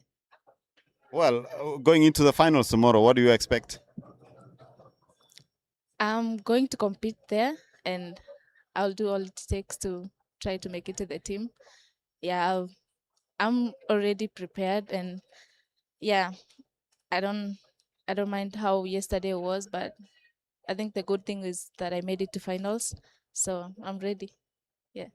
Well, you are a student in the US. Maybe many people don't know. They just hear Longisa. Maybe tell us about your journey to school. Which school are you in, and what course are you pursuing in the US? I went to the US and I joined Washington State University, and I'm a second year now. They call it sophomore, and I'm majoring in sports management. But now I'm no longer a WS a Cougar, but now I'm a cycling. I transferred to Iowa State University. Yeah, and the journey has been good, but there are also challenges in between. But I can say all has been well. Yeah. Well, talking about competition this season, how has it been for you? How can you describe your season this year? It's been a great season for me compared to last year, and it all started during cross country, and I feel like cross country prepared me so well to compete in the track, indoors and outdoors, and I've had a great indoor season whereby I got a chance to represent Kenya, which has been my dream, and coming to outdoors also I was well prepared, and the most thing that I'm so happy about is winning the 1500 title, and also happy that I was the first Kenyan to run, and I feel so happy that I also carried my country over there. Yeah. And what would it mean for you to make the Commonwealth Games team? I feel it's gonna be great because I feel so excited to always representing Kenya. Yeah, so it'll be so special to me to represent Kenya again even the Commonwealth Games. So I'm looking forward to representing Kenya. Yeah. Yeah, and speaking of representing Kenya, I remember you as one of the happiest athletes when you received your Kenyan kit. I mean, it's a beautiful kit, but also it's a huge responsibility being a Kenyan athlete. But I mean, for you, what is it that you really love about representing Kenya, about donning that national jersey? I think being a Kenyan sometimes just gives you a pride of looking of how the likes of Faith out there doing outside the country, and like representing Kenya makes me feel proud. Yeah, like yeah. And of course, maybe this is the last one. You've always been powered by someone that inspires you. That is Faith Kipyegon. And you once told me that when you run, you just think about Faith. Do you think maybe this is what has always made you to run even faster? Yes, I've been hardworking, but the moment that I met Faith, I don't know what happened. I think mentally, I don't know what happened. Just got so much inspired, and anytime I face my workouts, like hard workouts, I just remember of how like she talked to me when I met her. She gave me an advice, and it's still in my mind. So anytime I show up in my practice and in the workouts, I feel like just flying. Yeah, and yeah, she's really inspired me since I met her, and because I see myself in Faith. Like when I compete and when I run, I see myself doing what she's doing. Yeah. And thank you for making me meet Faith. Yeah. Thank you very much, Longisa, and we wish you all the best in your endeavors. That was Rosemary Longisa, the NCAA national champion in 1500 meters. I think going forward, maybe this could be the next Faith Kipyegon. That answer, Longisa has it. Thank you. Over back to you. Your name and tell us about the school that you are coaching, where you come from. Is it your first time in Kenya? Yeah. I'll continue asking Yeah. you questions. Yeah. My name is Laura Harmon. I'm from the US, and I was at Washington State University up until about 4 days ago, where I transitioned to take over as the head women's cross country coach at Iowa State University. So, yeah. Yeah, you're one of those coaches who've been coaching Kenyans. Mhm. And Yeah. fortunate enough, Rosemary Longisa. Yep. Maybe, how has it been for you, maybe coaching this athlete? Coaching any of the Kenyans? Yeah. It's been like, it's hard for me to express. It's been incredibly enjoyable. I love it. I love everything, learning everything about, their culture and background and their stories, and, helping them to reach their goals, which are very big. And so, it's been very rewarding for me. Yeah. What was that magic that you did? Because last year she did not make it to the nationals. This year she was at the Indos and of course missed gold narrowly, and then of course she won the title in the 1500 meters at the outdoor championships. Yeah. Tell us, has it been for you building up that career? I think just starting build, a really good aerobic base, and just kind of doing a lot of different kinds of work, with her, really to kind of just be able to put together like a really continuous and strong foundation, going into, through last indoor and spring, as she just got to the US in January of 2025. And then I think for her, a really pivotal moment was when she got to meet Faith Kipyegon. And I think she was just so deeply inspired. It really took her training to a different level, and it opened her mind to, just training in a different way, where I think she was a lot more open-minded about different kinds of trainings. And then doing also cross country was a big piece of it.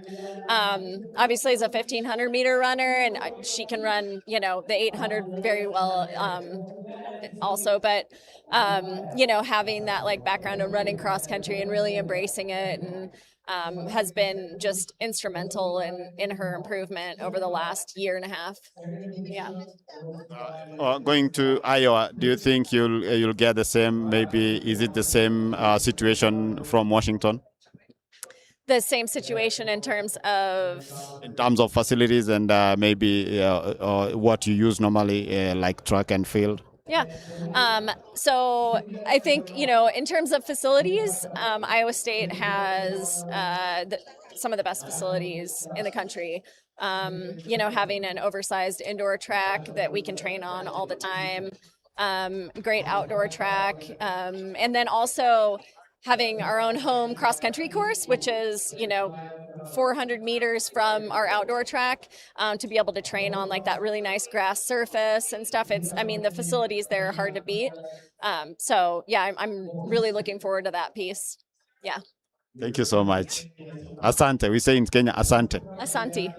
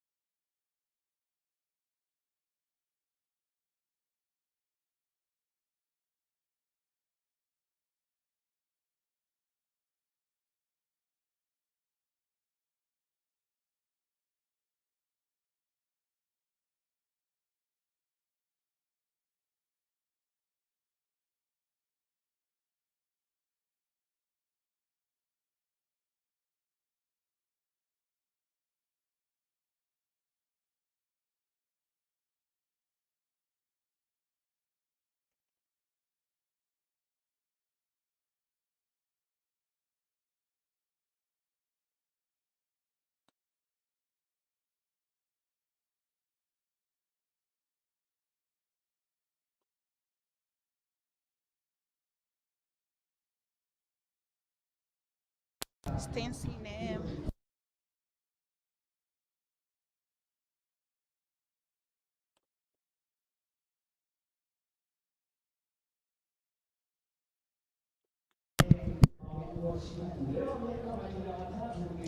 Okay, thank you so much. I'm also joined by an athlete from the para.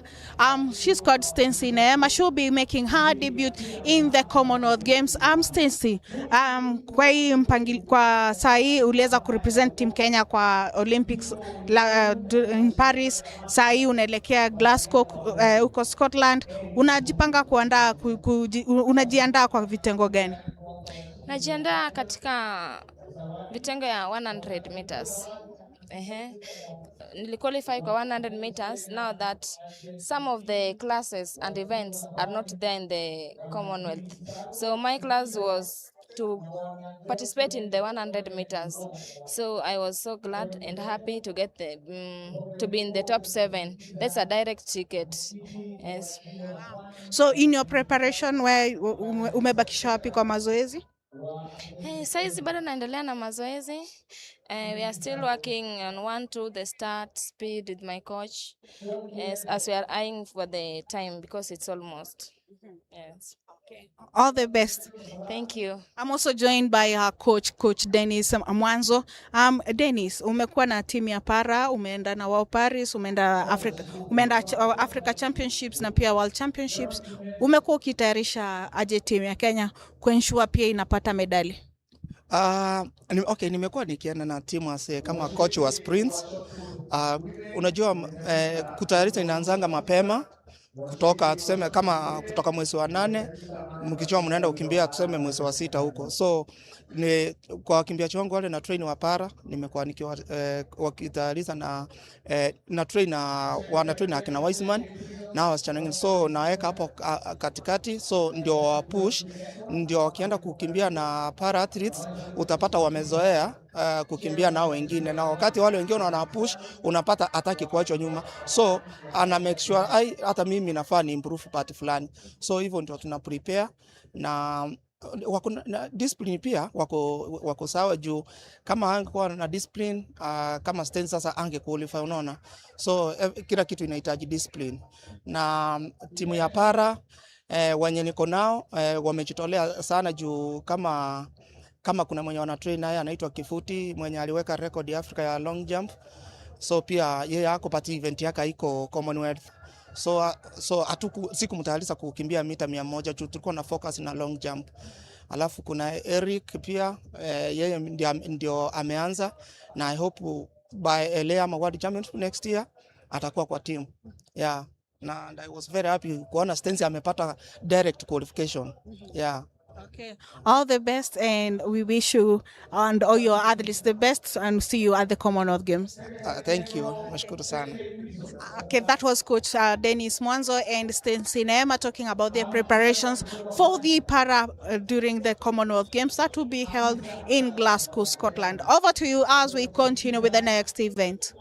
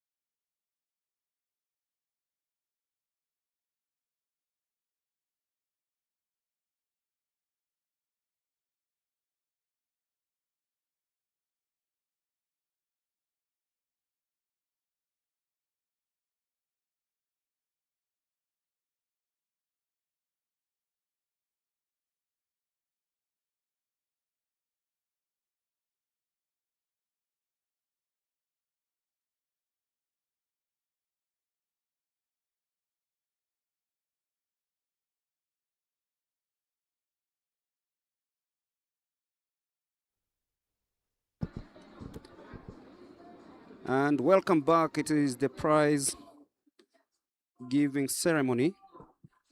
I can see the assistant, the vice treasurer, of course, Dimi Kisalu, handing over the prizes to the podium finishers as we continue shifting focus to the race walk. 12 laps to go. As the assistant treasurer, Athletics Kenya, Mr. Dimi Kisalu, always says hakuna hela, but he's handed over a pass to some of the top performers. Remember, this being a national championship, there's always a way you can leverage on everything and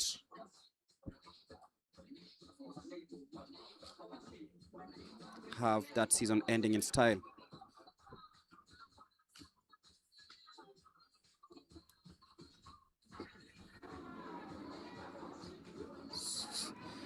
So it's KDF 1-2 in this race walk.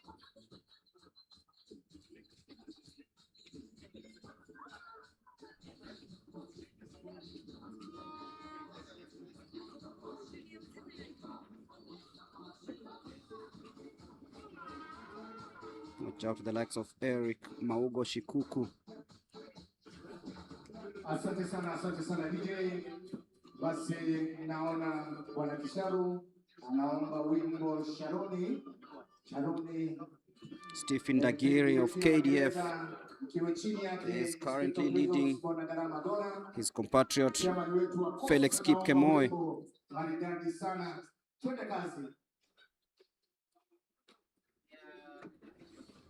That is Ndagiri.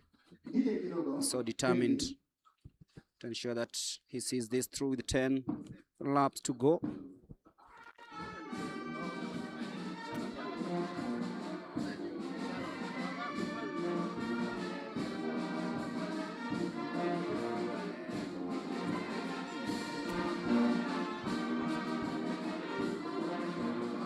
That is Ndagiri. Seems to be very comfortable amid the heat and humidity here at the Nyayo National Stadium.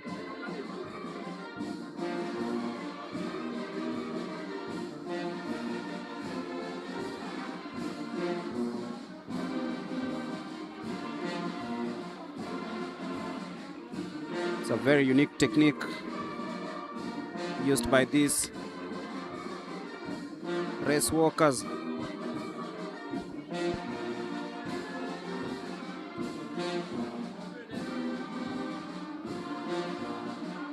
That is Ndagiri still gliding on this Nyayo National Stadium track.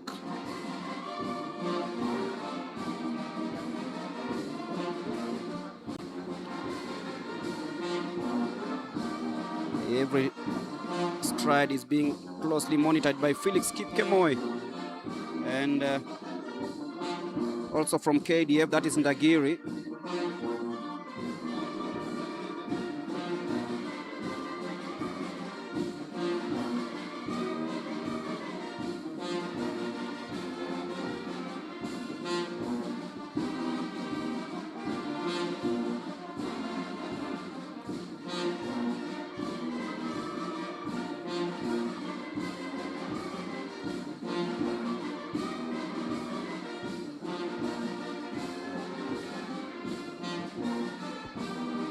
Man who knows that he's in cruise control of this one. This one, you've got to have some strong muscles here.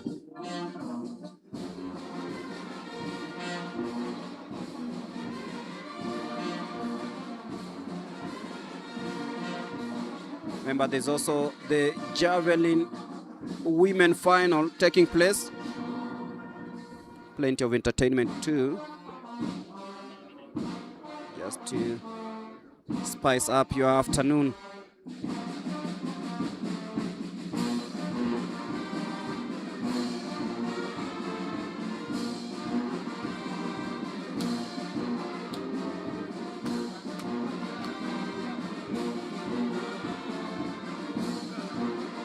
So just over 9 laps to go. Ndagiri is still gliding through in this 10-kilometer race walk.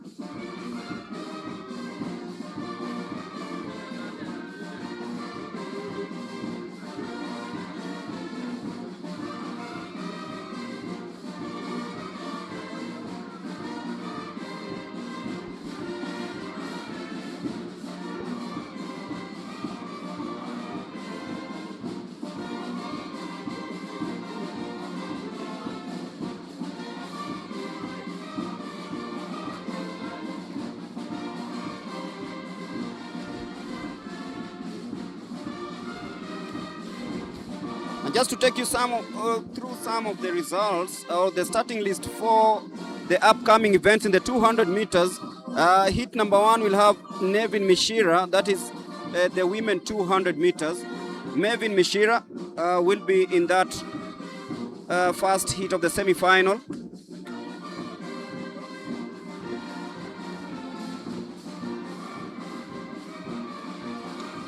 She'll be running in lane number 1, Salin Odhiambo, Susan Nyambura, Faith Kemunto, Christine Nyawera, Brenda Masitsa, Millicent Ndoro, and Caroline Mwende. That is heat number 1.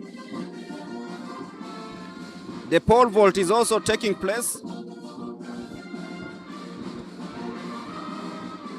That's also happening right now, the final.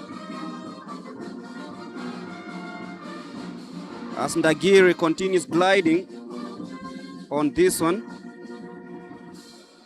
Asante sana Inspector Prisons Kaka. Madam Florence ambaye anasimamia mambo ya zawadi anasema wimbo huu unamkumbusha mbali sana miaka ya nyuma. Vile chairman Lady kutoka Mombasa yeye anasema wimbo huo umemgusa kweli kweli. Mwenzangu Bwana Paul, kumbuka katika naam. That is Ndagiri. And the lineup for heat number 2 of the 200 meters women. Caroline Mwende, Naomi Chepngetich, Sheila Makungu, Rita Adhiambo, Lilian Diana Aoko, Lucia Williams, Eunice Kadogo, and Jacqueline Adoyo. Ndagiri leading just over 7 laps to go. I think he's the clear favorite to win this race walk. And then in the third heat of the 200 meters that is coming up later on, we'll have Bright Munyao, Edna Nyaboke, Ivon Mwangala, Beatrice Machoka, Faith Bukachi, Esther Mbagari, Monica Akulu, and Ida Viola.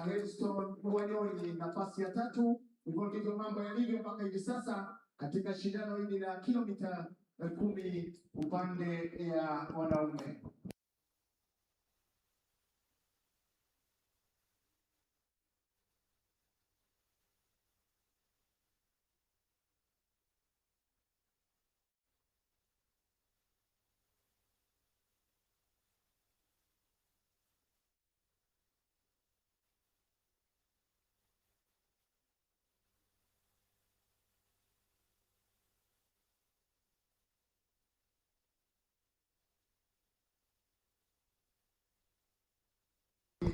Thank you so much, my commentator, that is Greg Mulemi.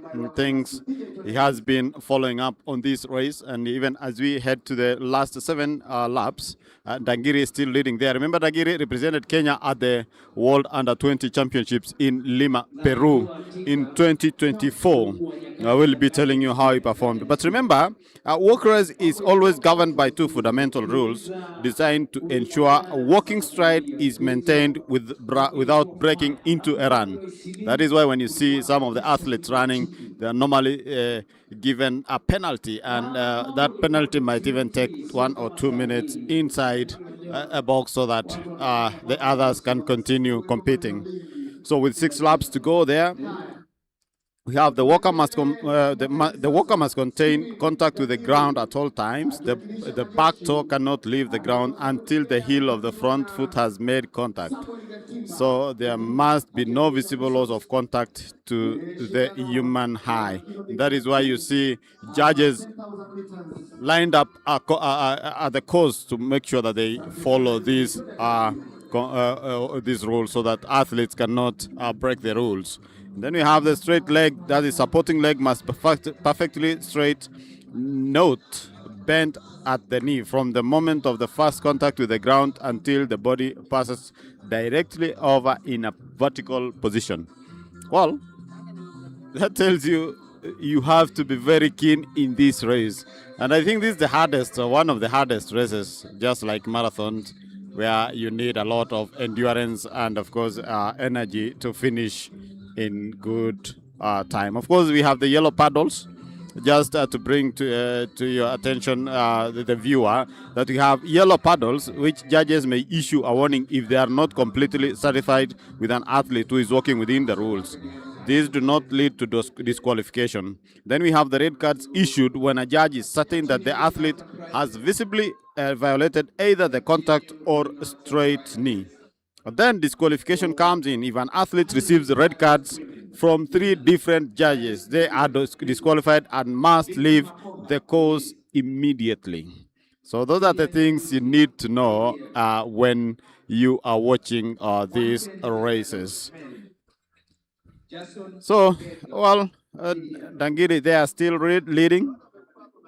That is Ndangiri, Stephen Ndangiri from Kenya Defense Forces.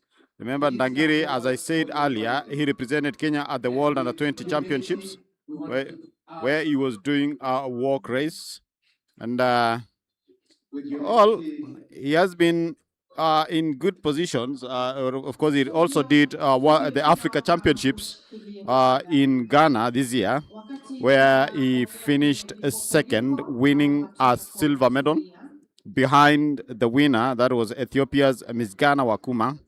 And the third place was taken also by an Ethiopian, Yassin Abdusalam. So we had other athletes in Kenyan athletes in that African event. That was Harrison Wanyonyi, who finished in 5th place, having clocking 1:22:51, and then we had Samuel Gadimba coming in 7th place. So basically, the Kenyans did so well, being in top 10 at the 20 kilometers walk. But this is a 10 kilometers walk. That is 10,000 meters happening here on the track. Dangiri there, 4 laps to go.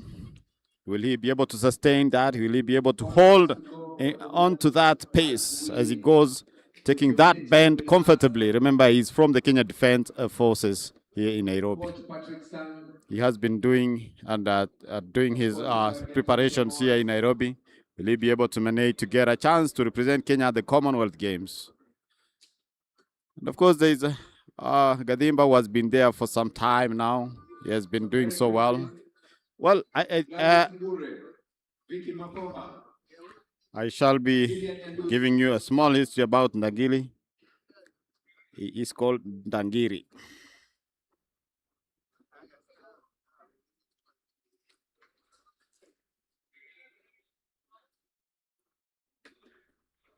So very quickly, 4 laps to go for the walk.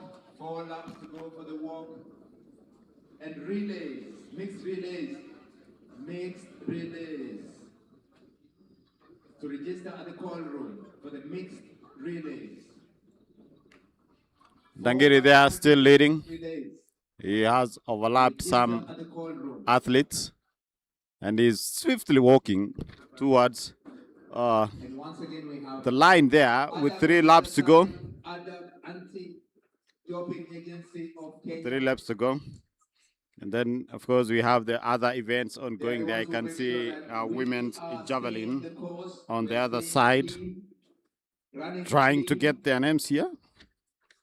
Can be able to tell you who is on the javelin side. It's mandatory that you understand what ADAC is all about. There are so many rules coming in. So women javelin, we have Abigail Kimasi from Prisons, Mercy Chepkoech, and of course Salome Mora from Kenya Defense Forces, Doris Chemngotich Riro from National Police, Millicent Adhiambo from Nyanza North. We have Damaklin Nyakreru Mwango from Coast, Carolina Nyango from Prisons, Jen Chepleting from Kenya Defense Forces, Betty Chebet from Nyanza North, and Naomi Icherotich from KDF, that is Kenya Defense Forces. Final call for Ogega, KDF, Moitale Mpoke, Police, and Godwin Ochieng.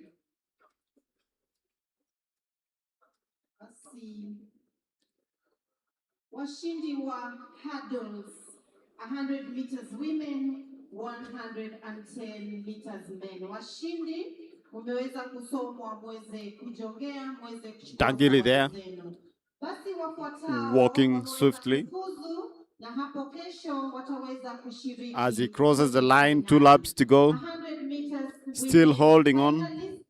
We have We will be able to get that time after his performance, after he has finished the race.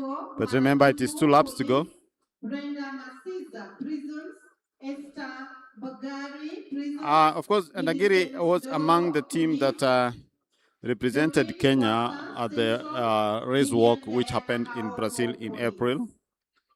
And 100 meters men finalists, 100 meters men finalists. Just looking at his profile, Steve Onyango, KDF, Clinton Aluvi, Police. Just looking at his profile, this year he finished in that race. He finished 5th. Mark Otieno, Eastern, Calistus Juma, Central, Moses Onyango Wasike, Police, Isaac, Which makes him 135th 400 meters women in the marathon walk.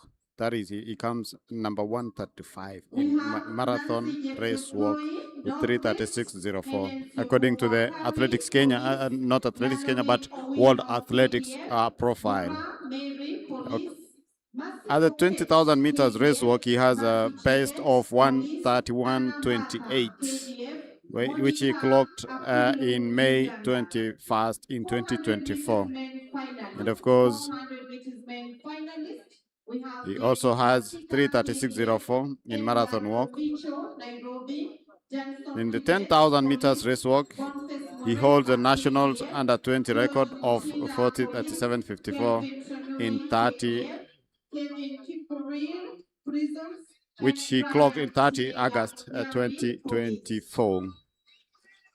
The bell there has gone, and of course he's going now for the last lap. Will he be able to make it to the team to represent Kenya? Oh, and of course he's already waving to the crowd, waving to his fans there as he increases the pace, as he walks, increasing the pace there. Wow, what a final energy there. What a final energy in the last about 200, the last 200 meters, and he's already celebrating, waving to the crowd. Will he be able to sustain that all the way to the finish line? Of course, I can see an athlete there who has been, of course, penalized and is inside the box there. And of course, when you are there, you have to wait for a certain period of time before you are let go. So there comes Dangiri.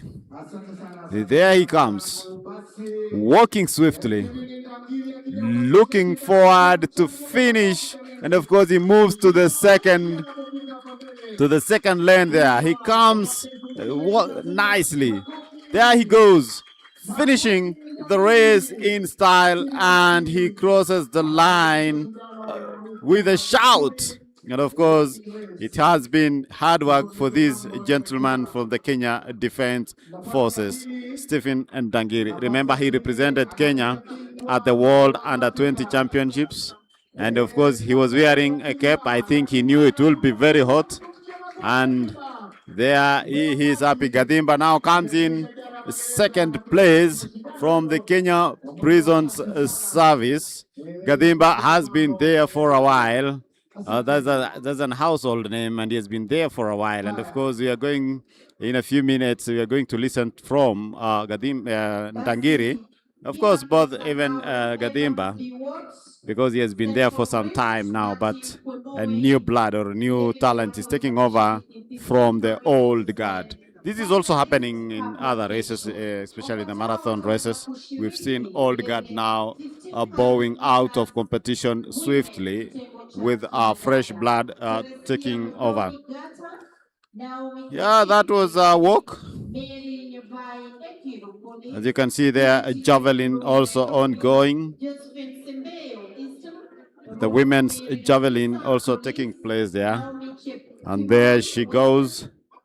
And she releases the javelin there. Below the 45 mark. That is women's javelin ongoing. And of course, on the other side is the shot put, women's shot put, happening on the other side.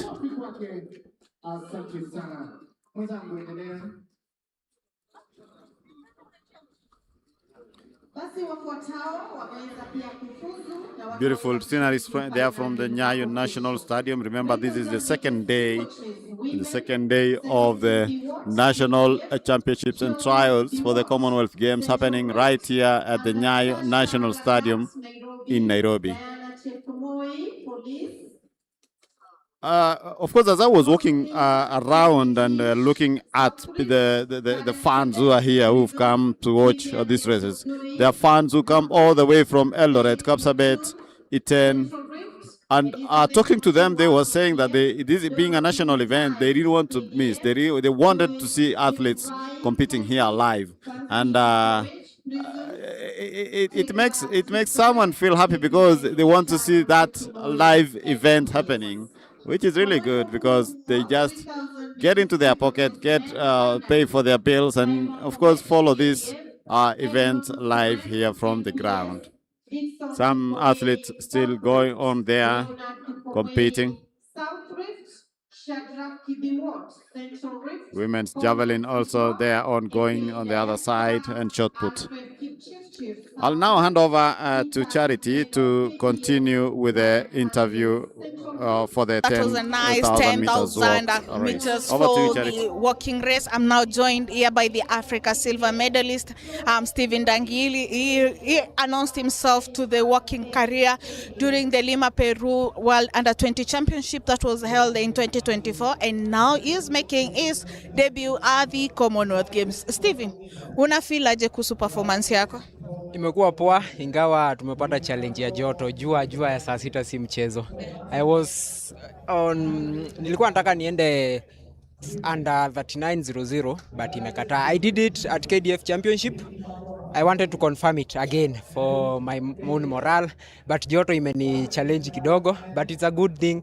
Nimejua I need to work on that. Yeah. So I know that umejua there is a challenge na joto pia huko Scotland, si ati ni baridi sana hiyo msimu. Utafanyaje kuensure that utaweza kuingiana na hiyo in case kukue na joto? I will talk with my coach and the management. We see, because we need now to be doing our speed works during almost 11 to 12 hapo, ndio at least nikuwe both niko sawa asubuhi, niko sawa mchana, niko sawa na joto, because the same thing affected me during the Accra Ghana. Joto ilikuwa juu. Accra is almost iko around the beach. So joto ilituweza, and now being the second time I'm facing challenge, I will work on that. I will make sure before we go to Scotland, I will have done that. Yeah. All the best and congratulations. Thank you. See you in Scotland. Scotland. Utavuka hiyo upande. Okay, that is Stephen Dangili saying that he's happy with his performance, although he's not been able to run under 39 minutes, which was his target in this competition. He's also saying that he will be changing his training time to around midday for him to be able to compete comfortably during the hot weather. He's saying that it also affected him in Accra, Ghana during the Africa Championship, and it's something that he's going to be working on to ensure that he will be posting better performance at the Commonwealth Games. Over to you as we continue with the event.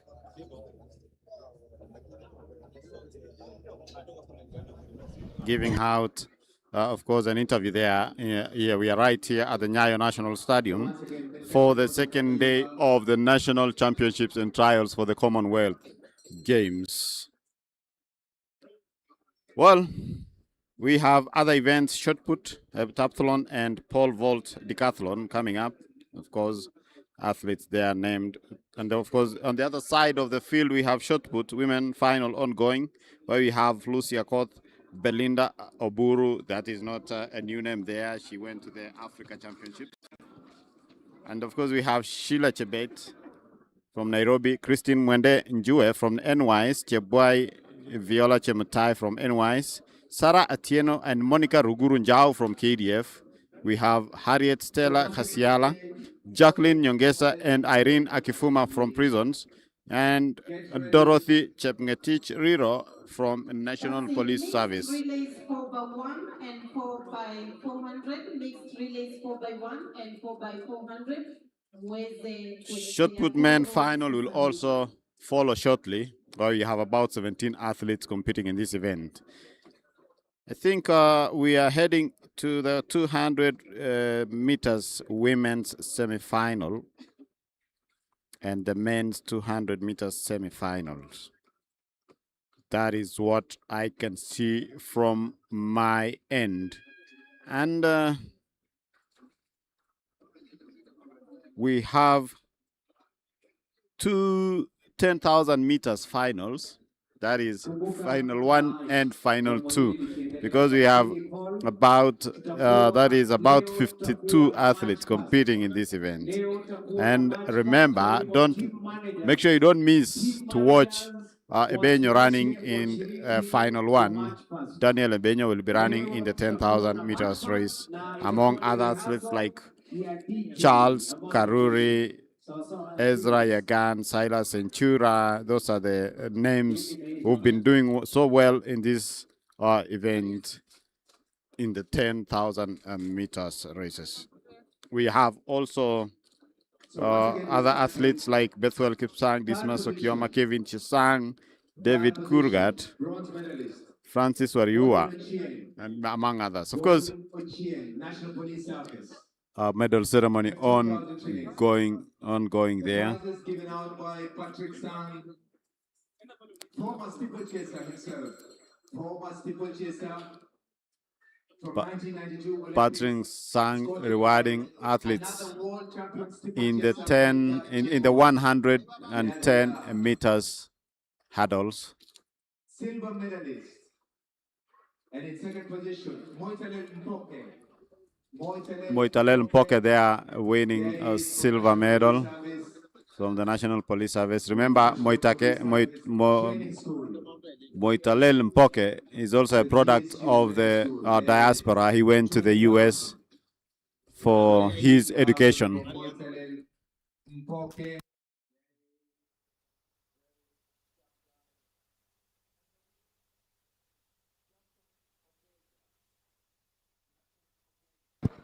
Jason Ogega wins 25,000 in the 110 meters hurdles, being handed over the dummy check there by the steeplechasers. That is Patrick Sang and Milka Chemos.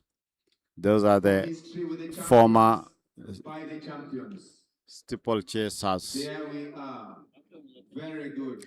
Remember, we are at the Nyayo National Stadium, and of course, this event is being powered or sponsored by KCB. KCB is the main sponsor here, and remember, it's the National Championships and Trials for the Commonwealth Games, Day 2. We have seen a lot of action here, especially in the sprints, in the 10,000 meters women's race, which was really, really fast. And it was really, really competitive. Seeing marathoners, others doing well, others being downed. So it was a race that has shown that there are other talents, upcoming talents, doing well. Of course, Diana Wanza, a graduate, and she has a degree in Bachelor of Education. where she finished second. And she decided to pursue athletics. And of course, maybe he will later in life turn to class or become a teacher. It's her choice.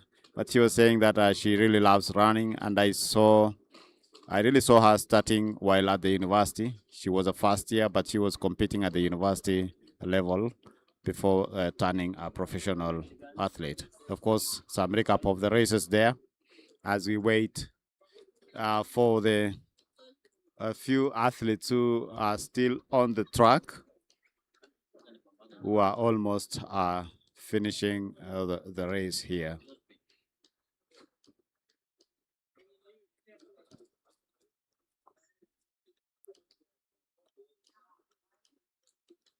Mercy Akech. You can see Mercy Akech walking down there. You can see also the youth development director is also the first vice president at the National Olympics Committee of Kenya, Mr. Barnaba Korir, a meeting with fans and other officials. And other officials are walking down there. Yeah, it's the second day. It's still the second day of this races. And we are heading into the second part of the day. After a powerful morning where we've seen a lot of races happening this morning. We shall also have later in the day the 800 meters semi-finals, where we'll see who will be able to qualify in both categories, the men and women who will make it to the final. That will take place tomorrow. We have also the 4x100 women semi-final. Those are relays, 4x100 men's relay, 1500 meters decathlon, and then we have 4x400 women's and men's semi-final. And then we shall have the last event as 4x100 mixed semi-final.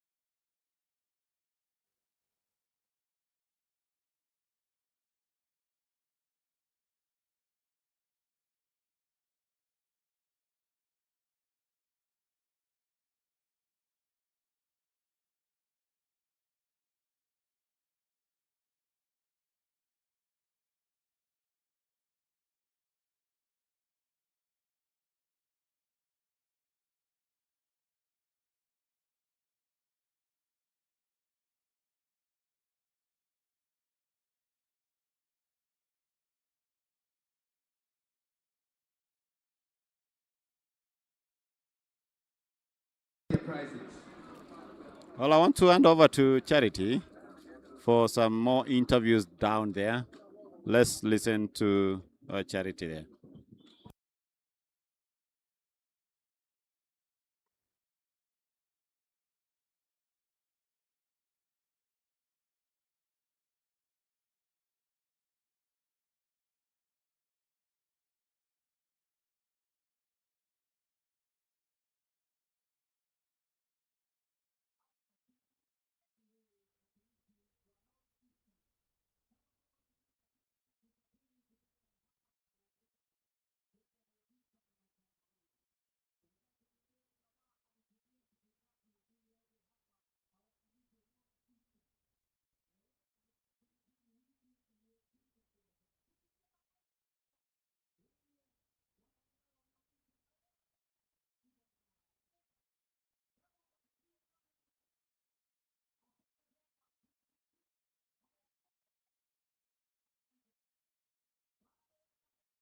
So far, your preparation for Team Kenya as we head for the Commonwealth Games?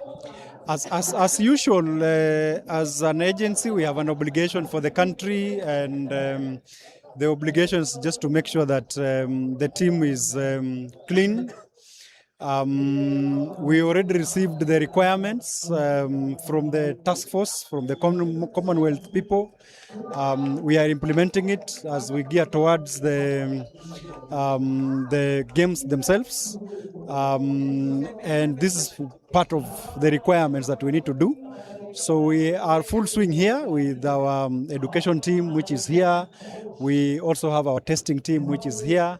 And we're just making sure that all the requirements that are needed to be done, and more specifically for athletics, will be done to the letter, so that by the time we come up with the final team for the country that we are presenting to the event organizer, which is Commonwealth, we assure Kenyans that it's going to be a team that has met all the requirements as stipulated in the guidelines that have been given. Yeah.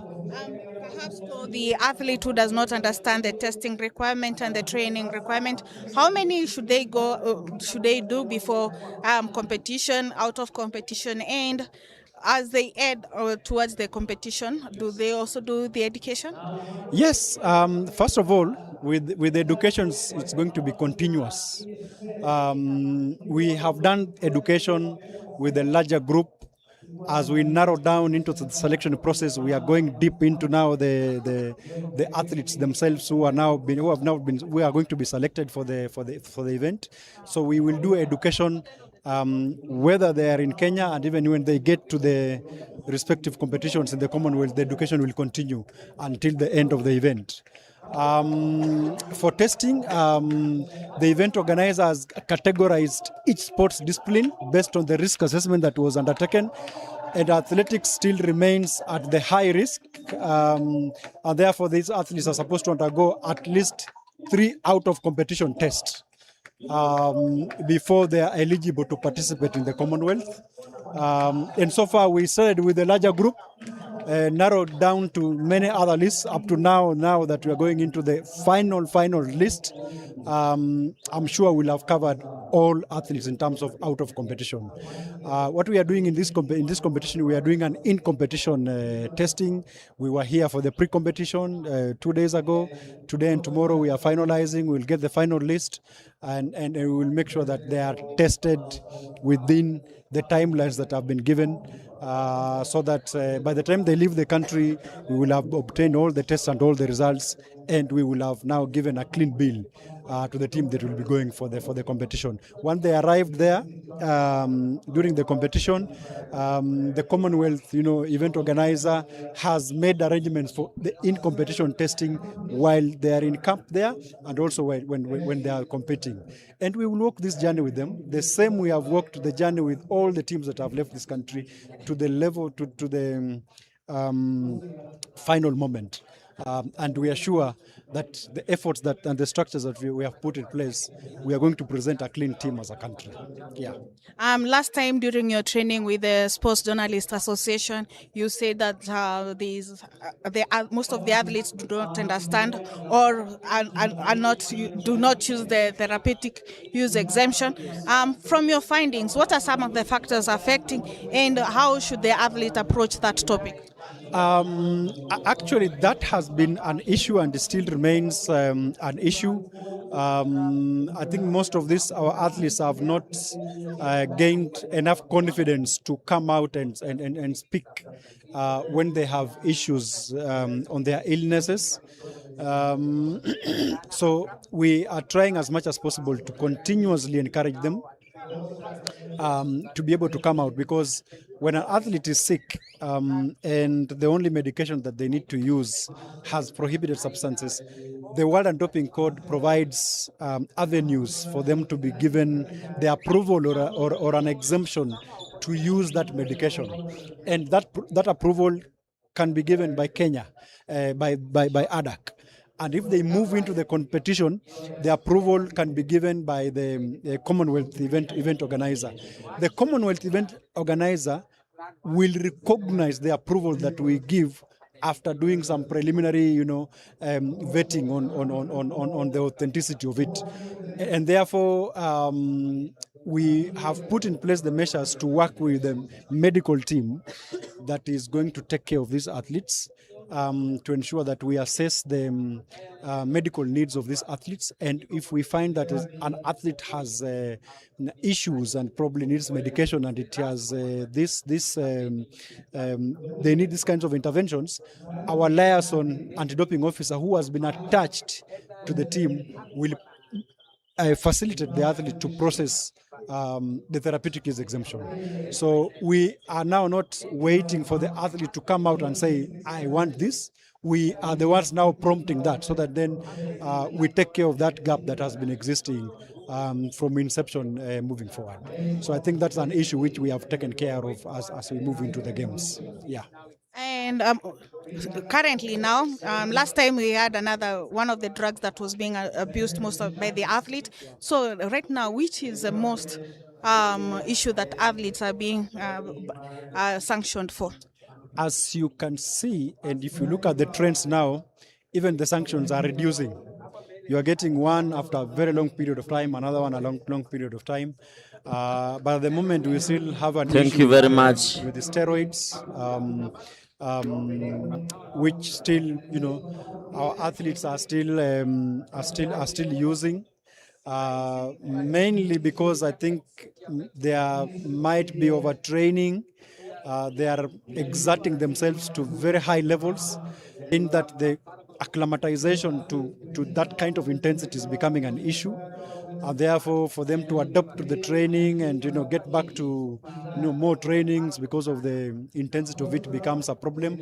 So they are gearing towards using steroids. So we are trying as much as possible to discourage them from doing that, but also at the same time we are having sessions with coaches, because that pressure sometimes is coming from the coaches, who are subjecting them to that kind of exertion, so that then the coaches can sometimes take it slow, let the principles of training apply, so that then the athlete can gain the components that they need in a normal way, because Rome was not built in a day. It's a process.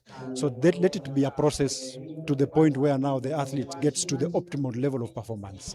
Yeah. So I think we are trying as much as possible to prevent doping rather than deterring doping. And for us to be able to do that is to continuously educate, continuously train, continuously give the support personnel as much information as possible, so that then they can be able to assist these athletes make informed decisions as we move forward as a country in their performance. Yeah, so steroids is still topping up in some of the highly prevalent substances that are being used. Yeah. You've talked about the coach assisting the athlete in their professional, in gaining the maximum as a professional, also therapist, what are some of the ways that the coaches can also assist the athlete in recovering, and for them to ensure that they're not tempted to use medications? Yeah, first and foremost, I think I would just love to encourage our coaches, first of all, to train to be a coach. You have to train to be a coach. Don't just wake up and say you want to be a coach, or you are subjecting these athletes to training without you yourself getting the training, the skills, the competences that are necessary, and the experience that is necessary to be able to guide our athletes. And secondly, we are trying to help our coaches to adhere to the principles of training, so that just give the athlete what the athlete is able to do, assess the fitness level of this athlete, so that the kind of intensity that you give the athlete is adequate to the level where the athlete can be able to manage. Allow the natural adaptation process to take place, because then the body has to build itself to that level. And also at the same time, ensure that the athlete gets all other components in terms of nutrition, And proper therapy in terms of training for recovery is very, very important. And proper hydration, it's also very, very important. So once you put all those components in place, the performance will automatically come. Yep. Thank you so much. That was Dr. Martin Yauma telling us about the process the athletes have to undergo before being cleared for Commonwealth Games and how they can recover after their training session to avoid overuse of the muscles and the body and assist the body recovery. Over to you as we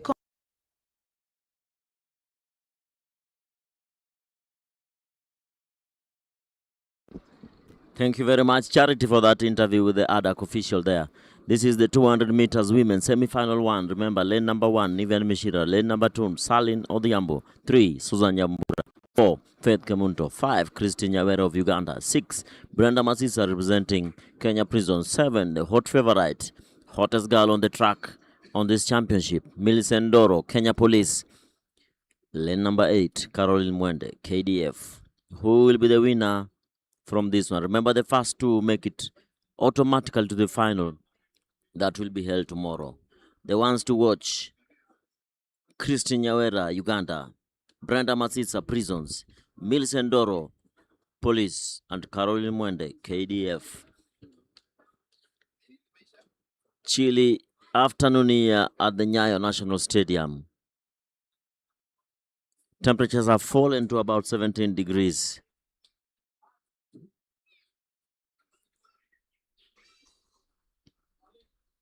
But irrespective of how the weather outcome, whether it falls to 14, 12 or 9, we'll be live, bringing you all the action live here from the Nyayo National Stadium, Nairobi. Remember, this is the National Championship and trials for the Commonwealth Games. Semi-final number 1, Millicent Doro, hot favorite, will be lining up in this one in lane number 7. Who will be second to Millicent Doro? That one is not known, but Brenda Masisa and Christine Nyawera will be fighting it out for that chance to be in the final. Millicent Doro, lane number 7, just adjusting her blocks. Remember, she ran 11.41 seconds in the semi-finals of the 100 meters. Had a small talk with her there at the call room, and she told me she really wants to run a sub 11. 40-year-old from Kenya Police with lots of experience, having gone to 3 Commonwealth Games, aiming for the 4th one. But she has to do it right here at Nyayo in the finals tomorrow. It's Millicent Doro, lane number 7. 6, Brenda Masisa, Kenya Prisons. 8, Caroline Mwende, KDF. Christine Nyawera of Uganda. The CAF referee, Susan Nyambura, in lane number 3. Who will be the winner? On our screens is the favorite for this championship, Millicent Doro. Bib number 628 from Kenya Police. And she's not just running for Kenya Police. She is a police officer. When you find her out there, she will be in uniform. Most definitely. When you find her in a police station near you in Nakuru, she will be donned in the Kenya Police attire, doing her duties. This is the first semi-final of 3. First two to cross the line make it automatically to the final. Who will it be? Will it be Millicent Doro living up to the billing, or will Brenda Masisa cause a disappointment? We wait and see as they go on their blocks. Lane 7, the one to watch.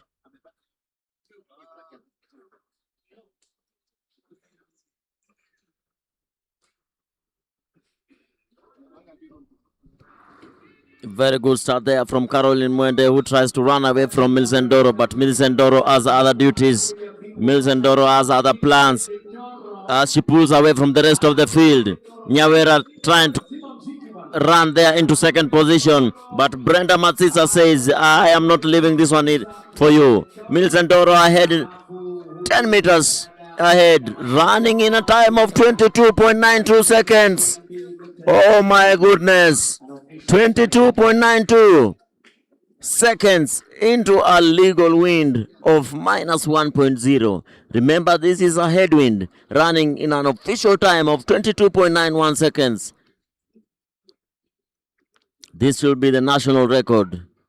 Millicent Doro runs into a new national record of 22.91 seconds as Brenda Masitsa takes the second position. Nyawera from Uganda settles for third. This is a new national record from Millicent Doro, 22.91 seconds. I think she will run a sub 10 very soon. The 40-year-old police officer takes the show here at the Nyayo National Stadium. 22.91 seconds. What a run. What an amazing run from Millicent Doro. This lady is destined for greatness. Age is just but a number. As we head over to the second semi-final of the women 200 meters.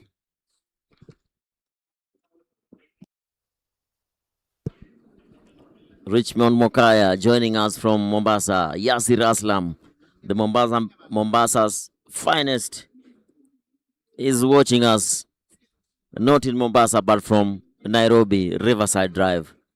So is Vera Rore watching us from the UN headquarters. Collins Omae watching us from the United States. Good morning, Collins Omae. Gilbert Otieno watching us from the skies. I didn't know we could have network in the skies, but yes, he is watching us from the skies. Thank you very much, Gilbert Osure. We are watching this live at the Nyayo National Stadium. Emmanuel Nwagaba watching us from Uganda. Thank you very much. Thank you all viewers. Remember, this is courtesy of Kenya Commercial Bank. Second semi-final, women 200 meters. Naomi Chemgetich, Sheila Mahungu, Rita Adhiambo, Lilian Diana Oko, the Olympian Lucia Williams, Eunice Kadogo, former African silver medalist in the 100 meters, and Jacqueline Adoyo of Kati Technical Training Institute will be running in lane number 8. The ones to watch, the Olympian from South Sudan, Lucia Williams, lane number 6. Lane number 7, former silver medalist in the African Games, Eunice Kadogo. Lilian 5, Lucia 6, Eunice Kadogo 7. Who is going to take the honors and join Millicent Doro in the final? Let us wait and see.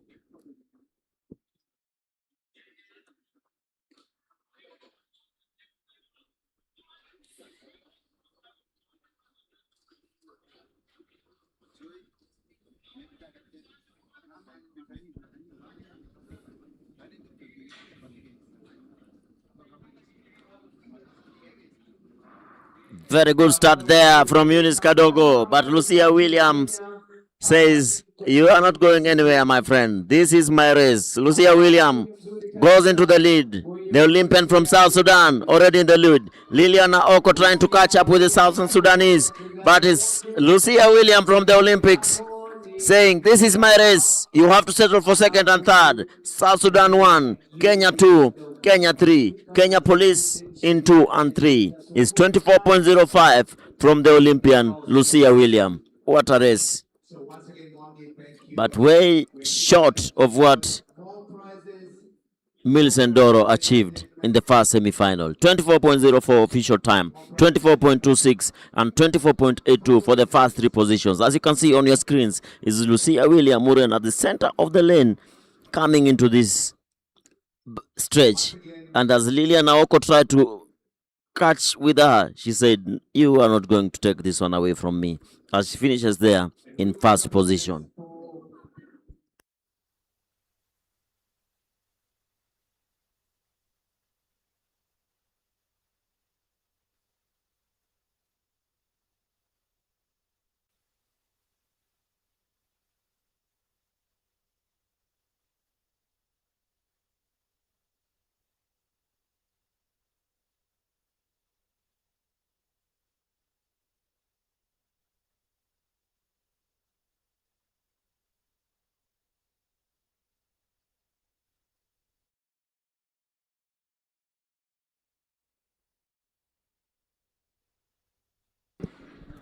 As we go now into the third and final semi-final, where we have Bright Munyao, Ivan Mwangala, Beatrice Machoka, Faith Bukachi, Esther Mbagari, Monica Akulu, and Ida Viola representing Nyanza North.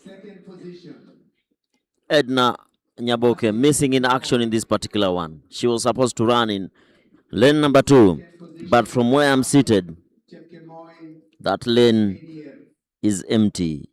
Edna Nyaboke Ogendi missing in action. And the winner, 25,000.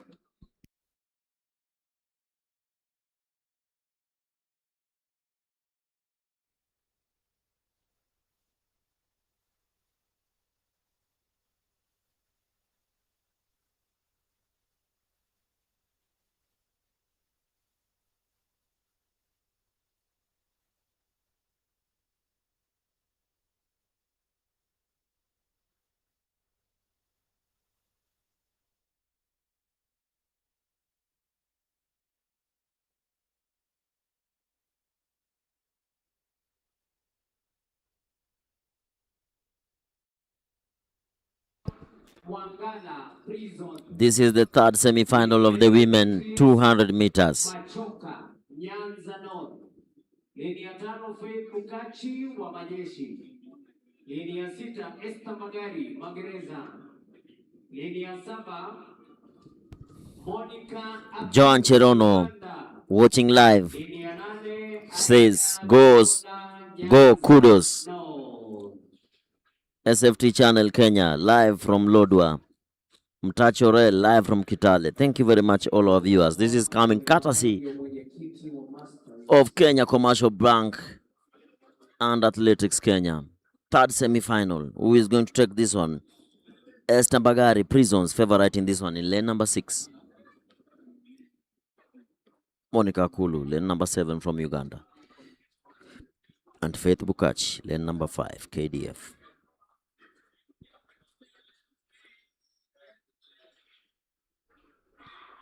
Good start there from the national champion in lane number 6, Esther Bagari. Not so fast out of the blocks. In the lead from Uganda, Akulu. But Esther Bagari takes the mantle and goes ahead. Very powerful finish there from Bukachi. It's Bagari, Bukachi, and Akulu. But Esther Bagari will hang on to this one, winning it in a time of 24.10 seconds. Akulu second, Bukachi third. Running into a headwind of minus 0.8.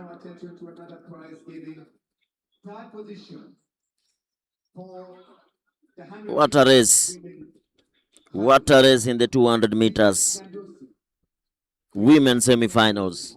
Remember, semi-finals are the hardest races to run because in the 3 semi-final, the first 2 to cross the line automatically qualify for the final. So everybody is yearning to be in the top 2. Everybody guns down the other just to be in the top 2. Esther Bagari just proving her prowess, coming out fast in this particular semi-final. From Uganda, Akulu, second position. And Bukachi, who was running down Bagari, settles for third. Ivan Mwangala in fourth. As we shift our gears to the 200 meters men, Yasir Aslam, enjoying his time, seated on his seat at the Riverside Drive, watching this. She's been the champion for a couple of years, almost 4 years now, Gladys Ngure. There we are. This is the 200 meters men semi-final one. As we look at the winners there of the 100 meters hurdles. Ngure taking the title. National champion 2025-2026. National champion 2024-2025. Two-time winner of this national title in the 100 meters hurdles, courtesy of Kenya Commercial Bank and Athletics Kenya. As we shift our gears to the 200 meters semi-final number 1, Ferdinand Omondi, Felix Shitsewa, Martin Otieno, Eric Okwi, Elkana Sabila, Maxwell Chingili, Zablon Ekwam, and Louis Mahaha. Asante sana. Basi tunaanza mita 200 nusu fainali Zablon Ekwam will be lining up in this one in lane number 7. upande huu Katam The liko tayari. fastest out of the hits with a time of 20.84 seconds. And remember, he jogged all this from the 50 meters with 50 meters to go. Jogged this time. What is in store for us? Will he run at sub 20.4 or will he run So once again, quickly, just to make it for the final? give us a signal. We'll wait and see. You're ready. Ekwam 7, Sabila 5, Maxwell Chingili 6, 5, 6, 7, Prisons, Nyanza North, KDF, and the under 20, the athlete in the who won the 100 meters under 20 trials, Louis Mahwaha in lane number 8.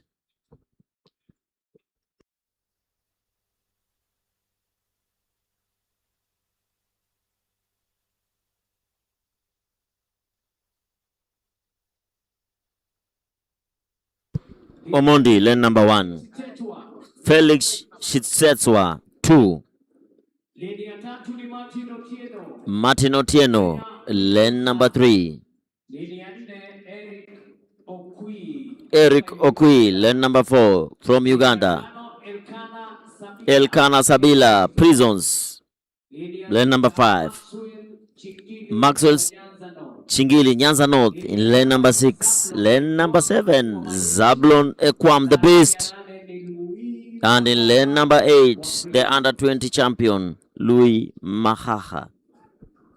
Hot favorite for this one, Zablon Ekwam, running for the Kenya Defense Forces in lane number 7.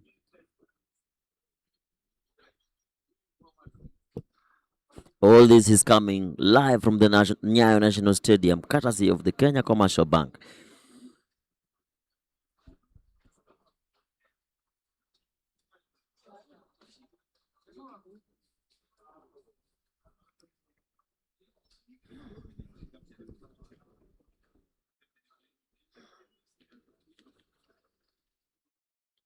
And that is a clean start there from Zablon Ekwam, who tries to catch up with Louis. And yes, he does. He catches up with him just before the 50-meter mark. And he comes out of the curve as Sabila tries to close in on Ekwam. But it is Ekwam and Sabila. Sabila and Ekwam. It's a two-horse race for this one. Ekwam, Sabila goes to the lead now and wins this particular one in a time of 20.68 seconds.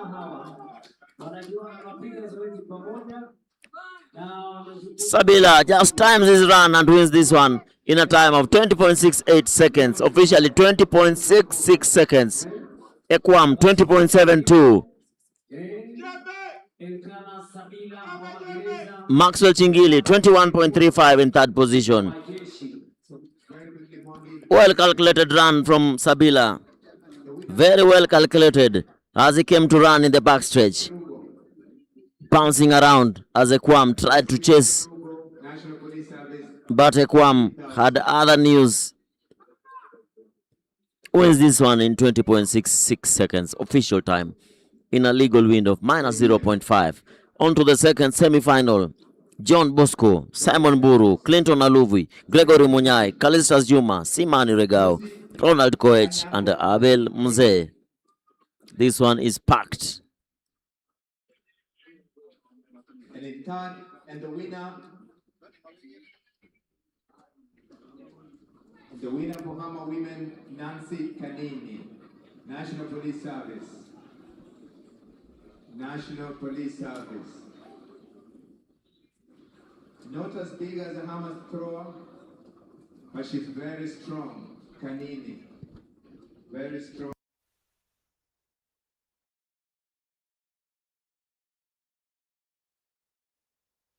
And Stephen Olemarai.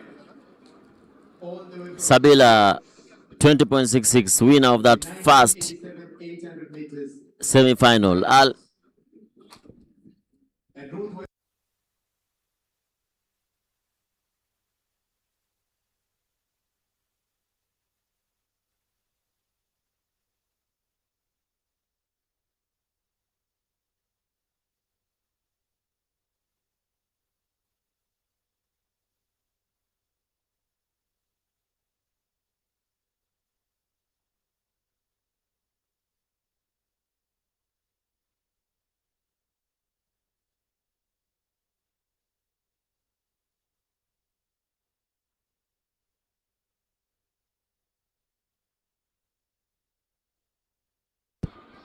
This one is star-studded. John Bosco, lane number 1. Simon Mburu, KWS, lane number 2.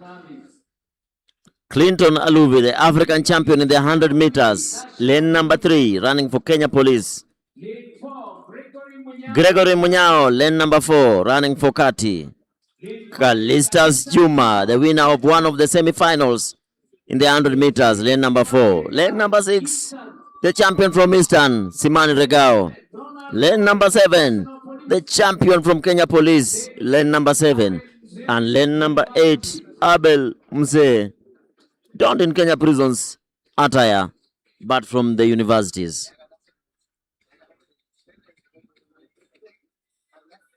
The first starting Kalistas Juma, lane number 5. Siman Regao, 6. Ronald Koech, lane number 7.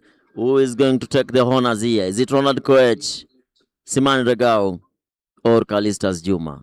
Koech and Juma, the favorites for this one.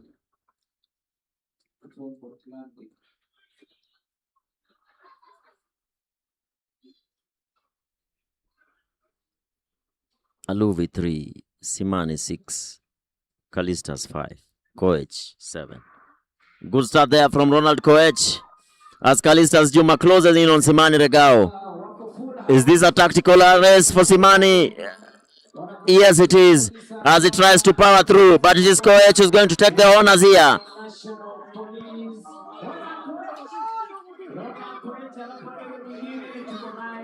20.87. Koech wins this one.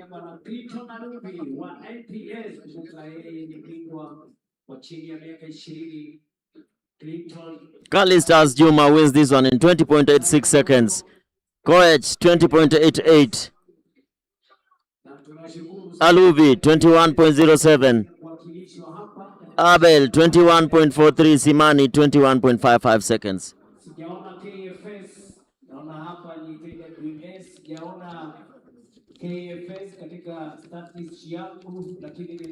As we go into the third semi-final.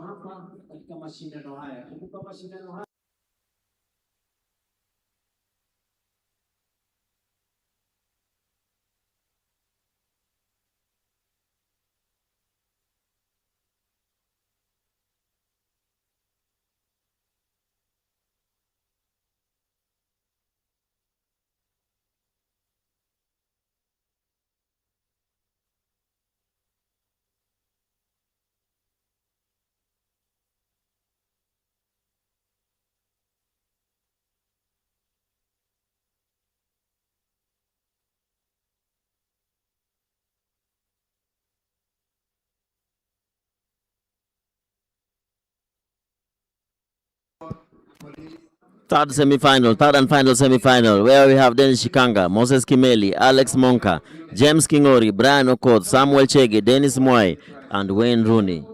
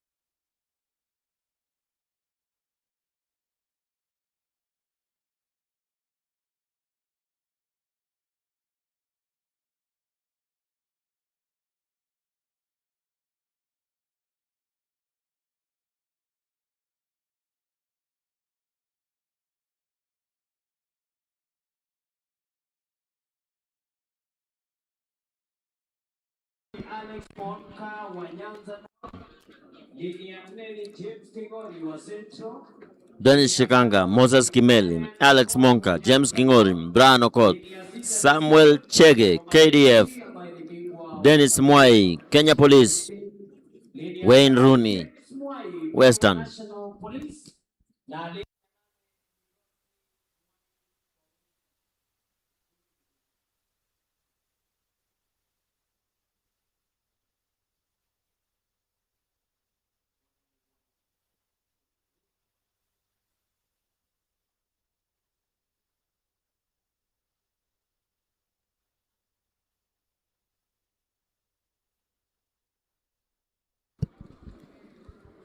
Man to watch, Samuel Chege and Dennis Mwai, lane number 6 and 7.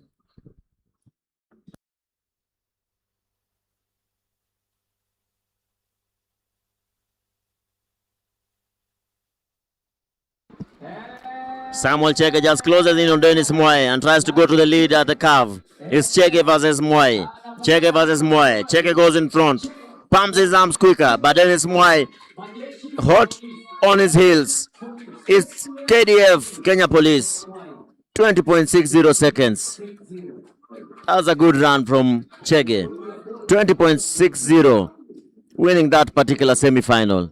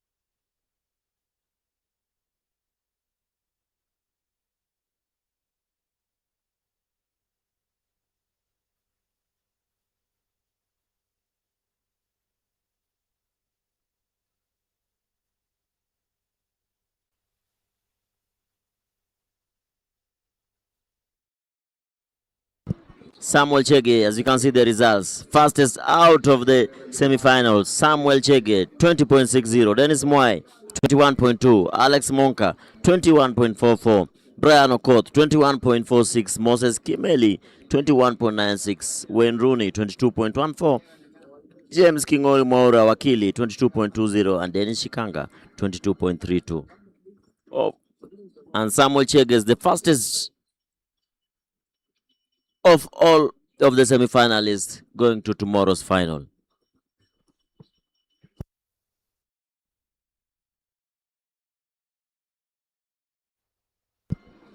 Charity, you can take us through the interview.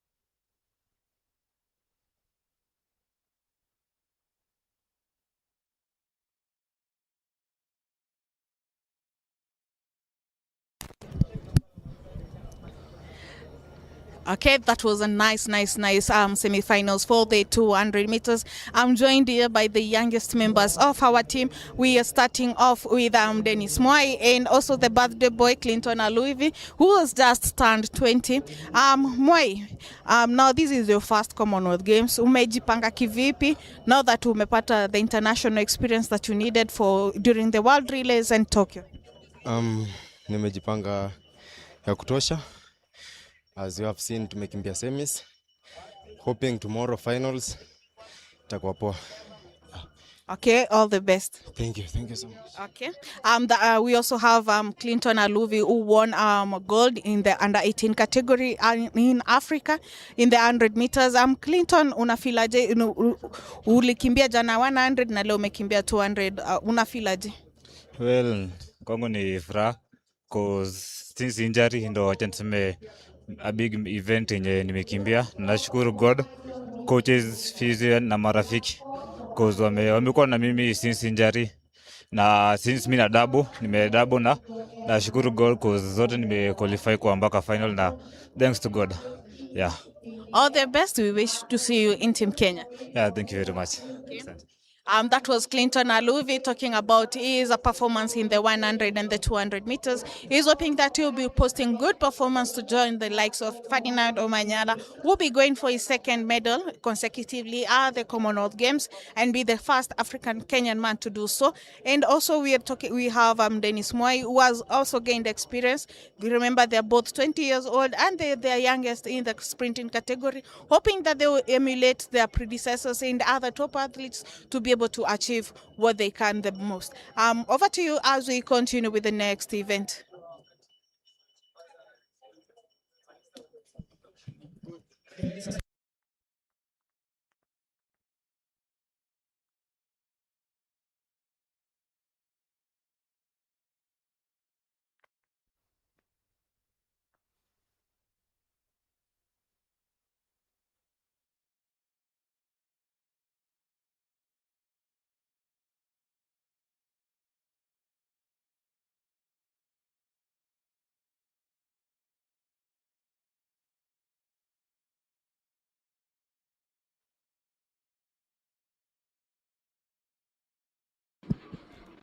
Events coming in quick and fast here at the Nyayo National Stadium.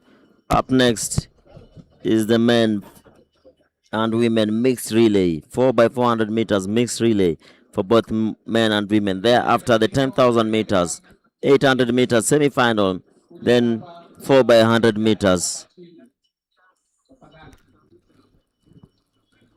Charity, you can continue with the interview. What are your plans for execution to ensure that you finish among the medal brackets? Okay, first I want to get into the team, and I just want to enjoy every race that I'm doing. And it's not all about me, it's all about Kenya, because that vest carry like a lot for us. So it's not all about Samuel Chege going there, just now the vest that we are presenting our country. Yeah. Now, what are you going to be focusing on for your training after? Hopefully, you make it to Team Kenya. Okay, tomorrow finals, just want to be composed, and execute my own race. I have like fast guys ahead of me or behind me, but me, I'm not worried about anyone. Just that I want to do my race, and if I make it to the team, it's like I'll be happy to present my country. Yeah. Thank you so much and all the best. Thank you, I appreciate it. Okay, that was Samuel Chege saying that he's hoping that tomorrow he'll be able to be among the finalists that will be competing for at the limited slot of 49 athletes that are going to be making it to Glasgow, Scotland for the Commonwealth Games. Over to you as we continue with the next event.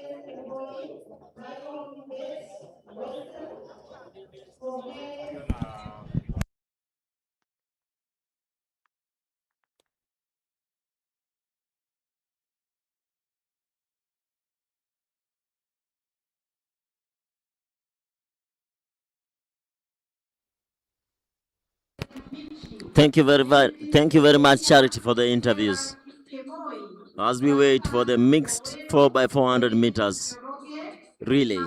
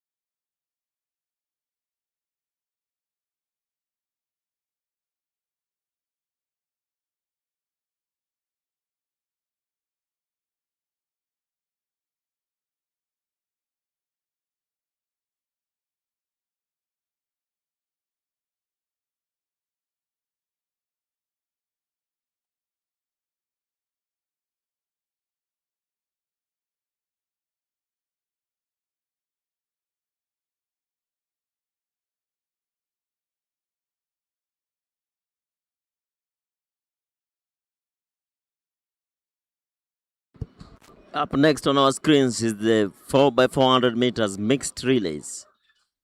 Western, NYS, Nairobi, KDF.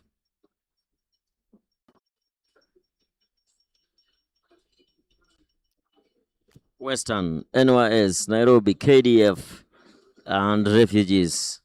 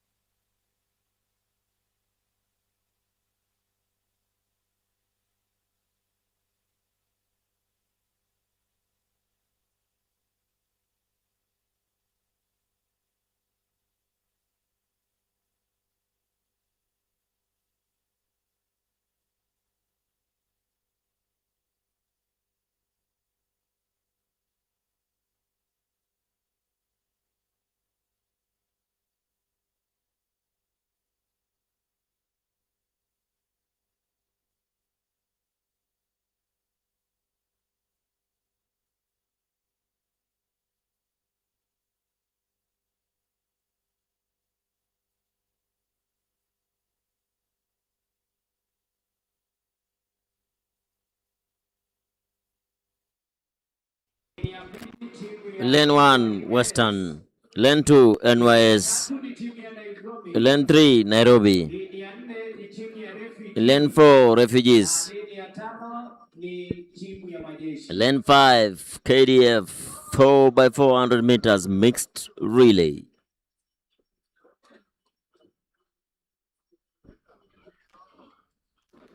KDF lane number 5, refugees 4, Nairobi 3, NYS 2, Western 1.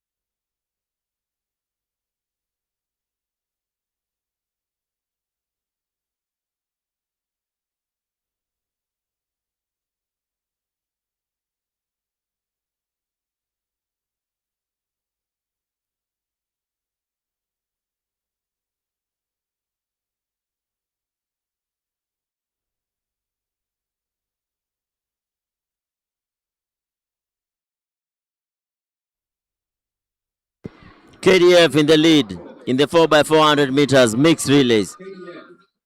KDF number 1, Nairobi 2. Lanolin Aoko doing this for KDF in the lead. Nairobi 2, Western 3, NYS 4.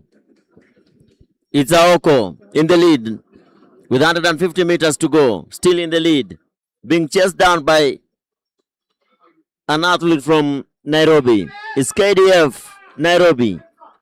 Lanolin Aoko reserving so much as she comes to give it to Mweresa.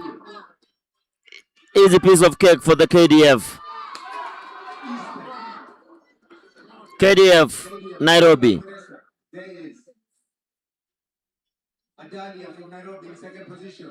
Mweresa versus Edalia. Mweresa 1, Edalia 2. KDF Nairobi.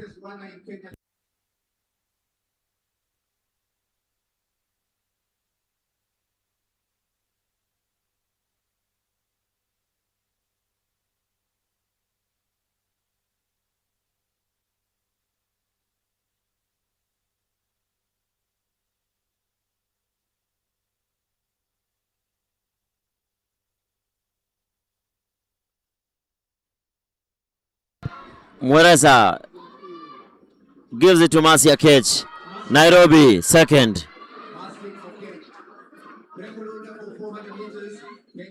The 400 meters national record holder, Marcia Ketch in the lead.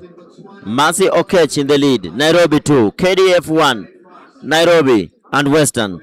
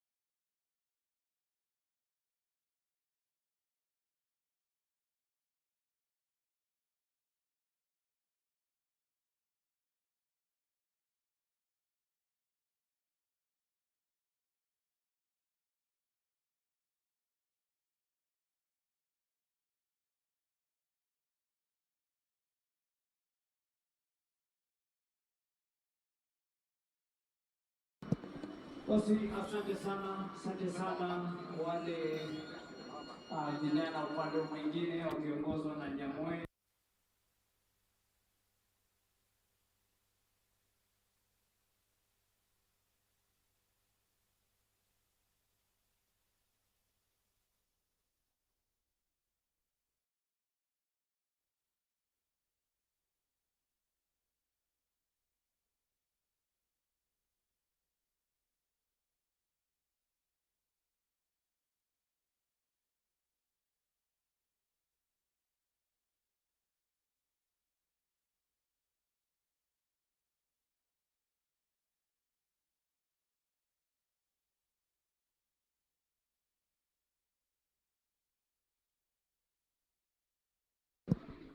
Second semi-final of the men of the mixed 4x400 meters. Second semi-final.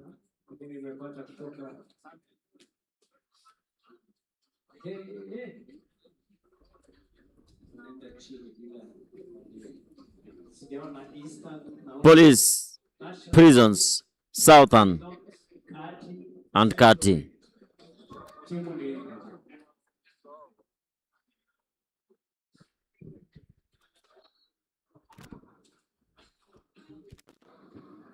Police in lane number 2, Prisons lane number 3. That's where the action will be coming from. Favorized for this particular race. Police 2, Prisons 3. Ansky Math is starting it off for the Kenya Police, running in lane number 2 as he tries to close down the Kenya Prisons athlete. And yes, he does. He closes him down and just hangs in there. No much action there from Kimathi. Just saving the energy for the last 100 meters. And yes, he's doing so as he engages another gear. Is Kenya Police now in the lead with 100 meters to go. Kenya Prisons falling back to 4th position. Police, Southern, Prisons in the 4th position. Morin picks up for the Kenya Police. Prisons still in 4th position. Maureen Thomas in the lead for Kenya Police. Quite a gap in this particular one. What a gap Kenya Police are doing. Injustice here at the Nyayo National Stadium. Opening a 10-meter gap. And back here, Prisons just pushing for 2nd position. And yes, they do. It's Police, Prisons. Maureen Thomas, 100 meters to go. Trying to do some havoc here. But it's Police in the lead. Chesebe, 2nd position. Bringing Prisons all the way from 4th to 2nd. Sanayek picking up the baton. Kati, Central Lift, Prisons. Sanayek in 2nd position now. In the lead. Police, 20-meter gap. Prisons, 2nd. Mbaluka already in the lead. Mbaluka for Kenya Police, opening a 20-meter gap. Prisons just following by far. That's not close. Too far to call it close. Mbaluka for Police. Sanayek, Prison, 2nd position. And that is Vanes Kerubo, seeing her on the track for the first time, running for Kenya Police all the way from the United States. Vanes Kerubo, former African champion in the 400 meters hurdles. Molen Ofula for Prisons in 2nd position.